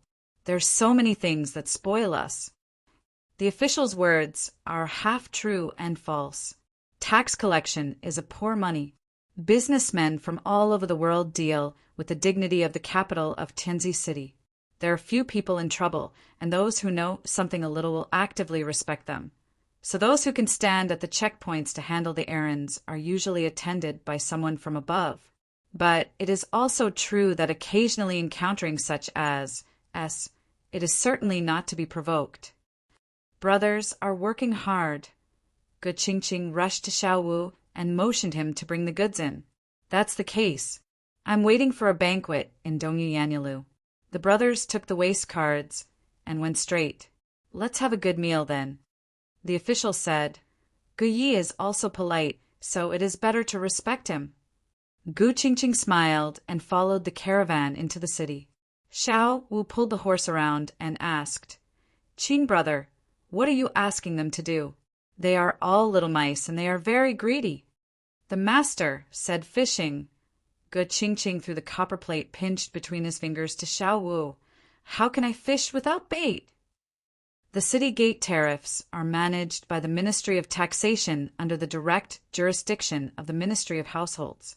When they eat silver here, they also have to consider the weight, like the large amount of goods Gu Qingqing left last year and thousands of private taxes.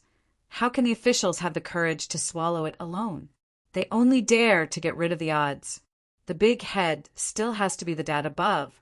Gu Qingqing returned to the capital this time to order these dads by order of Shen Zichuan. Go! Gu Qingqing watched Biwa overwhelmed Xinxue and patted Xiao Wu's back. Go and get our old house back first. Yao Wenyu's illness did not improve, and taking a few bowls of medicine was useless. On this day, taking advantage of Genie Wei's opportunity to test his horse, he came out to blow. Fei Xing was attentive. He prepared the screen before Shen Zichuan ordered it, and provided a charcoal basin under the shed so that the husband must not be frozen. Shin Zichuan watched Xiao Jie standing at the forefront and was talking to Hai Rigu. He didn't look away, but slightly tilted his head and said to Yao Wenyu, "Gu Qingqing has been staying in Jueshi for a long time. He still feels homesick. He comes from a duo, and there are relatives at home." The earlobe of the prince is clear and bright, and the agate slightly shakes along with the movement, twirling between the fur collars, looking thrilling. He is suitable for red, and those white furs who have lost their eyebrows are too amiable when necessary. Only red can make a sharp on. This is a sharpening process. The higher he sits, the more sharp the Tibetan Mastiff's sharpness is. The chief officials in the Dudu tax division are all family officials. Yao Wenyu refused to show half of his weakness in front of outsiders, so he covered his blankets and looked good enough. The prince wants Gu Qingqing to start from here, and he can borrow Ji Hongxian old story. That wouldn't work. Shin Zichuan watched Hairy Ancient Horse, and Genie Wei on the other side also got on the horse. Fei Sheng was talking to Qiao Tinya. He went on to say, most of Hongxian's past is related to Xue Xiuzhua. Xian Hongxian was able to enter the capital. Xue Xiuzhua made great efforts. These mermaids and dragons are mixed, and they must be carefully screened before use. Panjiu was dismissed, Yao Wenyu said. Liang Yishan is the most promising chess piece. He wants Gu Qingqing to open a new path under his hands, only to be unable to keep up with the Danchin case. We can't get involved in the Danchin case. Shin Zichuan felt something was moving around his waist. He looked down and saw that the tiger slave was stretching his paws enough to break his fan. But in the Danchin case, no matter who loses or wins, it's not good for me. I asked Gu Qingqing to return to the capital, not to let him set off a storm in the Danchin case, but to wait for a winner. Yao Wenyu didn't see the tiger slave, and his eyes were taken away by Qiao Tinya on the racetrack. The recruitment criteria of Zhongbo Jinui were set according to Qiao Tinya. Today he was dressed up, leaning down and hanging his arms to scoop up the running Ding Tao, toss the bones behind, and hooked the collar of Li Shi with a whip, and also threw it to Gujin. Farming is over in May, Yao Wenyu said. Far north is still fighting, and the governor is planning ahead. The end of busy farming means the end of farming and other farming activities. The pressure on the cabinet has abruptly reduced, and there is enough energy to start confrontation with China, Bo, and Li Bei. Shin Zichuan must ensure that his line will not break. He had to support the supply of military supplies to the 3 parties this year, but lost the Siyu family's copper mine in Jueshi. The Liuzhou port plan by Yan Heru is only a prototype this year. If he is restrained by the puppet again, the battlefield will become dangerous. If Shui Yanqing wins, Yao Wenyu looked at Shin Zichuan. Where did the prince find his weakness? I can't find it, Shin Zichuan shook Suizi. As early as in the capital, I couldn't find Shui Yanqing's weakness. There was nothing he couldn't give up. He cut off from my hand the bank of Hongxian, but still willing to wear outdated official robes, run the field in the place, I admire him. Lang Tao Shualai hurried across the court, bursting into applause. Xiao Jie held the reins and smiled at Shin Zichuan across the distance. The chill in Shin Zichuan's eyes disappeared, and he turned the folding fan over. Quanqing silk is also very clean. I can't catch him, but he is not alone. Xue Shui blew his nose with Pazi. He professed to be a Gaojie scribe, but his actions were quite rude. He wore the official robes with dark and wrinkled corners. Now that Xue Xiuzhua is in the middle of the sky, Xue Xiui has only mixed up a mess. In his early years, he lost all his possessions, and now he has to think twice about eating copper bowl noodles. Colleagues on the side were tired of Shue, but did not dare to reveal it, saying only, "You are ill, and you do need to rest for 2 days in the house. Why is it strong? I will find you a doctor later. Look." Shueshio, he heard that his face was dull. He was a grandson bitch, so that he could not even afford the consultation fee. So he rubbed the parchment and said loudly, "I have a doctor waiting in my house." "When was there a doctor?" "It's just that I've been busy with business recently and forgot about it. I'll call back today to give me a look." Colleagues know that he has a strong suit and is so poor that he beats his mother-in-law at home all day long, and the girl sells everything. They perfuncated in a vague manner, no longer controlling Shueshioi. It was dark at this moment, and the compound courtyard was walking. Shueshioi was sitting on the cold bench, facing the stove, trying to dry the wet boots, but the candle was blown out. When he was young, he was used to eating and drinking. He was accompanied by a girl-in-law at bedtime, afraid of darkness, and when he saw that the candle was gone, he quickly got up and hurried out. There were several colleagues standing in the yard, surrounded by a smoking gun, thinking about drinking for a while. Shui hurried to the door and listened to them. "Can't you see this? I heard that Shue's treatment of his sister-in-law was extremely harsh, especially this Shue's." His colleague whispered, "At the time of Yongyi, the old Shue's grandfather agreed to let Yanqing follow him. Because Shueda is really not a piece of material, Mr. Changzong is said to be rotten wood and cannot be taught."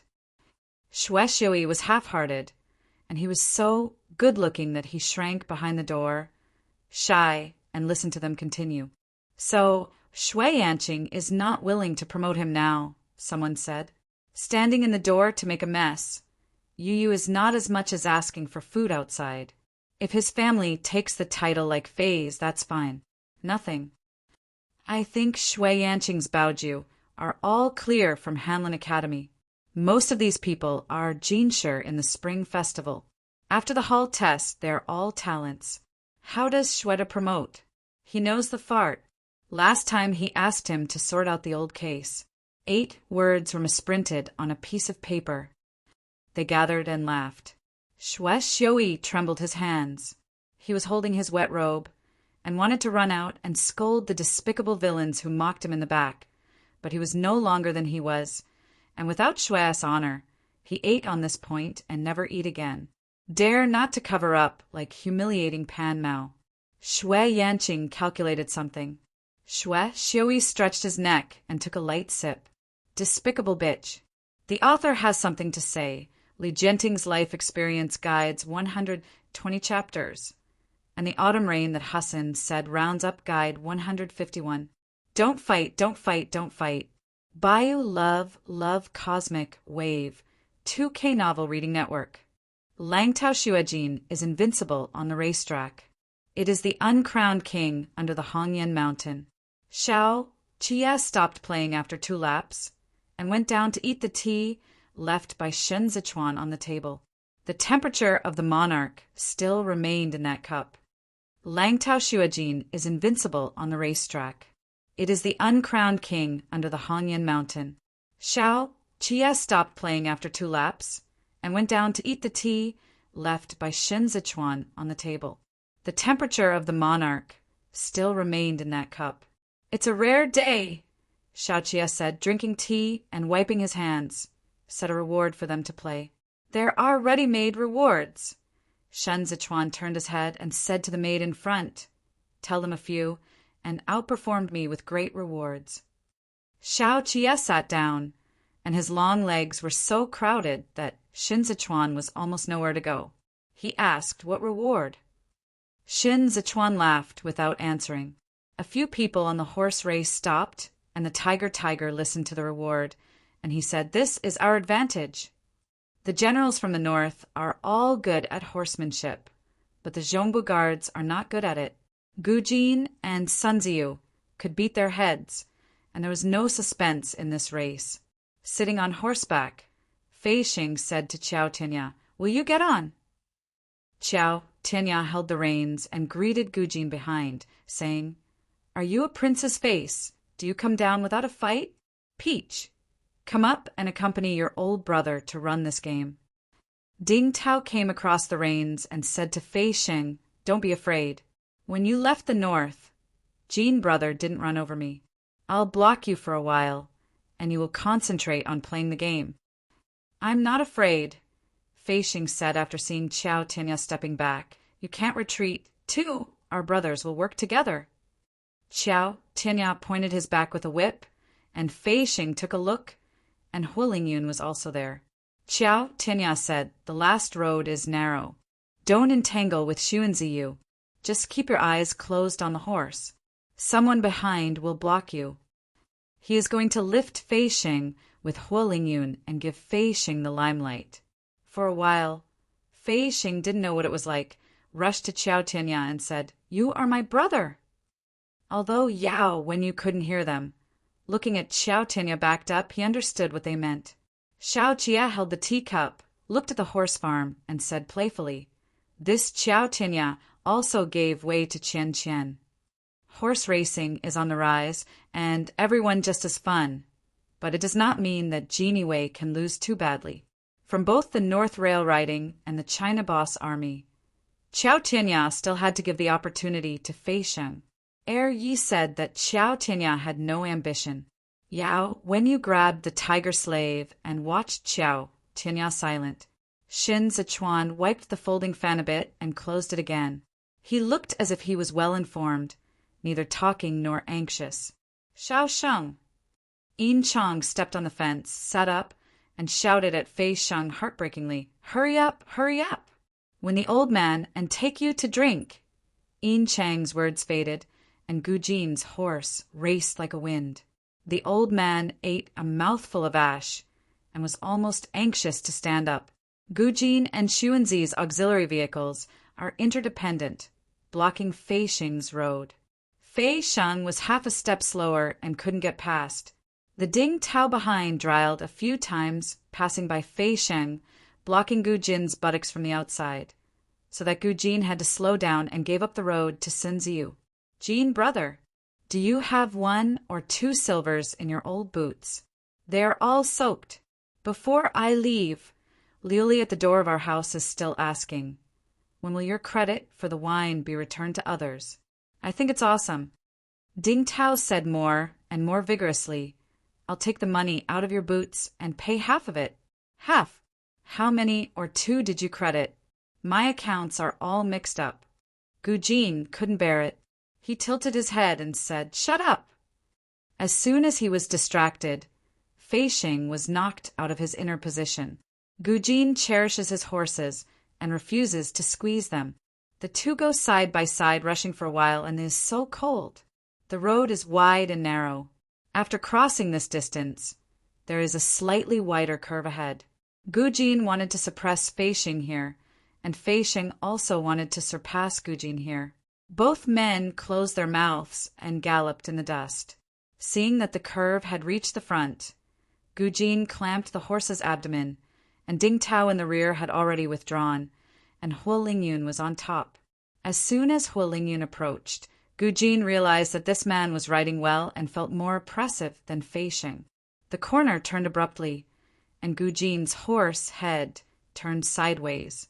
However, Hualingyun, who was catching up on the side, suddenly accelerated, and the pony's thick front neck followed the direction, pressing Gujin inward.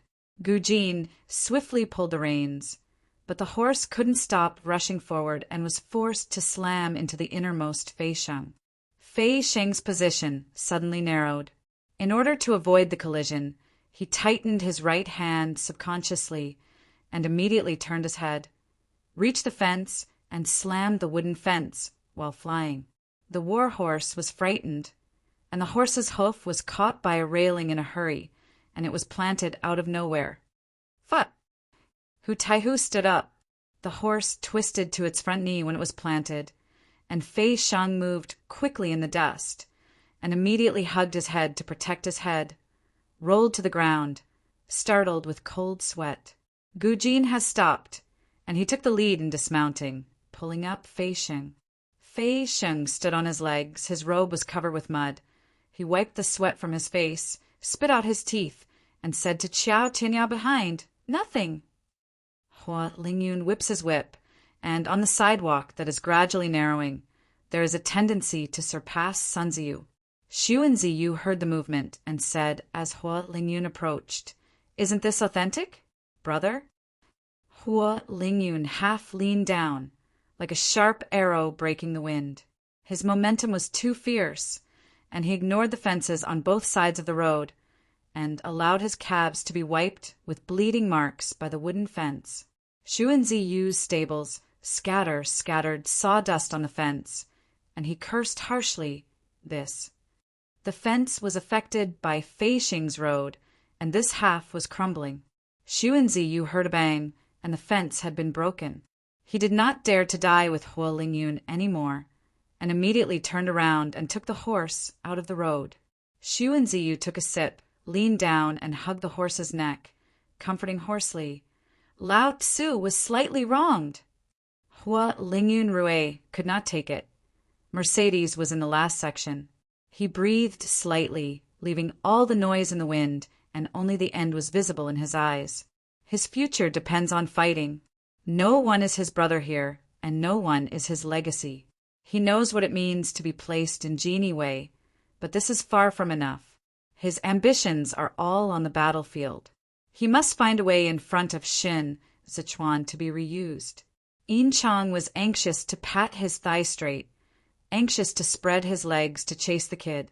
He yelled, "You can't cheat. You can't." Between the electric light and the fire, I saw the horseshoe stepping on the flying mud suddenly, as if the lightning broke through the dust, immediately after Hua Lingyun. "Qiao Tinya!" Yen Taihu poked out the fence excitedly and shouted, "Qiao Tinya!" Yao Wenyu's throat was dry. Seeing Qiao Tinya's brazen hair in the wind and the boldness between his eyebrows, he seemed to hear the sound of cracking ice. Hua Lingyun's brow frowned slightly, and he looked sideways to see Qiao Tinya pressing up. Qiao Tinya pressed the earthy smell of the tongue and smiled shortly at Hua Lingyun. Both men lowered their predecessors at the same time, squeezing a pavement between the fences that were smashed to the west. It seems that Qiao Tianya rarely has the urge to win, but today, in this boiling noise, he is the Qiao Jialong who struck the capital 10 years ago. The noise between the racecourses was full of anticipation, and the shouts were fierce. The silk is hanging in front of it, and the fence is like a broken rope, which is turned over by the rapid sound of horseshoes. Hua Lingyun gritted his teeth, and the wind fluttered in the dust, and his idea of winning almost overflowed his chest. At this moment, the iron bar suddenly ran out in front, and the force of the frontal collision was enough to scrape the person to the ground. Hua Lingyun made a quick decision, rolled over, and rolled to the ground between Pegasus, avoiding the iron. But after he got off the horse, he heard that Qiao Tinya was still moving forward, and he couldn't help but said, "Zhou!" The scarlet war horse rushed over the iron, no one on his back. Yao Wenyu clutched the handle of the four-wheeler, and his breathing stopped. In just a few moments, Qiao Tinya turned back from the side of the horse, and suddenly the scene was full of enthusiasm. "Xiao Chiye said pretty." Qiao Tinya took off the heavy color when Genie Wei came, then laughed. His lost frustrations were melted by the sunny day, and at this moment became a shining sweat, sitting on the horse back with a good posture. Yao Wenyu's calm face showed almost no clue. He let go of his hand, but found that Qiao Tinya was looking here. Qiao Tinya retracted his eyes, dismounted, and hit Fei Sheng with his shoulders, blocking Fei Xingzhang's sight of Hua Lingyun, and Fei Sheng said nothing. After they finished the game, they were rewarded by Xin Sichuan. Xin Sichuan was holding a folding fan and standing tall, saying, "Since the grand prize has been said, you can't use silver money and vulgar things to perfuse you. The position of the commander of the Duanzhou Genie Rider has been left empty." He paused and said, "Today, Qiao Tinya." Sure enough, Fei Sheng knelt down, sulking. but here are all people. He can't look at the master. But frustration is true. He can only reluctantly invigorate his spirit and maintain calmness on the face.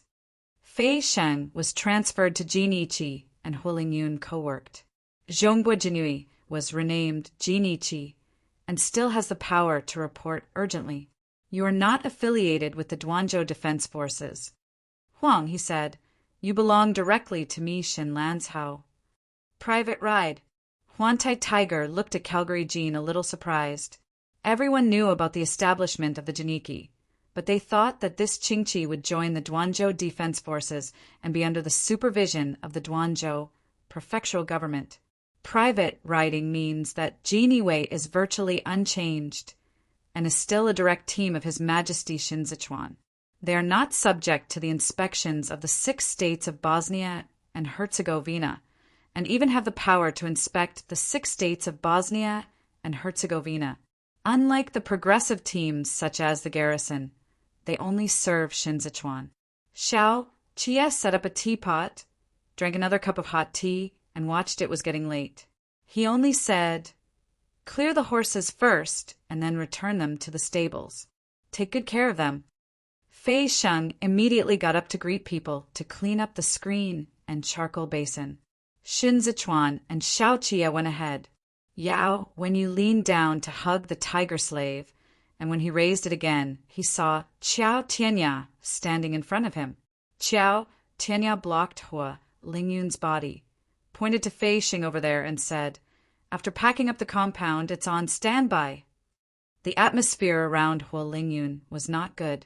He nodded indifferently, bypassing Qiao Tianya. Yao, when you looked at the cat, and suddenly a color ball fell into his arms. He looked up, and Qiao Tianya was still watching Hua Lingyun. Yao, when you held the heavy color, and there was Qiao Tianya's sweat on it. The author has something to say. It's late. Thank you for reading 2K Novel Reading Network. While the governor and the second grandfather were eating, Mr. Kongling had tea in the side hall and waited. Yu Xiao whispered to Kongling again. Today everyone just hopes that everyone is in peace and harmony, so don't spoil the governor's interest. While the governor and the second grandfather were eating, Mr. Kongling had tea in the side hall and waited. Yu Xiao whispered to Kongling again. Today everyone just hopes that everyone is in peace and harmony, so don't spoil the governor's interest. They all sat on the racetrack and saw the dragon and tiger fighting just now. Fei Sheng was so prestigious in the Jini Wei, and Shen Zichuan made a contribution in front of him, and Hua Lingyun couldn't afford to guilty. Kongling covered his mouth with a kerchief, put his chopsticks, and said, "Since the governor hasn't spoken, this can't be troubled. Don't look down on Qiao Tianya. The governor loves him so much. He naturally has had human." Kongling knows Shin Zichuan's thoughts most clearly. This Marseille is a rise, but the reward of the monarch is not a rise. Fei Sheng had the tribute to protect his predecessor in the past, and later had a record of attacking Fanzhou with the army. Shin Zichuan will definitely use Fei Sheng in a more suitable place, but Shin Zichuan will not let Fei Sheng be independent. He has to mobilize at the same time. Qiao Tianya and Hua Lingyun made the 3 of them an iron triangle that restrained each other. Today's Marseille is what the monarch expected. Shin Zichuan divided his private affairs from his official duties. From Jini Wei to Liuzhou, he was quietly constructing checks and balances. Shen Zichuan is not as strong and dazzling as Xiao Chia, but he always sits at the top, holding everyone in his arm in the palm of his hand, and letting them reach a delicate balance here. Kongling thought of this and couldn't help feeling. Qi Hualien is also the emperor. Shin Zichuan knocked chess pieces against Xiao Chia. They regained their interest in Yuan Zhuo's house last time, and now sit here to eat. Qiao Tianya was unexpected, Xiao Chia said. I think he is not fighting in Xizhou. He is still suspicious that he has realized the red dust, and is about to be indifferent. I also think so. Shin Zichuan flipped cold chess at his fingertips. But life is full of opportunities, and there is no secret. Xiao Chia braced his knees and showed his ears to the government. Shin Zichuan lowered his sun and said, Qiao Tianya is well known in Jinui. When arresting you in Nanlin hunting ground, you can even use Jinui's waistband without authorization. Ji Lei's treatment of him is evident. Miscellaneous in the capital. Feishing can be overwhelmed. Effort and energy are indispensable. The reason why he retreated in Xizhou, I guess he was hurt by Yuan Zhuo. But he wanted to retreat. Yuan Zhuo pushed him back into the game. Shen Zichuan hesitated about Hu Lingyun's whereabouts during the great victory in Fanzhou. At that time, Yao Wenyu proposed to put Hu Lingyun into Jini Wei. As long as Shen Zichuan agreed, he had to use Qiao Tianya again, because Hu Lingyun couldn't hold Feishing in Jini Wei. The two of them are a little bit interesting. Xiao Qie said of this, remembering a long-lost master of lights. Yuan Zhuo's Xinyu is difficult to heal. Shen Zichuan slightly bowed. This is why Yuan Zhuo pushed Qiao Tianya back. Xiao Qie was silent for a moment and said, heavenly and talented. The atmosphere was slightly sinking. Shen Zichuan pushed thee against the candlelight and said, Yuan Zhuo's medicine can't be cured. Doctors come and go. No one dares to give a word. The poison that Danqing feeds was aimed at his life. Xiao Qie threw the chess pieces between his fingers into the chess box. After October last year, I can no longer find a master of lights. I am in dying. I asked Master. Master also said, I doan't know. When the Master left the realm, he said clearly that he would go back to see the elder brother after the year. But now it's almost 3 months, and he hasn't seen anyone. Xiao Qie's heart disease is on Shen Zichuan's body. Now, looking at Yao Wenyu's weakness, he can't help but feel cold lips. He got up and opened the chessboard, regardless of the chess pieces scattered around the table. He stubbornly touched Shen Zichuan's cheek. At the latest in April, Xiao Qie's eyes were deep, and Shen Zichuan was in the palm of his hand, and Xinxing said, I will find a master even if I dig the ground 3 feet. Lanterns hung high above the office yard, and the slate was spotlessly clean. This yard is a new choice. A few years ago, officials in Duanzhou, Yemen, took a rest yard when they were on a business trip. Now they are empty for Jini Wei to run a business yard, and they have opened up a few houses as the main hall. Fei Sheng stepped on one of the stools and sat inside to drink. He was surrounded by a few brothers, messing up the food and drinks, squinting out. Hu Lingyun squatted on the steps with their backs facing them, eating dry food in cold water. He ate halfway and suddenly flew over a kuju, hitting his water sack. The water sack dropped to the ground and wet the corners of his robes. He swallowed the dry food in his mouth and turned to look at it. Jini Wei under the tree smiled at him and said, It's dark in the courtyard and I can't see clearly. Hu Lingyun reached out and picked up kuju, got up and wiped his mouth. Jin Iwei teased Hu Lingyun and said, I shouted 1 or 2, and you threw it back to me. The man's voice faded, and Holling had thrown kuju out. That series of ling flew over the wall, and disappeared when it was a while. Hu Lingyun rubbed the snow and replied, The courtyard is dark, and I don't see clearly. Fei Sheng picked vegetables to eat, and without looking back, several Jinui around him stood up. The other across the branch came across Hu Lingyun, smiled and cursed. Dog day, throw it so far, you pick it up. One of the lanterns in the courtyard suddenly went out, and this side went dark. Hu Lingyun felt that he had hit his belly, and he rolled up his cuffs, followed by a punch. Step edge slipped. Several people stumbled him, let his fist empty. The next moment, Hu Lingyun was overturned to the ground. He protected his head and took a few more blows. Qiao Tianya stepped in from the gate of the courtyard, and his robes were not lifted. He kicked one with a cold voice and reprimanded, Everyone get up! What's the matter? Fei Sheng moved his, but looking down at the steps, looking calm. How did it get here? Hu Lingyun was still protecting her head, and was covered with shoe marks all over her. He squeezed blood out of the gap between his arms, and a carp lifted himself up. Qiao Tianya looked at Fei Sheng, and Fei Sheng said, I'm not listening. Xiao Hua, why don't you call me? Hua Lingyun's mouth was full of ice dumplings, and he spit a few more times, ignoring Fei Xing at all. A few years ago, when we received the waistband, Qiao Tianya ripped off the waistband of the former Jinui and raised it to everyone in the hospital. He raised his voice. I said to his mother, I want to be up and down and be a brother, all unloaded. Jin Iwei in the hospital did not dare to hesitate and raised his hand to remove the waist cards neatly. Jin Iwei's waist card is a status symbol which must be carefully collected, not even borrowing. They wore a waist card in the scenery of Badu, and they wore a waist card with Shen Zichuan in the middle of the bow.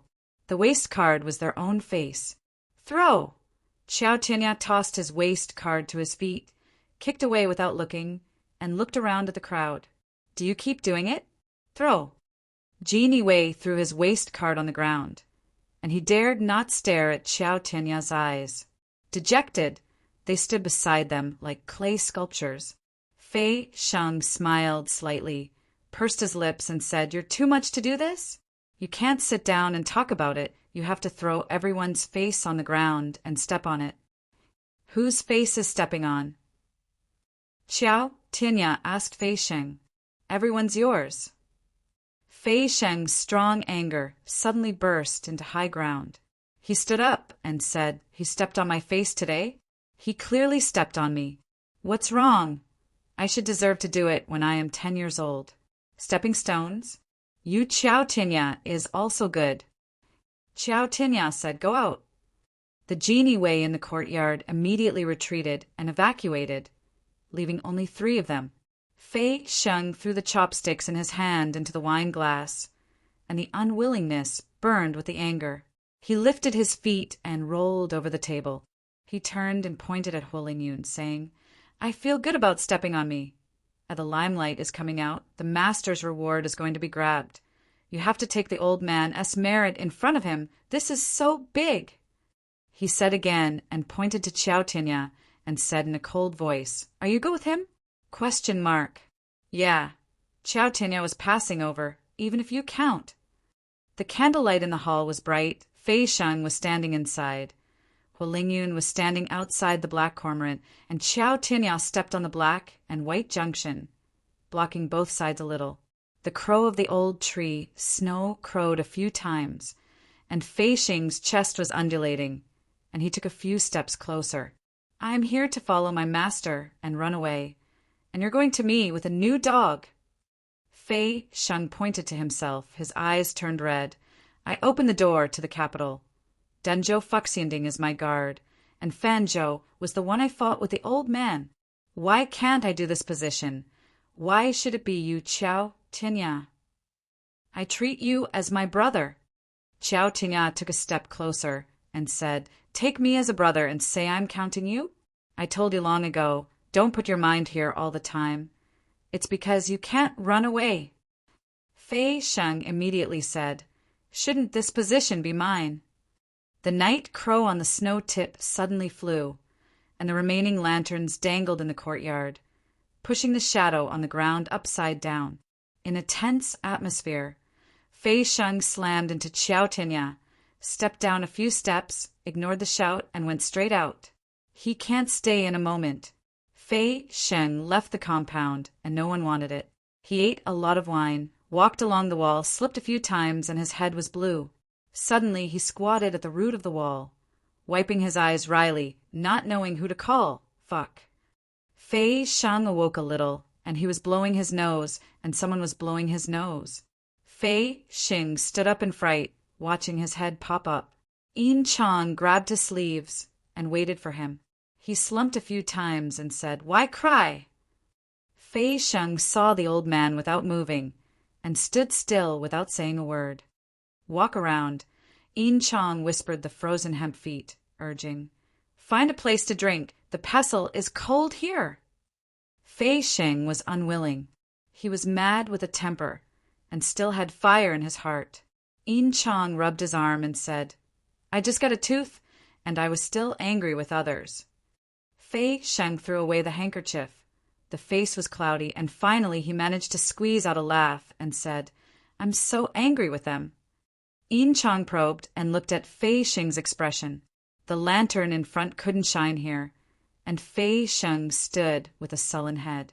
Don't show the old man at the beginning. Yin Chang couldn't stand the cold. He shuffled and said, Give him that position. I look at you and it's amazing. Bon Jin is so good at it we can compare it with him at Xiaobua. There is no such ability. We still have a future. We have to fight with people here. Be careful to see the Fu Jun and scold you carefully. Fei Xing stunned with anger.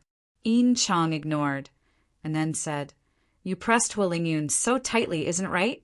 Can this convince the public? There is a Dengzhou garrison in Jinyue. Isn't it the heart of others? What is the commander doing? Yes? Let us manage the army, don't worry. Can this position give you? Fei Xing snorted. Jiao Tinya can go, Qiao Tinya can. Human Qiao Tinya really has this ability. Yin Chang said with a sigh, and went to the other side of Fei Xing. The old man was short, and Fei Xing stood a few short heads in front of him, and said, Look at him. I didn't from you in Sizhou, but the prestige is still there. He advised you not to persuade you to keep pressing. Hualing Yun's so old. Do and talk. I know. You want to say that you haven't pressed Hualing Yun, but have you arranged for the errand of Genie Wei? Fei Xing said, I'm his mother? I'm in charge of eating and drinking Lazarus. Yin Chang jumped up and hit him, and said, You bastard, why don't you know the trick? What you do, you know best. Pushing Fei Xing again, hurry up. Fei Xing was shoved. Yin Chang punched his and cursed. If you are my son, I will pump you. Fei Xing pulled his dirty robes and looked back angrily. I have a mother. Give me a good look. If you want this position so much, I'll go to the governor tomorrow and let you come back and see if you can't hesitate. Yin Chang took a few steps and said, I have a son. Fei Xing has never heard of it. Yin Chang is mixed in Sizhou, and he doesn't talk much about it. If my son is alive, he will be an age with you. Fei Xing was bored for a long while, and suddenly asked, How did you die? Yin Chang squeaked on the snow, headed to the star, and finally could see some way. He narrowed his neck and said, Hungry. Fei Xing was holding the wall, and dare not pout with the old man. Yin Chang was mixed in the market when he was young. He came from a low-income background. He didn't know anything about craftsmanship. He didn't go to school. He wanted to hang out for food, and it took a lot of effort to join the army. At that time, the Yellow Book naturalization promoted by Qi Hualien came to Sizhou, and Yin Chang rushed into the garrison for the last loophole and stayed for 30 years. He spent a lot of time in the garrison. Although he was illiterate, he felt the terrain familiar. As he and Fei Xing boasted, as long as he was in Zhongbua, he would not go wrong with his eyes closed. The ordinary bandit was not his opponent at all. Yin Chang didn't want to mention his wife and children, because they both starved to death in Xiandanayan. That was the beginning of Yin Chang's alcoholism. He looked back at his past, thinking that he was like the mud under his feet, and he had never seen anything in his life. You follow the governor and have a future that is more promising than me. Yin Chang looked at the road under his feet. Xiao Sheng, you have to go down and down in your life. You see it and do it by looking up. You are better than me. The more wise and savvy the master is, the harder he is to serve. The governor see and get around, and he see and conceal it. If you have such a temperament, do'n't you know the governor? Didn't you just use you by your side? Talented. You stare at Qiao Tianya, staring at Hualing Yun, but they are all different from you. You are a smart, silly boy. Do'n't be angry with them for this thing. It's broken the friendship with the governor. Future. Fei Xing was even more aggrieved when he heard this. He walked ahead and wiped his face. Fei Sheng's father was Fei's partial housewife. When he arrived in Fei Xing, he couldn't even touch the side of the house. His dad had to bet that if he hadn't died early, most of Genie Wei's position would not have been secured. Fei Xing has followed many people. In order to get in touch with Helian Ho, Qingri carried a sedan chair in front of Xiao Ho Yi Fei Shi. Later, he followed Han Yen and was drunk like a son. He is not a gentleman, he is nothing. He just wants to get out of the way. The old man said, You look down on Huo Lingyun, but I heard that he is also of good origin. Dad is a bandit. It is not easy to live. Don't always have trouble with others. Fei Xing said, He grabs your battle. Give him. Yin Chong walked behind Fei Sheng. When Fei Xing didn't know, he looked up at Fei Sheng's back. After a long time, he said, How many more years can I live? It's useless. Fei Sheng is still young, tall, and strong. Yin Chong stopped unknowingly. He only seemed to be able to come here. Even if he didn't agree with the old, he couldn't catch up with the younger juniors. Moving forward was another world. He watched Fei Sheng go down this road and looked for a while. Xiao Sheng, the old man, is not prosperous, and his son hasn't supported him in this life. But you believe me, I think you have to live to be 100 years old and retire. You go forward. Yin Chong paused for a moment. Suddenly shout, Get up. Go ahead. Fei Sheng looked back at Yin Chong and thought the old man's eyes were strange. He has not been watched by his father in this life, so he does not understand the expectations behind this look.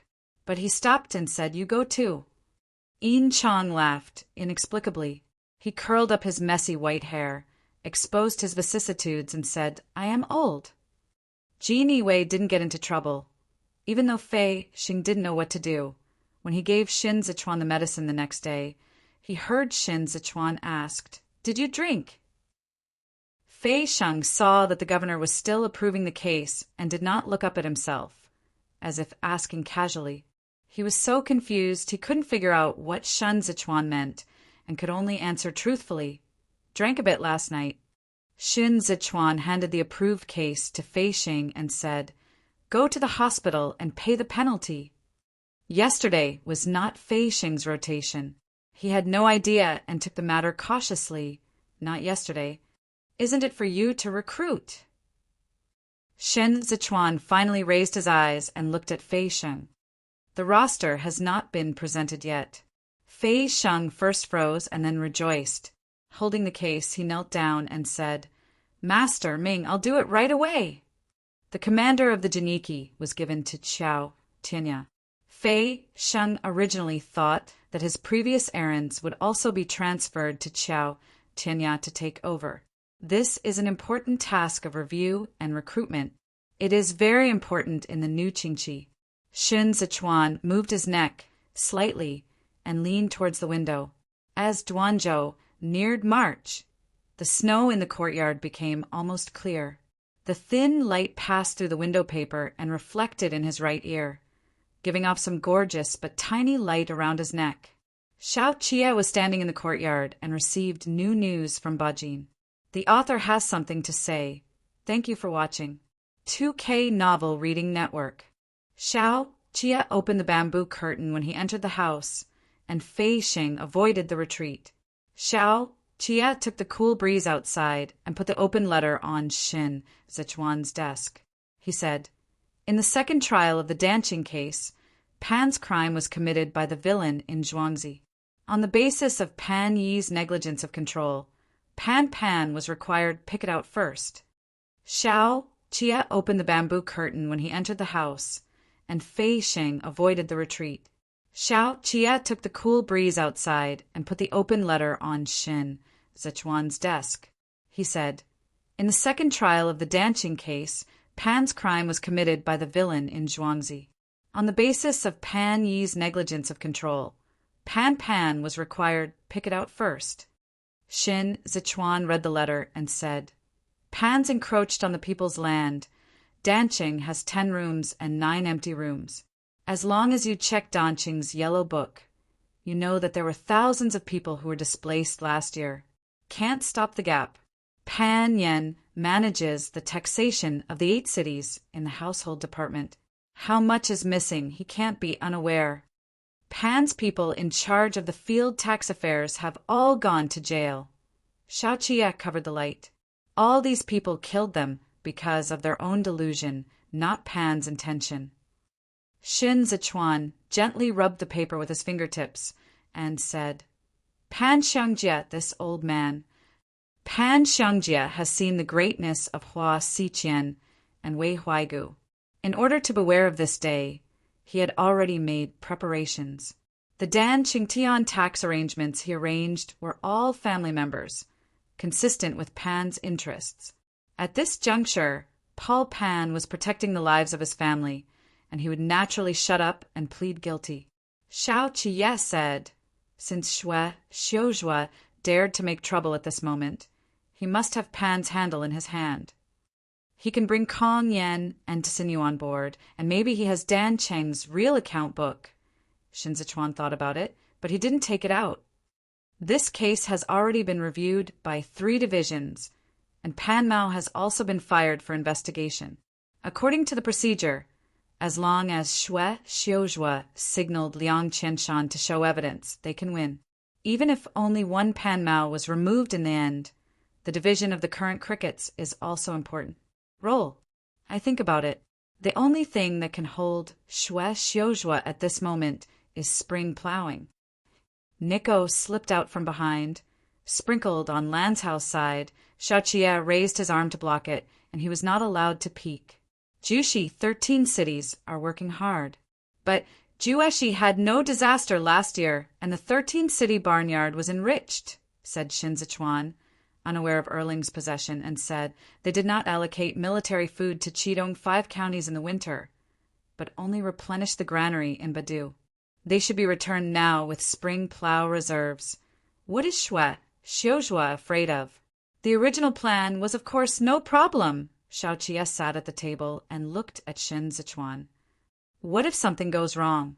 Shin Zichuan got through at one point. He put his pen aside and said, it seems that the Queen Mother wanted to use Qi Juyin to send troops to move the empty West Granary. At the moment, the only way to move the empty grain warehouse in Jueshi is to collect military rations.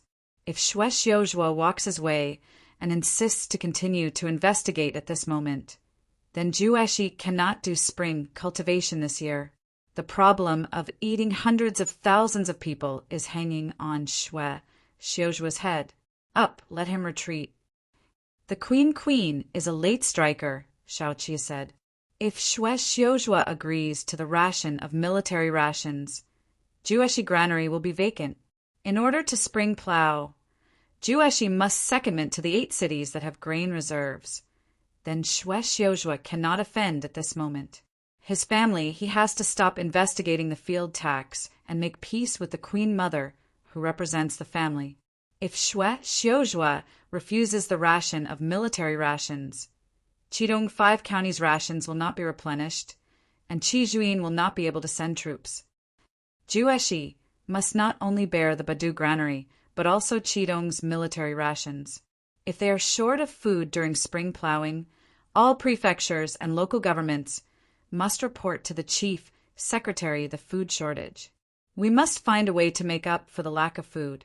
Under normal circumstances, the Ministry of Households will coordinate according to the harvest situation of each year last year. Shanning will owe an IOU with the chief executive of the neighboring provinces and regions to borrow the food.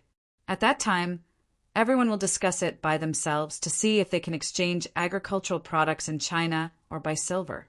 However, at the moment, only 8 major cities can be used to borrow food from Jushi. To convince the Queen Mother to borrow food after being emptied by the military rations in Jueshi, Xue Xiuzhua must have passed the tax on the 8 cities and even the tax on the city of Danqing. If you have money, you can't buy any food. The tax on the land has already been solved. If you miss it, it will be even harder to investigate. Moreover, if this case affects Tai Xue's eyes, if Xue Xiuzhua retires, the students will have to write down on him. Shin Zichuan slowly on the table. The queen is cleverly set, but she just played the pawns and made Xue Xiuzhua retreat. The Queen Mother also took advantage of the potential of Shin Zichuan here. Shin Zichuan's military supplies to Qidong were all stolen by Yan Heru integrating Hezhou and Jueshi granaries, and then all were requisitioned from Jueshi. Jueshi experienced it within half a year. The rations were filled twice, and the granaries naturally could not afford it. Xiao Qie covered the top of Xin Zechuan's hair and said, Shui Yanxue, who has nothing to do with, is dead. There are still ways. Xin Zechuan looked up and said to Xiao Qie purely, If it was me, I would just remove the Queen Mother. In the past few days, the snow in Lidu has quickly melted, and the eaves along the street are running down the water. Fortunately, Guangzhou was newly repaired last year, and there was no blockage. Shui Fu's position is not biased, but he is too close to the house next door, and the roots of both walls have collapsed. Shui Xiuzhua has recently lived in Dali Temple. When he returned to change clothes, he saw that the courtyard wall had been renovated. He asked the supervisor at his home, when was it repaired? Shui Xiuzhua's family didn't pay attention to red tape. The supervisor was old, and he was still respectful. He said, truthfully, the old lady returned to visit Jean Gear a few days ago and saw that the wall of the courtyard collapsed. Uncle asked someone to fix it. Shui Xiuzhua heard the words dim in his eyes, thought for a moment, and felt that his brother Shui Xiuyi's move was strange. Shui Xiuyi and Shui Xiuzhua did not deal with it. After leaving, they quickly destroyed the remaining family property. Shui Xiuzhua's light was doing idle work in the household and barely made a living. Where did he get his spare money for Shui Xiuzhua repairing the wall? Let the account room make up for him, Shui Xiuzhua said. Mrs. don't have to come to see Jeaner again. Jean Gear is Shui Da's sister-in-law. He is 8 years old this year. Shui Xiuzhua kept up with him and did not return Jean Gear to Shui Da and his wife after Shui Dafan went out. Shui Dalai asked for a few times because he could not see Shui Xiuzhua and could only give up. The supervisor said yes. Shui Xiuzhua's baggage is light and lightweight. He does not wear polo satin. The most glamorous clothes are the official robes, which are easy to pack. He often lives in the office of the office. There is only a dumb person to follow the pen and ink. There is no made ordinary coarse tea and light rice. All are the habits of the household to leave the local field during the incident. Shui Xiuzhua will return to run the compound courtyard after finishing packing. The supervisor gave him an umbrella and persuaded warmly. The third master lives in the compound, and there is no one to wait for him. The weather changes suddenly, and his clothes must still be thick. Shui Xiuzhua arrived at the door, and Dur came forward to pick up the umbrella and spoke to him. Ah. Shui Xiuzhua bowed his head, signaled that he knew, and turned back to the supervisor and said, You will be taken care of by the head of the house. My Yuezhang will be returned on time. If you see anything to add in the house, just add it. Shui Xiuzhua did not sit in a sedan chair since he was promoted. He walked back and forth. At the moment when he was instructed, Duan raised an umbrella and turned into a drizzle. When he arrived at the compound courtyard, it looked like Liang Minshan had been waiting for a while. Master Yanqing. Liang Yanshan greeted him at the bottom, saluting Shui Xiuzhua. Shui Xiuzhua sent Didu away and said to Liang Yishan, Go in and talk. Liang Minshan took a few steps and followed Shui Xiuzhua into the room. The light was turned on in the room, but the charcoal basin was empty. Liang Traoshan felt the chair was cold when he sat down. He had just seen the house while he was waiting. It was plain and simple. The only thing that was valuable was the pen of the old Yao hanging on the wall. Besides that, the tables, chairs, and benches were all ordinary objects. Who would have thought that Shui Xiuzhua could afford Qidong's army? Chongshin doesn't have to be constrained. Shui Xiuzhua opened the window, sat down, and said in a warm voice, Is this for the Dan Chengshin tax case today? Shui Xiuzhua is tall and upright. With a generous manner, it is like a spring breeze. He is now also a capital minister, but Liang Yishan is very comfortable in front of him. He has neither the arrogance of his family's children nor the prudence of the cold door, and it is easy to make people feel good when talking. Yes, Liang Minshan took out the tightly wrapped account book in his arms. Xiaoguan came for the Dan Chengshin tax case. Shui Xiuzhua is waiting for his following. Liang Yenshan went on to say, "Last time the Queen Mother made a decree. It would take Miss 3 to return to peace, and the commander had to accompany his father. According to the humble official's opinion, this is to urge the adult." At this time, the Queen Mother summoned Qi Juyin to enter the capital, nothing more than to put pressure on Xue Xiuzhua, and the ration of military rations was still hanging there. Time was not waiting.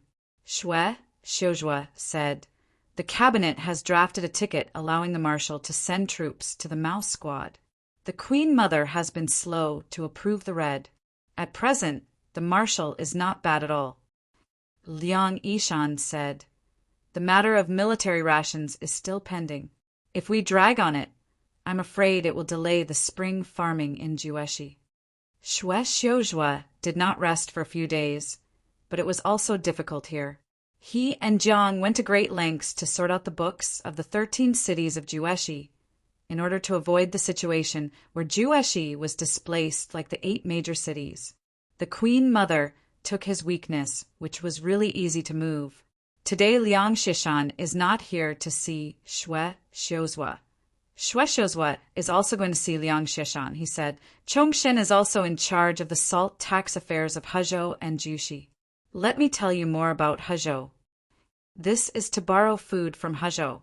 Liang Xishan was indifferent. He said Xiaoguan is frank. It is really difficult for adults to borrow food from Hezhou. This year, the harvest in Hezhou is not fake. I can borrow people's food with the Yen family. Yen Haru is very difficult, and he has a lot of money. He may not be willing to lend money. He is afraid that he will ask for something else, which will destroy the soup in Hezhou. Xue Xiuzhua was lost in thought. He is having difficulty with food, not money, and the most important thing is that he can't buy food right now. If he is worrying about Qidong army now, he can raise tariffs in Hezhou and Jueshi and get rid of them from the merchants, but the shortage is food. According to Hai Liangyi's plan, Zhang's castle peak was transferred to Zhongbua for recovery. This year we can also see a little grain, and then we will gather some from Huaizhou to solve the military grain problem. However, Zhongbua is now the site of Shinzichuan. The Tsihui tea commercial line has cut off a considerable part of Dazhou's grain. "Waiting for the coach," Xue Xiuzhua said. "I'll talk to the coach." The author has something to say. It's late. I saw a small boss who couldn't distinguish between Xue Xiuzhua and Xue Xiui, and later replaced it with Xueda. Thank you for watching. 2K Novel Reading Network.